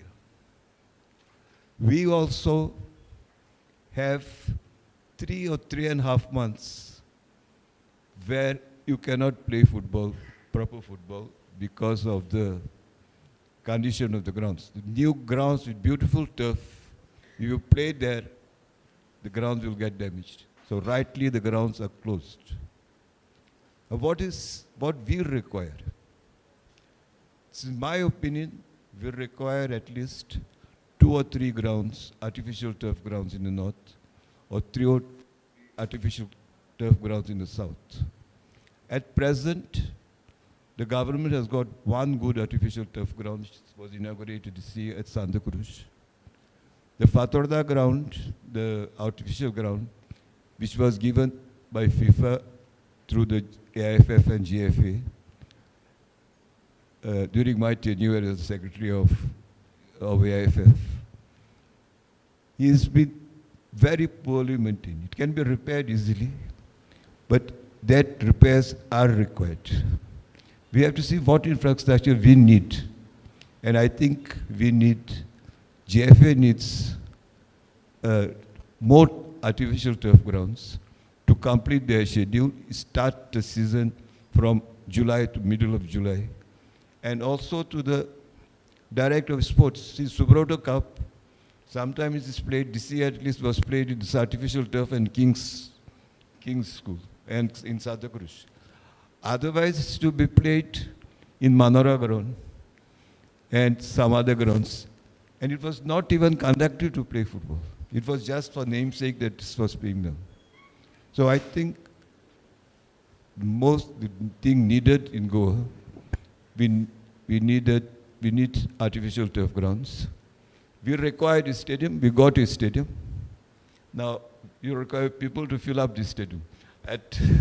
When the stadium was built in 1989, we were thinking we must make the stadium bigger, but now everyone says we should shift to Bamboli and should shift to so I think we should address our needs. And as you said, I may have seen, but what I feel, what Goa needs is more playable grounds, facilities, and to be more affordable to both. I have been with FC Goa when FC Goa was founded. We had negotiated a very reasonable rate with them, but I think it's gone up exponentially, and not only for them, but for everyone else. See, my club wants to practice in the artificial turf in outside Nehru Stadium. You have to pay 3,000 rupees per hour. So 6,000 rupees per day. Can a club like mine have 25 sessions, pay 1,50,000 per month? Our total budget is 3,50,000. So please, we have to address what we need at present in Goa. Thank you, Jim. That's a very interesting point from Mr. Kulaso regarding affordability of government properties. But then again, there is another angle where maintenance is an issue. We'll go straight to Ravi now. FC Goa, I think, are the biggest spenders of football in Goa. I think, if I'm not mistaken, we spend close to 50 or 60 crores in a year. So Ravi, like, from a club perspective, every club in the ISL is draining money. And the talk now is all about sustainability and making it financially sustainable over the years. So from an operational point of view, what are your expectations from the government? Obviously, we are renting out government properties. We don't have stadiums of our own. So when you approach the government, like, what do you need from their point, from a club perspective? Yeah. Let me begin by saying that I don't think it's the government's responsibility to provide infrastructure to professional clubs. I think professional clubs all around the world, the global practice is that they build their own infrastructure. The unfortunate thing is that in Indian football, the system, the financial ecosystem of Indian football is not robust enough for a club to go out and build build their own stadium, right? So, I mean, we did a modeling, we tried to understand it, then the cost came out to something close to 200 crores. The way the ISL is currently in its existing financial model, spending 200 crores additionally to build a stadium is not necessary. And we very consciously also took a decision when we sort of said, do we need to build infrastructure? We realized that Goa has 200 football grounds already. So why would you go about building and adding additional grounds to it? And there we took a conscious decision to say, let's try and adopt some of the grounds that already exist. And we did that during the pandemic when Bambulim, which was initially the facility that we were renting from the SAG to train with, was used as a match venue for the ISL. We shifted to a ground which was completely barren, Salvador do Mundo. And we built that ground up to possibly what was, up until we gave it up this summer, to be the best pitch in the entire state, without a question of a doubt. Everybody who came there admitted and sort of confirmed that that fact was that that was the best maintained pitch in the state. When we took that ground, we invested close to 1 crore just to bring that place up to scratch. Once you sort of spend that sort of money, you're expecting some sort of reciprocation or support from the local panchayat or body, whoever's in charge of that facility. But after 2 years, when you're told that you no longer have to pay 25,000 a month, but you have to pay 3 lakh a month to use the facility that you have developed, then all faith is lost. So then, therefore, we've again gone back to facilities where we're again reliant on the government to provide us facilities that we can then sort of use to the best of our abilities and provide adequate training to the team and give them good conditions to train within, right? I'll give you another example. I mean, it's something that made me jump out of my seat when I was sitting there, and everybody around me realized how I jumped out of my seat. So for us to organize an ISL match, and I'll address why I'm saying this as well. For us to organize an ISL match, given the numbers that we took on average from last season, which was a completed season, it cost us nearly 45 lakhs a game, even before a ball is kicked. 45 lakhs that is going straight out of the pocket just to organize the match, right? This includes everything because the standards that are expected from, as Albert sir mentioned, from club licensing, the ISL requirements, etc., are so high that for you to organize a standard game of football takes 45 lakhs, right? And then you want to try and see how much you can try and recoup from that. Now, don't get me wrong, I'm not trying to say we're trying to make ourselves profitable or anything of that sort. If profitability was the thing, we would have long shut shop by now. It is just to try and see whether we can come close to being sustainable, right? Even sustainably is still very far away. In the panel that was sitting here regarding intervillage clubs, when the gentleman mentioned that on the that they made a revenue of on Housey of 4 lakh, I jumped out of my seat because that's more than the gate receipts that we had in the last game that we played a couple of days ago, right? So I mean, what we're getting for the amount of money that we're spending is nothing, and I've not even started on the player salaries yet. Mandar's just joined us from Northeast, who's the CEO of Northeast United. I'm sure he'll expand on this when he sits here as well. But essentially, it's a huge challenge. So for us, the only way we can sort of continue to, be alive and try and continue to push our boundaries is if we have some sort of support from the government. And I think the best way for them to support would be through consideration of cost towards the infrastructure, right? I mean, if it costs us 45 lakh to spend a game, but you're only making around 3 to 4 lakh a game in revenue and all that, after losing 40 lakh a game times 10 or 11 games that you have to organize in the season, you're significantly out of pocket, right? If the grounds are cheaper, then it means then we can also take some decisions, because ultimately, the whole theme of this is to make Goan football alive once again, make Goan football accessible once again, right? And I realize that when we come up with our ticketing pricing and strategy for, how much we want to price the tickets at, I do realize that our tickets are a little bit on the higher side as compared to maybe the Calcutta teams where they only charge 50 rupees. The cheapest ticket in FC Goa Stadium is 200 rupees. The reason it's 200 rupees is because we have to try and see whether we can bring some of that cost back somehow or the other. If tomorrow the ground charges and the exponential cost of having to operate the ground at such a huge cost is brought down, I can confidently now say it without having to go and seek permission from anybody else any further, is that immediately we will knock off the prices to bring them down to 50 rupees as well. Our endeavor is to try and make the sport accessible to the public. If the public is not invested in the sport, we're going to fail as a football club, right? And it'll happen across the board as well. So if the ground charges and the operating charges come down, and that can only happen if we have the support of the entire ecosystem, and the entire ecosystem means the SAG, the sports authorities, GFDC, GFA, all helping us with the process, because everybody has access to vendors, connections, which can all make this a lot more cheaper. Then immediately what happens is we make the ground accessible to everybody else. It's not our intention to try and price people out of attending matches. In fact, it's the exact opposite. But for us to even be able to sustain this for a couple of years, it might be a thing, right? Jonathan ironically said at the start that we're the biggest revenue contributor to the SAG at this point in time. But if you go in the current trend, maybe in 2-3 years' time, maybe we're not even capable of paying something like that. And as Albert sir said, we might have to shift to a smaller venue because we can't afford it anymore, right? So, that is the ground reality of an ISL club at this point in time. The only thing withstanding that is if you get government support, which a few of the other clubs in the country have now begun to sort of face the benefits of. Odisha government backs Odisha because they've taken sport as a policy up as a significant policy.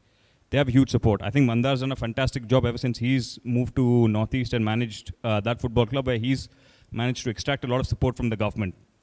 I'm sure he'll elaborate more on sort of the achievements that they've managed to do while they're there. And again, when he took over, I remember one game that I attended when Northeast was last playing us about 2 years ago. I think there were not more than 50 people and one guy's pet that came for that match.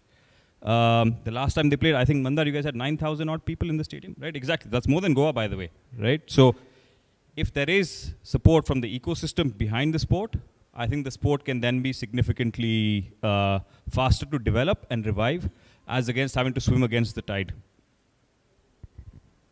Yeah, thank you, Ravi. Interesting points. Also, I just touched upon something that Mr. Kulaso said regarding the grounds.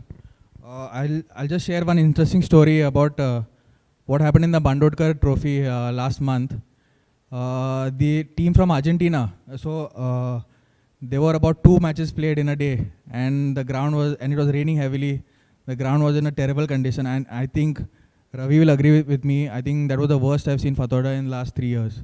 It was undulated, no grass in bare patches, goal area was completely gone.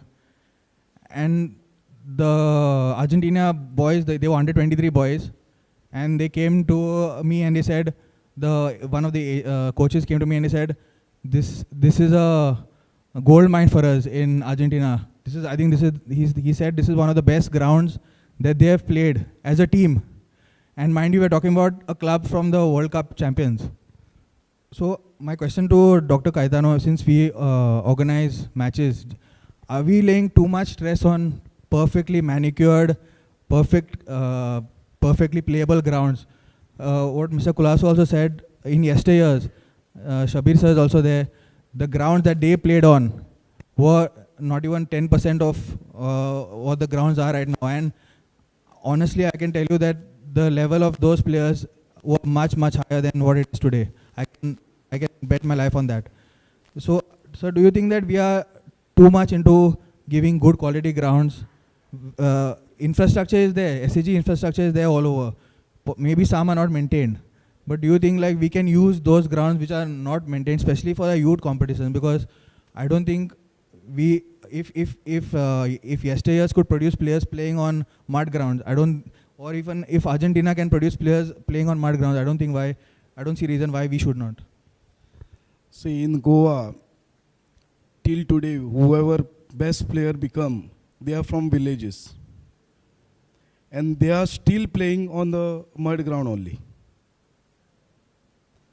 So it is a profession that we should give the best facility to the teams who plays. But end of the day, who want to play there and grow their career in the football? As a GFA, we have to give the best facility, and we are providing them. Now rest to the players. See, last Bandodkar you have mentioned, Fatorda ground was the best. But they say, no, we have to play to another ground. Ground is worn out. We went to Ella ground. Then FC Goa won there. Then I asked Manalo, coach of the FC Goa, this is the best pitch you play or this is the worst pitch you play? He was just laughing me. Because Ella ground pitch was worse than our Fatorda. So that standard we have achieved in Goa. That's the reason people think that we should have a better infrastructure.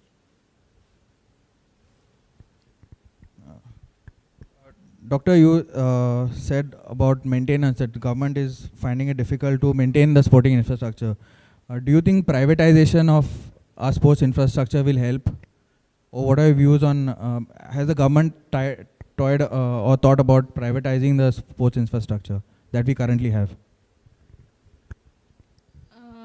Yes, I would say privatization of the sports infrastructure is a good concept. Privatization, it describes about a piece of property or a business, how it goes for being owned by the government to be leased to the private companies or any such stakeholders. And it will be generally going to help the government to save the money also and also increase the efficacy. wherein the private companies, they can enterprise quicker, they can mobilize the changes robustly and also more efficiently. But the government choice by doing so, it may be due to the theory that very few of the stadiums, they are vacant. Maybe they can be leased out for a long term for 10 to 20 years. It could help attracting the more private sectors to invest the money into such projects. And sports disciplines, they will go into could mushroom or they can multiply. And also this could help the beneficiaries to a larger or greater number of the athletes or the sports person. But I would say this will require a very microscopic detailing and study before we entering into such concept and also finalizing the same. And there are some few aspects while privatizing these sports facilities, such as like they should ensure that the facilities are athlete-centric. Mostly they use for the sports, and private agencies should also ensure that these facilities they are sports-centric. There should be a window of availability to the organization as well as for the government events. When I say organization, it is SAG, DSYA, Gfdc here. And also there should be some criteria, or there should be a clause to facilitate the usage by the local allied sports person and also the other sports stakeholders. When I say stakeholders, here again the State Sports Association what we have and sports club what we are having. And the agency should also ensure that there should not be bias, nor there should be malpractices while utilizing the sports facility. And there should be the accountability, and there should be the transparent in operation. Also, they should encourage for the uplifting. They should contribute towards the uplifting of the state sports ecosystem in the state of Goa. And lastly, I would say there should be a curb, or there should be a control of the state government to certain extents, maybe with regards to the fee structure, the allotment of the memberships, and the type of the events what they are going to have. Thank you. Mr. Kulaso, my next question is for you. Since you have been in an era which was a pre-licensing period and also the post-licensing period, and you have been in an era which was a mix of both, like when football was just starting off in India, professional football. You heralded the National Football League in 1996, where football sort of just started going the professional way in India. And since then and now there have been a lot of changes with regards to regulations from EFC, FIFA. Do you think that these regulations are too stringent sometimes, especially for countries, developing countries like India, where football is not that financially lucrative? For example, if I just give an example, I think when I just started working off in Indian football somewhere in 2009 or 10, the minimum lux levels were about 1,200 to 1,500. Now the minimum lux levels are about 1,900 to 2,200. And of course, while I understand broadcast quality has increased, do you think that this is putting an additional burden, financial burden on clubs, infrastructure-wise, where this can be easily avoided, especially in countries like India, where the sport has not reached that level? I fully agree with you. What AFC is doing and AIFF is doing also is a copy-paste job. See, FIFA keeps on increasing all this. So that's not applicable for our matches. When the Nehru Stadium was built, was supposed to have 800 lux output. We have played some fantastic matches there with only 450 lux output. It was televised. Z was doing television. TWI was doing the broadcasting. It was a very good quality production, because in Goa, you know, the quality of the air is better than any other place in in India. And all the producers that came, were producers who were doing with TV 5 in England. They used to say, once we land in Goa, see a completely different change in the environment. So we have to convince the AIFF that all these things cannot be implemented. You are saying just now about the quality of grounds, and I will give you another example of what you said about Argentina.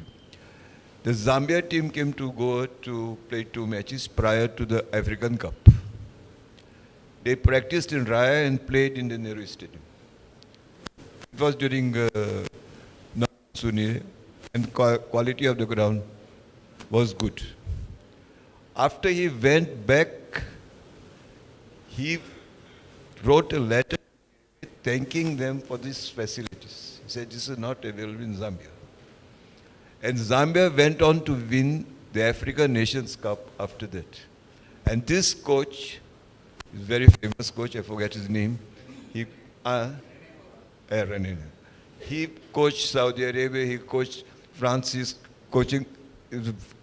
So we, sometimes, what Kaitan says is, because Goa means you have to give the best facilities. We have to be a little, in fact, it's fault of AIFF and ISL regulations. I have been part of drafting the ISL regulations.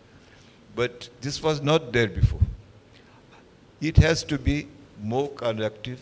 Now, so I-League, I'm associated with them, we are having so many problems. We want to host the matches in our venue. They are saying, no, you provide this, you provide that. You provide 5,000 capacity stadium. 1,000 people don't come when you want 5,000 capacity stadium. We'll take the last question to Ravi and then we'll open the floor to the audience. Ravi, we all heard Doctor about the problems and the limitations that the government has with regards to funding, maybe maintenance of infrastructure. Today, if the roles were reversed, say you had an opportunity to head the government and prepare a policy document, what would you do especially from a stakeholder perspective, from an association perspective, from a club perspective? How would you do, considering the limitations and the tight funds that the government have, what was something that you would do differently? Yeah, I think ma'am has already half answered that question when she last spoke. I think sort of indicating towards a private partnership model with the government is possibly a way to go forward, because, okay, today FC Goa is there and has a requirement to use the Fathoda Stadium to conduct the ISL matches, right? But historically, FC Goa was not present, and maybe the ground was not required to be used, or that influx of funds was not coming into the SAG. But SAG, as its responsibility, still has to maintain all of these grounds, right? So essentially, all these big infrastructure projects that exist become white elephants. I think the only way that they can reduce sort of their expenses is if you start working with them to, just an example, right? If we say that, say, FC Goa is going to be using the ground for the next 8 months because of its necessity to conduct ISL matches, FC Goa, if it looks after, say, part of the maintenance and so forth and all that, but that means then that your rental charges are subsidized, or we can even look at a possible revenue sharing opportunity, then I think without hitting either one's pockets too hard, you still ensure that both parties come out in a win-win situation from that transaction, where you're also creating an opportunity where the sport is more accessible to everybody possible, right? I think similar situation with even Dempo as well, right? As Albert sir just mentioned, about them finding difficulty in using a ground. Again, there's an opportunity there to be had where I think there is enough thought processes that can be put together, and I think there is solutions that can be brought across where, without having to take away the responsibilities of the government, which is extreme in terms of the amount of maintenance and the amount of money that has to go into just keeping the place up to scratch, as against not having to sort of, reduce charges significantly. I think there is a fine balance that can be found if the right heads are sitting together and working on it. Yeah, it's an interesting point that you made. You refer to white elephants. That will be my last question to Dr. Geeta. We've all known that major sporting events, they create infrastructure which hardly gets used. For example, the FIFA World Cup in Qatar 2 years back, they dismantled one stadium because it wasn't necessary. It wasn't going to be used after the World Cup. in Goa also we had the Lusophonia games, I think created good infrastructure, but if I may say, a lot of infrastructure is not being used. I mean, until FC Goa took over Bambolim, I don't think there were many events taking place there. Same for Shama Prasad Mukherjee Stadium in Taligaon. Madam, do you think that these big events like national games, Lusophonia games, they create infrastructure which may not be used after the event, or there's no demand for that later on? I wouldn't say so. And there shouldn't be any gray area, or no, the word unsustainable is a worry. And if we have a very futuristic vision, proper planning, and sustainable governance and administration in place, and so also if we have the harmonious gel between the agencies or between all who are related to the sports or the sports stakeholder, I think 80% of the problem will be creased out. And these sports stakeholders, they will have the roles and the responsibilities. Now the SAG, we are having the RCCs, then the state sports associations, then the sports club, education's department and the institution, they'll make the best use of these facilities to identify and nurture the young budding sports person. And by organizing the various summer, winter and monsoon camp, also conducting the national, international sports event and giving these facilities to the schools and college sports events, and also continuous organization of taluka, district and state sports competitions. And also the private agency, they will emphasize on conducting national and international sports events. So also the sports exhibition, the sports seminar, summits, conference, beside maintaining and meeting the international standards of facilities what we have and amenities which has been provided. So for the, I would say the private agencies, if they can work together, they will help in increasing the state sports ecosystem in Goa. And if there is a good gel and coordination between the common stakeholders, here I would say the coaches, state sports associations, clubs, even the private agency, for the productive resonance and for the better outcome. And this gel and the harmonious coordination, it can be seen only after the thorough study and identification of facilities.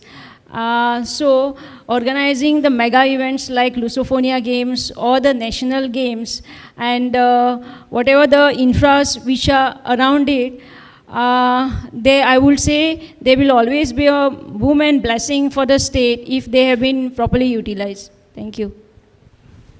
Thank you, Doctor. We throw the floor open now for questions from the audience. Yes. Last row. Mike.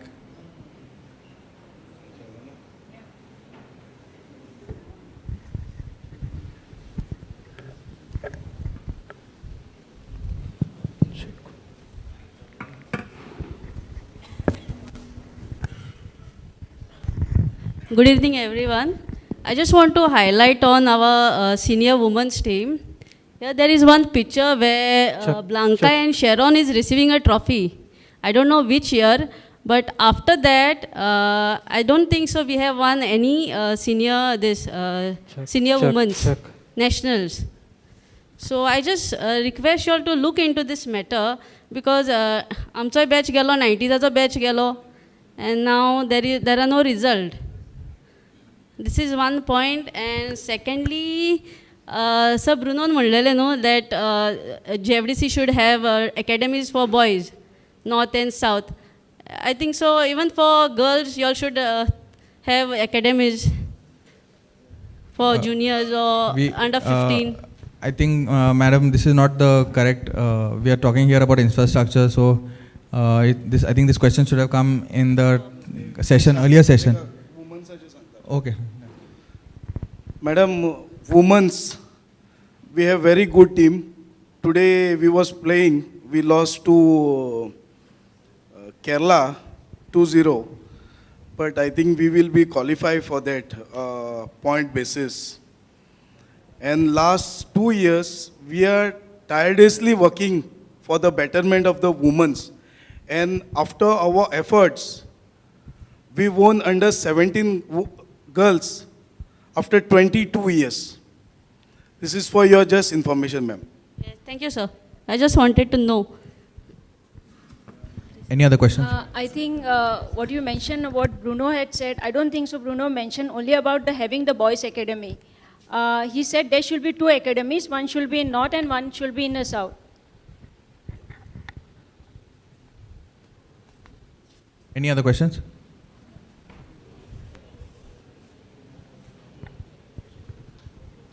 Okay. Thank you everyone. Thank you, Mr. Kulaso. Thank you, Ravi. Thank you, Doctor. Thank you, Doctor. Panelists, please sit for a little while. May I request Derek Pereira, President of Oz, to kindly present the mementos to our panelists.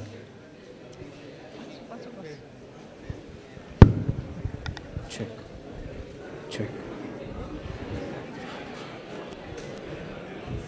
To Mr. Albert Kulaso.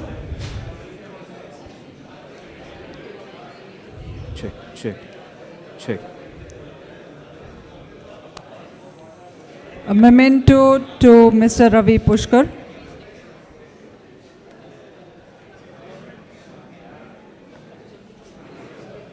Dr. Geeta Nagwekar.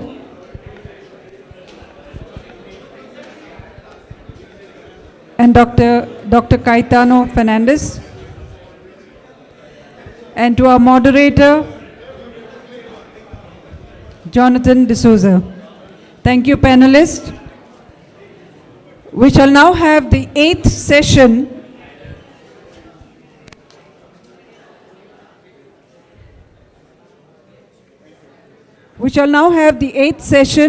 on marketing, sponsorship, and fan engagement. The moderator is Shri Rahul Rodriguez, CEO, Square Out Sports Solution.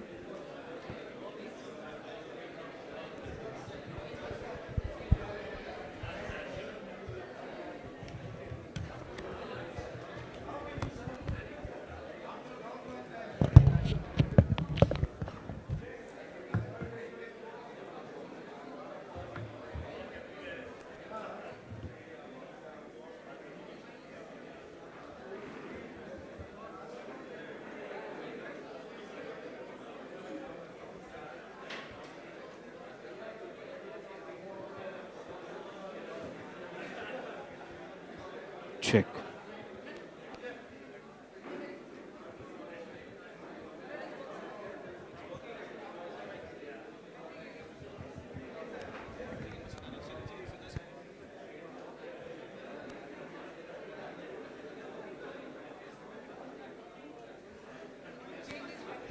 Check.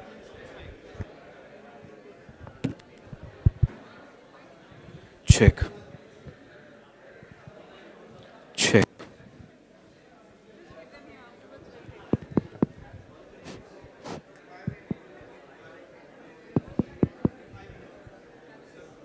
Check.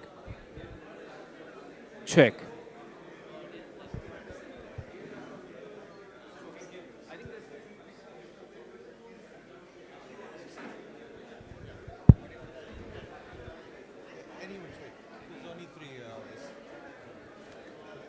Test check.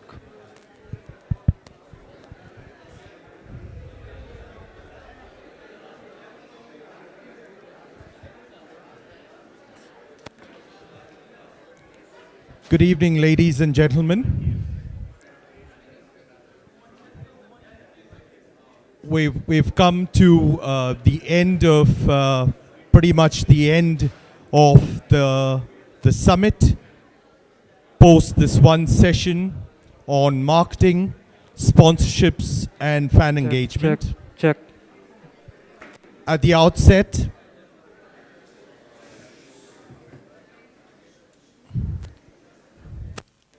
At the outset, I'd like to thank the GFDC and the Goa Football Association for organizing this football summit. And we hope this will be the start of a fresh turn with respect to football in Goa. Today, I'm in very, very illustrious company, and I feel honored to be in the midst of this very illustrious panel. I start with a dear friend, Mr. Yannick Colasso.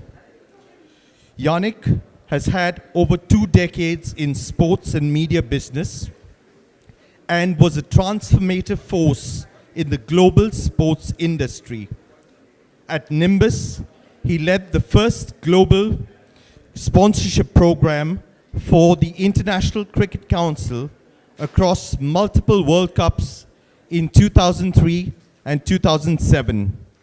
He orchestrated global media partnerships for the Indian Premier League across major markets, pioneered the first fully homegrown live 35-camera world feed production for the BCCI, and brought international golf and hockey events to India. As managing director of NBA's and part of NBA's international leadership team, Yannick established the organization's largest grassroots program globally through the Junior NBA Institute, reaching over 5 million kids across the country, and set up the first NBA academy in India, in addition to bringing the first ever NBA game to the country. Now, as the co-founder of FanCode, Yannick leads a direct-to-consumer digital platform serving over 160 million sports enthusiasts.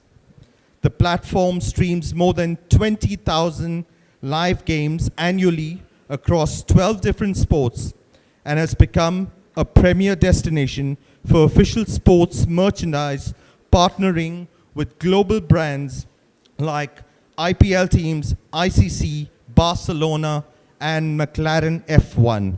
Welcome, Yannick. Could we have a round of applause, please? My next panelist is someone who's been synonymous with football for over a couple of decades. I'd say more synonymous with Bengaluru FC over the last couple of years as CEO of Northeast United FC. And on that note, Mandar, congratulations on your first silverware, winning the Durand Cup earlier this year. But Mr. Mandar Tamane is Vice President at the Pune District Football Association. He was manager of the Indian national team men's under 23 and then went on to be the manager of the senior Indian men's national team. He was CEO of Bengaluru FC, was associated with the club since its inception for 10 long years, and more recently was appointed as CEO of Northeast United FC. Welcome, Mandar.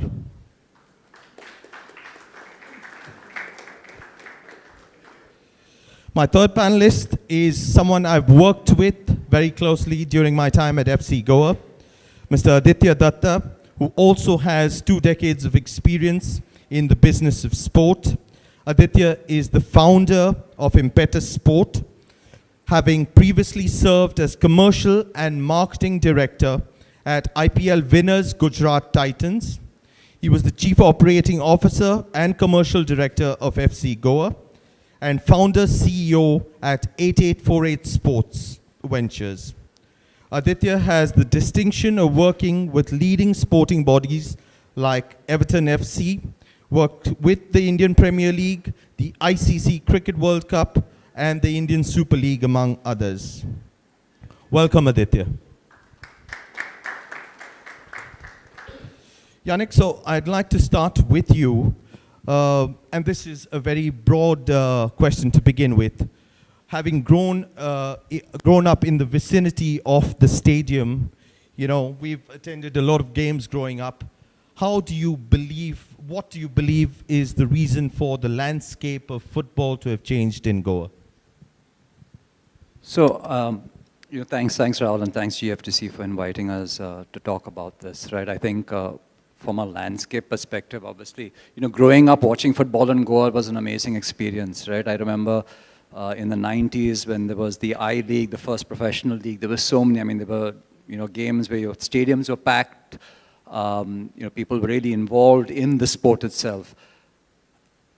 Obviously, people here are much closer to football and understand this better than I do, but I think one of the things that across sport, right, not just football, and across the world, which has changed in the last few years or in the last decade, is that the competing entertainment options have changed a lot, right? So whereas the quality of football or the level of competition may have improved by 10%, 15%, the opposition, what younger audiences have, which they can see across the, what's competing for the attention has increased by 100%, 200%, 300%. And I think that's one of the biggest challenges. It's not just in football in Goa. It's even cricket in some stadiums. It's cricket when India is not playing. It's test cricket, for example. If you look at test cricket, India team playing stadiums are empty. They used to be packed 20 years ago. So I think for every sport federation, every sports organizer, the challenge is, how do you attract and retain attention in this environment where the world is no longer, the competition that you have in terms of attention is much smaller? And secondly, I think the most important thing is the audience. The audience is completely different. People who've grown up after 2000, attention spans are significantly different. Habits are different. Behaviors are different. So if you really want to build a relationship with those, the way you look at marketing your sport, the way you look at attracting those audiences, and your expectations have to be completely different. So I think just re-looking at the opportunity of how you can actually attach with those consumers is something that you have to look at. Very interesting points, some of which were touched upon in one of the very early sessions where one of the panelists, Mr. Dempo, spoke of how stadiums used to be empty, but also spoke about, how today with social media, your attention spans are really short. Thank you, Yannick, for that. Mandar, you continue to spend a lot of time in Pune. You've spent a fair bit of time in Bangalore, and now in the Northeast. And I believe in terms of just football cultures, I believe, Northeast would be the closest there is to Goa. And while with, talking of these artificial turfs and, recreational football, there seems to be a fair craze about it. With regards to just fans showing up, you've done a fantastic job, but how would you relate to your short experience at Northeast vis-a-vis football here in Goa currently? No, I think if you talk about football in India, I think Goa the name comes first, You talk about ISL being hosted during the pandemic. You want to host all 13, 12 clubs in Goa. So that means Goa has the infrastructure to do that. And it's GFA, GFDC, the government, I think everybody is playing an important role to do that. So it's very, as an outsider, I feel Goa is more a football state compared to the other states that I have been, whether it's Maharashtra or Karnataka, or for that matter, even in the Northeast. What similarity, if you could think about, is the talent that is there in terms of the football is concerned, whether it's the Northeast or whether it's in Goa. Some study that I had done before I joined Northeast was around 62% of the players that are playing in Indian club football, whether it's the ISL, I-League, I-League 2, I-League 3, or even down below, 62% of the players coming from the Northeast region, right? So the talent is there. So from that perspective, I think there is a similarity as far as the talent is concerned. When we were working in Karnataka, or when we were working in Maharashtra also, or even I'm pretty sure Ravi also mentioned about hosting matches here in Goa. The difference in the Northeast is in Goa we were paying around 9 to 10 lakh of rent for using the stadium. Maharashtra, Mr. Kolaso is also here. When we used to when he was in the AIFF and we were hosting national team matches in the Balewadi Stadium in Pune, the rent was 3 lakhs at that time, which was 2009, 2010. The biggest difference compared to that where I see in the Northeast is Northeast United Football Club uses the Saru Sajai Stadium free of cost. The government is giving us the stadium free. So I think these are the small things which obviously will help a club. I think Ravi touched upon it, how it can help clubs. Because at the end of the day, we have to all understand that everybody in Indian football is losing money as far as the clubs are concerned, and that is the most important thing. So how we can get support from various stakeholders or various, government who own the stadia, etc. I think that's where the thing is. So there is a similarity, I would say, as far as Northeastern Goa is concerned. But again, I think Northeast is very, very much more focused on promoting sports to engage the youth in a more better way, because there are other vices where the children tend to go to at a very younger age compared to sort of the mainland country that we live in. So that challenge is different. So the government is taking, I think, more efforts probably to ensure that the youth are engaged in a sport that they love or in a sport that they are better of. Thank you, Mandar. Yeah, I think the two commonalities with the Northeast is sport and music, that come to mind first. I think points that Mandar made will certainly please Ravi and the GFA with, government offering all support and not charging for the use of the facilities. Getting deeper, Aditya, I'll get to you because you moved from a role, identical roles at FC Goa in the ISL, as commercial director, to the IPL as commercial director of Gujarat Titans. Broadly, what are the challenges faced, by football vis-a-vis cricket and, in this case, ISL, versus the IPL, brands being more willing to take a punt on cricket? Are they more receptive, open to conversations? Firstly, I would like to thank, Gfdc for having me here. I think it's really good to have conversations like this in a forum, and the more we have this, the better we can, try and make football better in Goa. Coming to your question, Rahul, I think, obviously the main keeping big budgets in IPL on the side, which they definitely do have, it's also the product, right? So we need to, see how the product comes together, how each stakeholder, is involved in marketing the product, whether it is the association, federations, marketing the sport itself, making, trying to make it wider, whether it is pan-India or overseas with the diaspora, whether it's the team owners who are looking to, make a community, trying to reach out to the younger community that Yannick mentioned, trying to put out bite-sized content, whether it is broadcasters, putting in marketing money, trying to, highlight these good moments, trying to increase the reach not only in India. I think that, all together coming as a product is very important. So I would say, keeping budgets aside, improvement of the product, and football, is loved by everyone. It's one of the best sports in the world. We've got a population in India watching football globally. Why not in India? Because it's the product. And I think improvement and marketing from all stakeholders towards the product would really help it.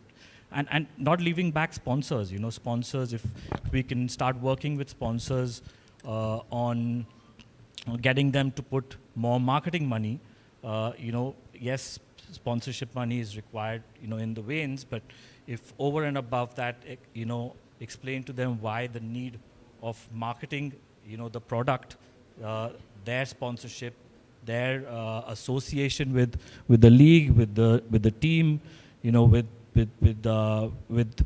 any of the broadcasters, it's a must for them also to come and make sure that marketing money is put behind it.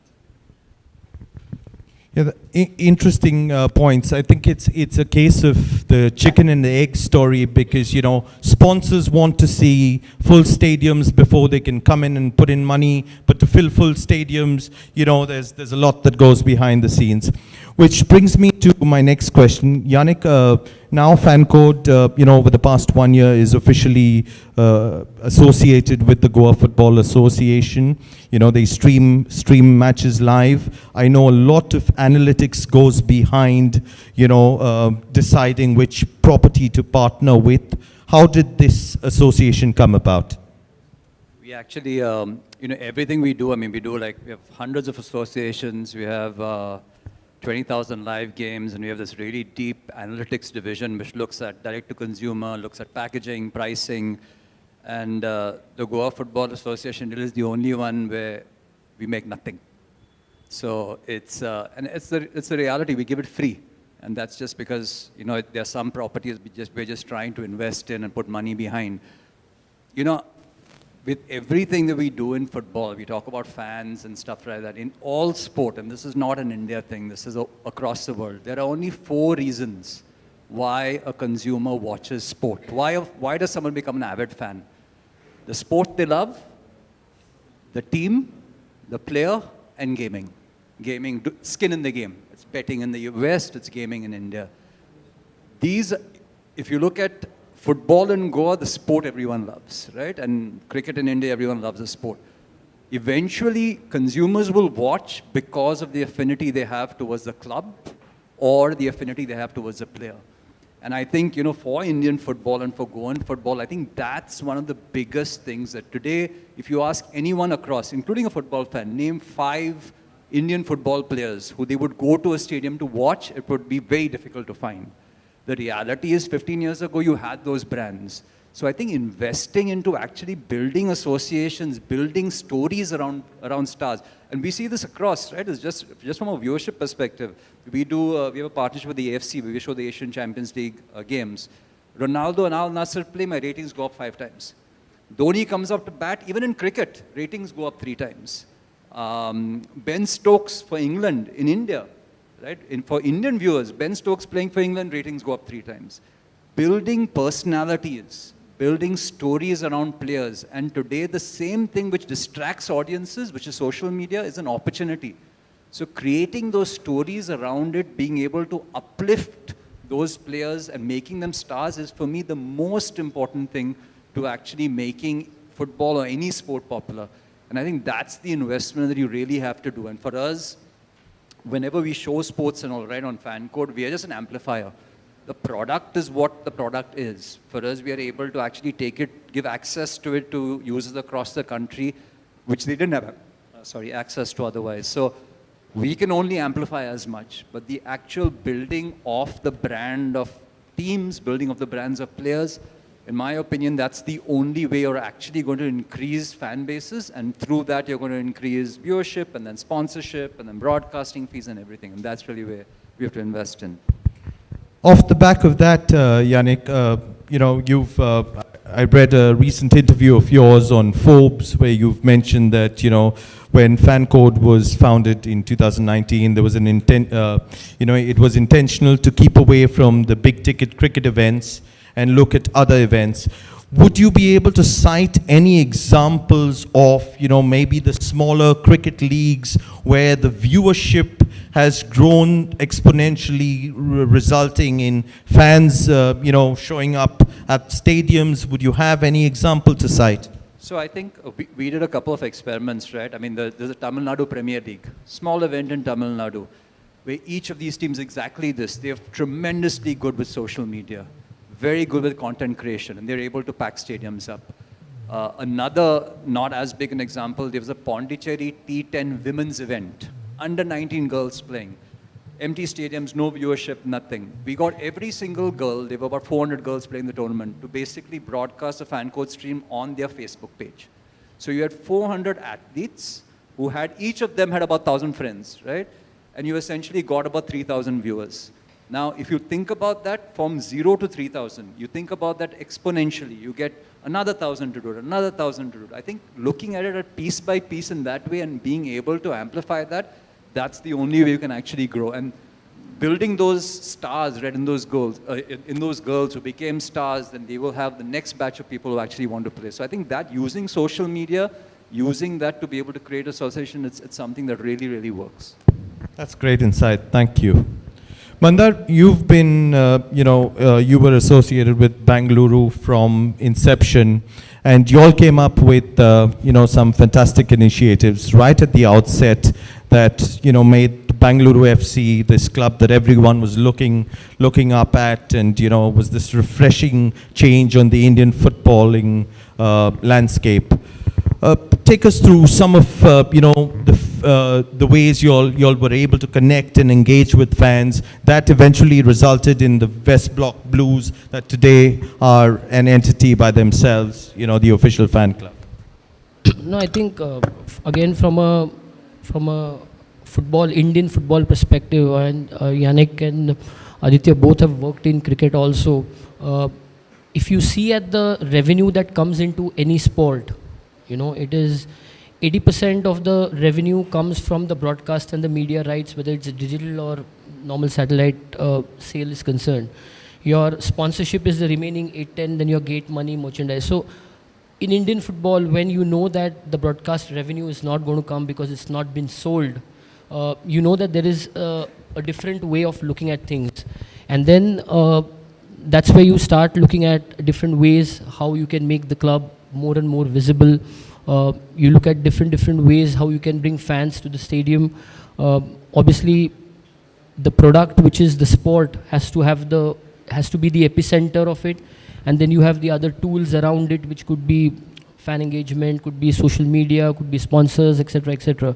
So every time you try to do something, the focus has to be the sport that you're playing, and then try and build everything around it in a way you want to ensure that translates into people coming and supporting you.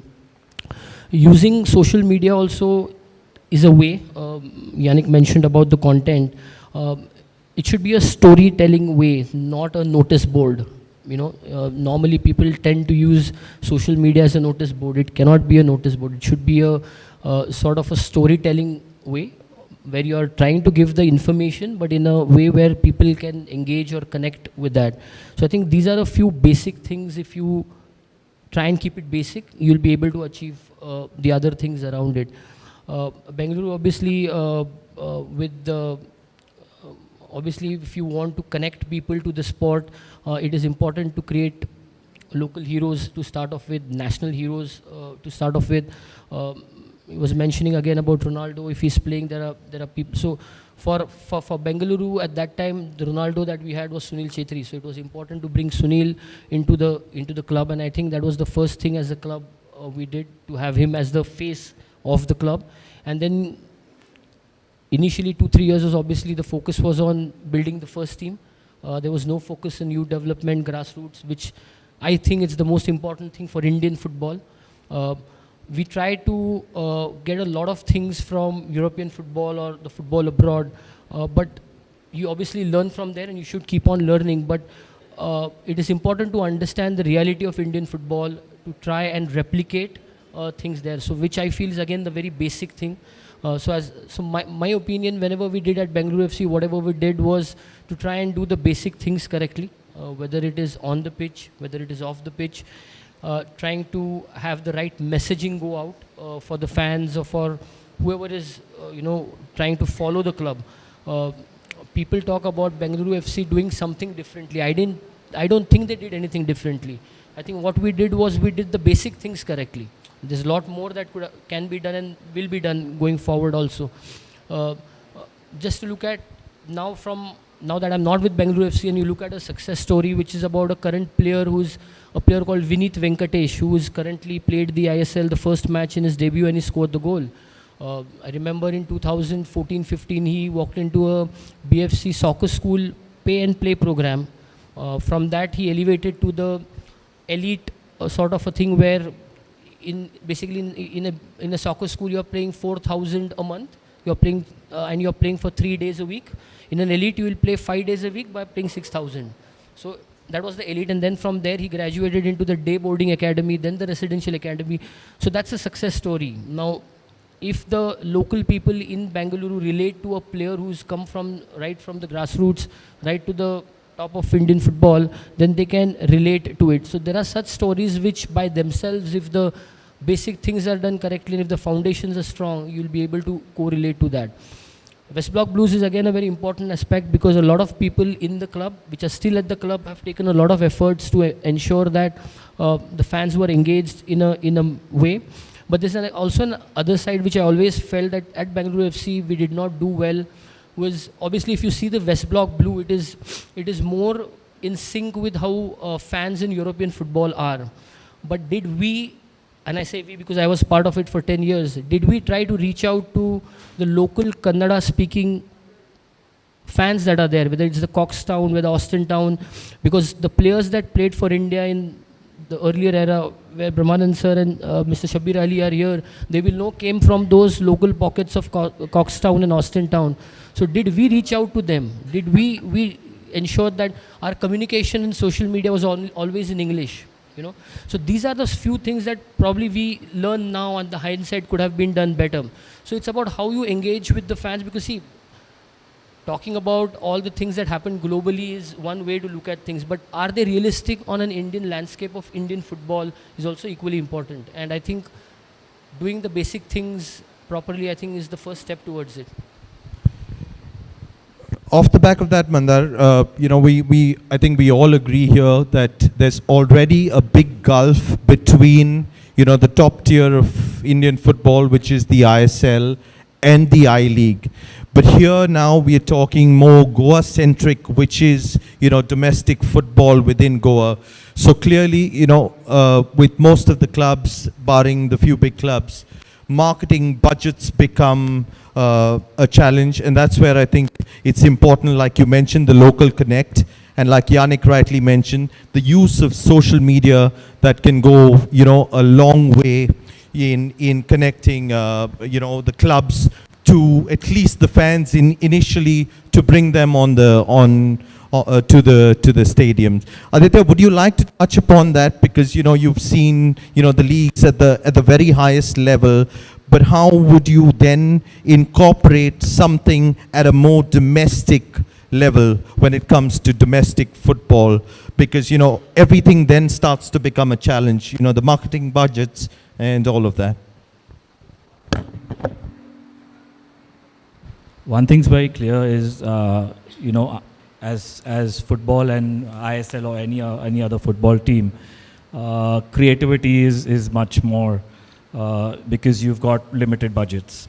But like Mandar said, and you know also Yannick, I think if you keep the basics right, which is your main assets, which are the players, and how these players can be connected with the fan, because at the end of the day, the fans are to watch them, but how do they feel connected, you know, with them is very important. And that's where these various different forms of, you know, social media or, you know, nowadays there are various different fan tools which help you reach to a larger audience. It's not necessary it's domestic. I think it's more about building the brand and talking about stories. Like Mandar said, it's all about a story. It's all about what you stand for. And this day and age, everyone is looking at, you know, each and every brand very closely and wanting to know what they stand for. Gone are the days where you could fill a funnel and, you know, at the bottom of the funnel you had your people. Now each and every person within that funnel is so different, and they are looking at what you stand for. And therefore I think, you know, social media, fan tools become very important. Amplifiers like fan code become extremely important. Brands become extremely important. Supporting brands become extremely important. Supporting a ad from one of Yannick's, you know, sister companies, Dream 11, with the Indian women's cricket team. And it's done so beautifully. You know, it's done, they've got Rohit there, they've got, you know, the women team players, and they're talking about, you know, you follow Indian cricket, but you don't follow Indian women's, right? So then you can't be an Indian cricket fan. So it's I think, like I said, you know, you've got to bring each and every piece, especially, you know, for football. It needs to be, you know, brands, it needs to be the team reaching out and building that community. And making, you know, the players accessible. And also, you know, I feel, you know, federation boards play an important role in actually, you know, helping, you know, push out, because they would have slightly larger budgets than a team. And I don't think everything can be left to do, you know, by a team. Fantastic. A lot of the panels today touched upon the quality of the product, and that's where I'd like to get Yannick in. Yours, Yannick, is a direct-to-consumer platform. You know, it's an amplifier. Today you reach 160 million users. The best of football is available, you know, at the click of a button, you know, on your platform.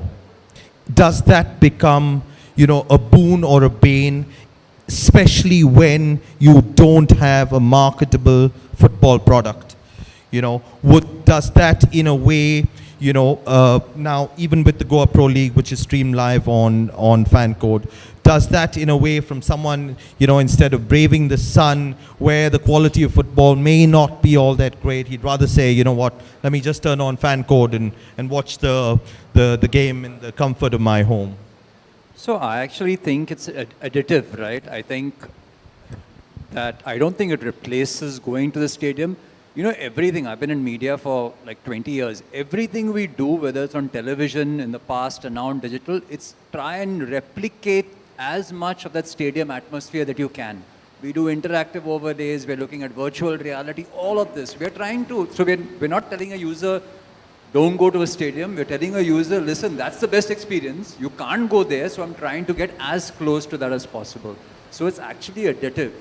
I actually think the biggest challenge when users are watching it on is, again, right, the product. If the product doesn't look good, if the stadiums don't look good, if the stadiums are not full, eventually you can go to any user, get them to keep trying it out, but eventually they will stop watching. The interesting thing for us, right, in FanCode, we're a direct-to-consumer platform. Our monetization focus is subscription, directly to consumer. And the reality in sports like football and Formula One and motorsport, advertising, they are terrible sports globally for advertising monetization. Right? Even in the EPL, Sky, no one makes money because there are no breaks. Cricket was made for advertising. Basketball was made for advertising. Formula One, terrible for advertising.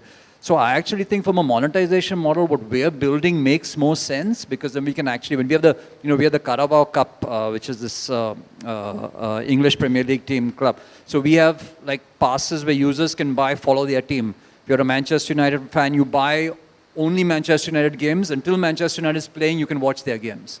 So the idea is that unless, and the reality, we did that because you have to try and find monetizable ways outside of advertising and football and motorsport and stuff. So I actually think that platforms in digital will help create better monetization opportunities. And I think giving exposure is the most important thing for any growing sport, whether it's young players, whether it's clubs, whether it's leagues. That exposure is really, really important. Mandar, I'd like your thoughts on the same point, because in one of the earlier panels, one of the club owners seemed to mention, he said, despite being a club owner, being overseas, I had access to AR and VR, and if I was really asked, I'd rather watch the game there than, get into the stadium. So do you believe that, access to some of the best football content globally, and particularly in Europe, does somewhere impact stadium attendances? No, I don't think so, because last time what I heard from the numbers that are there for the viewership with regards to Premier League, unfortunately we don't have the La Liga or the Bundesliga. Bundesliga is on Sony, but La Liga is still not televised on any of the major satellite channels. the viewership for Premier League compared to the viewership of the ISL had a better viewership than the Premier League in India. So I don't see that unless and until you have a Manchester derby at a time where an FC Goa in the Northeast is playing. Whether that impacts stadium attendance, I personally don't think so. That's my opinion, because I feel the viewership that is there for the Premier League as a whole compared to the ISL as a whole, the ISL has a better viewership in India. It's surprising, but it is a fact. So having said that, I don't feel that should impact. Yes, a cricket match will definitely impact stadium attendance for sure, because we are a cricket crazy country. So I think localization and thinking about India and Indian situations and circumstances, and then trying to align with it or trying to see how you can better it in a way, I think that's the first basic step that we should try to always concentrate on. Or rather, whether it was Bengaluru or whether now it's Northeast, that's always been the idea as to how I can locally see to it that I am able to monetize in whatever way possible, whether it's monetization necessarily not means money wise, but if it has to be the fan engagement, bringing fans to the stadium is concerned, we have to just try and correlate to the local scenario more often than looking at the bigger, larger picture. It's about eventually customizing to the requirement. I think before I throw the floor open to questions, I'd like to request the panelists for closing remarks. So Aditya, could we start with you just generally on marketing, sponsorships, fan engagement, your thoughts on how this could be catered to domestic football in Goa? I think, like I said, through the whole thing, it's product. We should really put our minds, to creating a better product.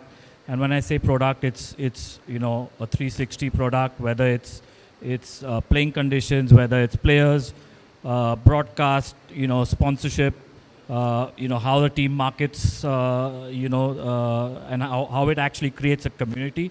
I think that's the thing for me. If you can create a community, then that community will always back you whether you win or lose. And that's the difference between a good team which reaches out to their community, and you can see it in a Chennai Super Kings. You can see it in a RCB. They've never won anything, but the team is backed till the last game, and that's because they've been able to build a community around the. Thank you, Aditya. Mandar, you'd like to take the same.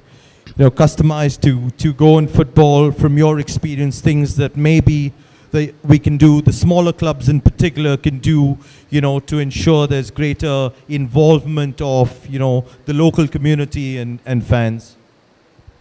I mean, I feel in any landscape, whether it's Goa, Northeast, Karnataka, wherever, I think it has to be a team effort.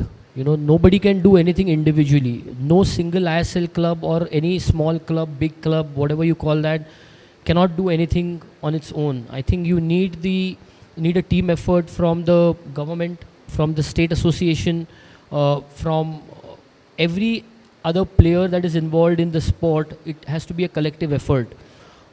Just to give a small example, in Karnataka, the government is not very supportive, but the state association is doing a pretty good job where it comes to the local football is concerned. The other day I had come for the FC Goa match, and I was speaking with Dr. Caetano. He was mentioning about 1400 games that are being played in local football. But the idea is, can we have those 1400 games where even the under 7s, under 9s and under 11s are playing? Probably in Goa, it's under 13s onwards that youth football starts. But if you have under 7s, under 9s, under 11s, which Karnataka did, and they ensured that every player there got to play around 35 to 40 games in a year. The result, after 3-4 years of consistently doing that, you have got the sub-junior nationals, which Karnataka won just 3 weeks back.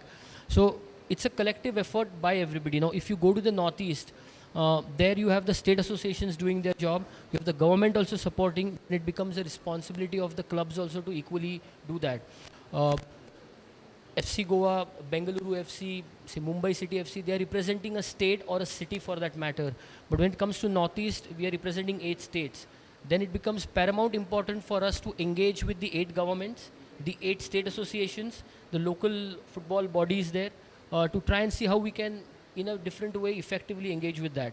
For example, with the Guwahati Sports Association, which is a very local body, we have started a youth league with them, where at least now it's catering to almost 1,500 kids there, getting to play. It's the second year that the GSA will do the kids league. We started with the Guwahati Premier League for the senior boys, which wasn't there before. There was a competition called Bardolai Trophy, which is a very famous trophy in Assam, which was even probably before I was born, it was there. We spoke with GSA, Guwahati Sports Association, how can we revamp that, not just to make a tournament for teams from the Northeast or professional clubs from India, but how can we do that for the local clubs in Assam? What we did was suggested, it's just been announced, you divide the state into different clusters. You have 3 districts, so the traveling is less. You play local clubs are there, senior level this is. You make this tournament cluster wise. Whoever are the top 3, top 4 get prize money supported by the government of Assam, not by the football association. From there, top 3 teams from each cluster come to a central venue to play the next knockout round. Even they get for participation, they get say 1 lakh each. So there's a kind of a structure where you're trying to empower the club also to earn some money through this, plus get an exposure for the players, because at the end of the day, a state association wants its players to be seen at the highest level, whether it's at youth football, women's football, or senior football. So how can we create such type of ecosystem? These are the basic things, but this needs to be done. It's very easy to speak all these things, but it takes a lot of effort from everybody involved to do that. No single club can do it, no single state association can do it, and no single government can do it. It has to be a collective effort. And if any region has to do well sporting wise, then it requires a constant effort from everybody involved. I did not know this, but Meghalaya Football Association has constructed 12 artificial turfs funded by the government, and they've got 12 more in the pipeline at different districts, which are small villages. The infrastructure is ready. 12 artificial pitches are ready. The Meghalaya government has supported Northeast United Football Club with 15 acres of land. It is given to us to start our residential academy. So if you don't have sponsors and corporates which are there to come and fund you into the sport because of maybe the television viewership not there or the required numbers are not there, then government plays a very, very important role in this. And at Northeast, I've definitely seen different governments are taking very, very active involvement in spending the right kind of money for infrastructure, for creating competition, and obviously then you need coaches also to train those people. So it's about infrastructure, it's about competition, and it's about coaches. So if these 3 things done collectively by everybody involved, I think things will start moving forward. Thanks, Mandar. So the message is collective effort that really could help the GFDC and GFA go a long way. Yannick, closing remarks from you. Yeah, we've covered a lot here. I just think that football as a sport is under-indexed immensely in this country. I think it's under-indexed and it's under-monetized. And I think the main reason of it is that there is no driver in terms of being able to actually, the passion for the sport is there. Converting that into actual passion at grassroots, whether it's community, is something that's not been done enough.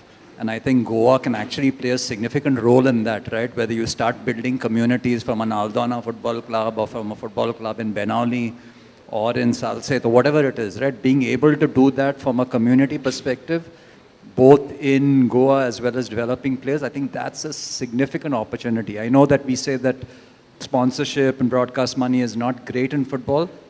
I actually think it's undersold. And I think it's undersold given directly linked to the passion that the sport has compared to a passion of a sport like Kabaddi, which makes 5 times the revenues of football, which shocks me all the time.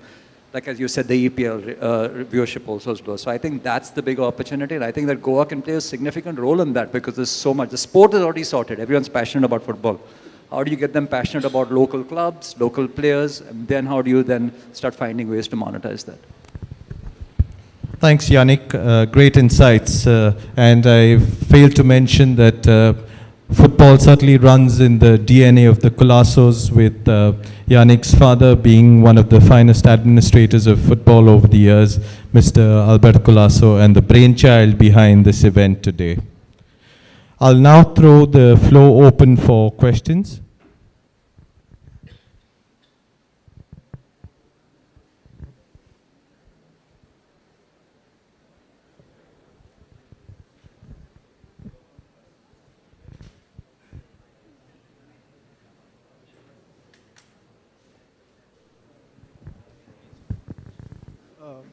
Hi. My question would be to Yannick, because I think you made a pertinent point at the very end in terms of when you mentioned the Kabaddi revenues being what they are. Again, we know that Kabaddi went from the dust grounds, brought into an indoor stadium, maybe about 2,200, 2,500 seater indoor, and created that atmosphere. Now, I just want to understand, one, are we, in terms of football in India, are we a very fickle, opportunistic audience? Because in 2014, when the ISL began and all the big names came in the market, that same stadium stadiums across the country were packed. And Mr. Dempo also mentioned that in the first half in the morning session. The audiences dwindled. I know that there are some club rep in branding Fatauda Stadium. Rahul, maybe you were part of it as well. You know about that exercise, but it didn't yield any efforts. So in this day and age where you rightly mentioned there are so many other consumption avenues easily available on the digital media and the devices for us, should we then look at shorter, innovative formats within Goa with local media for the audience to get back into it? Because if I invest money in 11v11 football in Goa, irrespective of the timings, the fact of the matter is during a weekday it's going to be challenging. During a weekend, I've got the EPL, which is a direct competitor for me for my matches. I'm an Arsenal Football Club supporter. I'm not going to quit Arsenal to watch whoever else is playing at that moment, right? So where do we go from here? How do you actually work on the product, even if the government gives you that support we've spoken of, infrastructure, etc., everything of that sort? Yeah, so I think you hit the nail on the head. You talked about packed stadiums in ISL when you had celebrity players. The reality is don't have, celebrity players don't have to be bought all the time. They can be made. I mean, you had Bruno Coutinho earlier who was talking about, he was a celebrity in his own right. And today's social media world, he had long hair, he was stylish, he was, very flamboyant on the pitch. He could have probably been a superstar. And that's really, you're absolutely right. People come, especially young audiences, come for stars. It is the job of every single, I don't know whether the incentives are right because players keep shifting. I don't know whether that's an issue, right? But it is a job, the best way to attract people to stadiums is superstars. So you can either buy them or you can create them. But I think creating of superstars, Indian superstars, Goan superstars, I think that is a really, really big opportunity to be able to start getting, engagement back into football in India.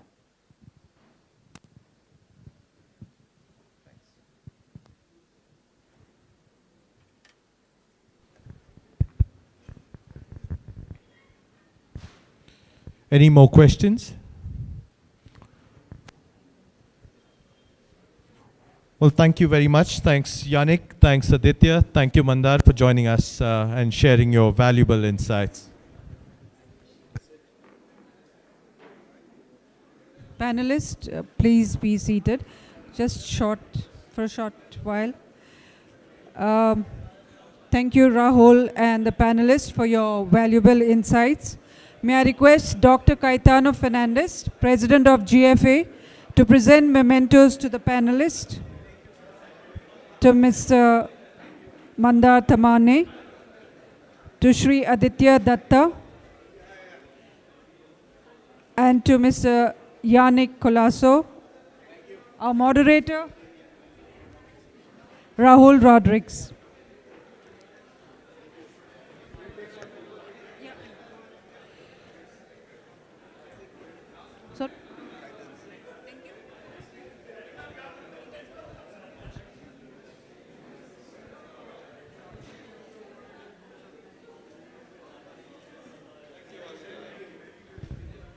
May I request Dr. Caetano to please,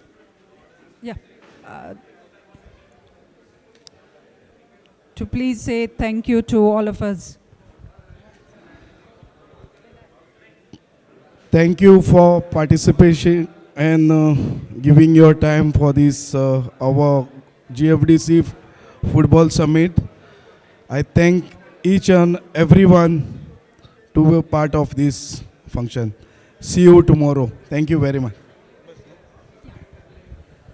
Ladies and gentlemen, tomorrow we shall meet at 10 o'clock in the morning. That is the panelists, the moderators, and the organizers, including GFDC, to deliberate on the findings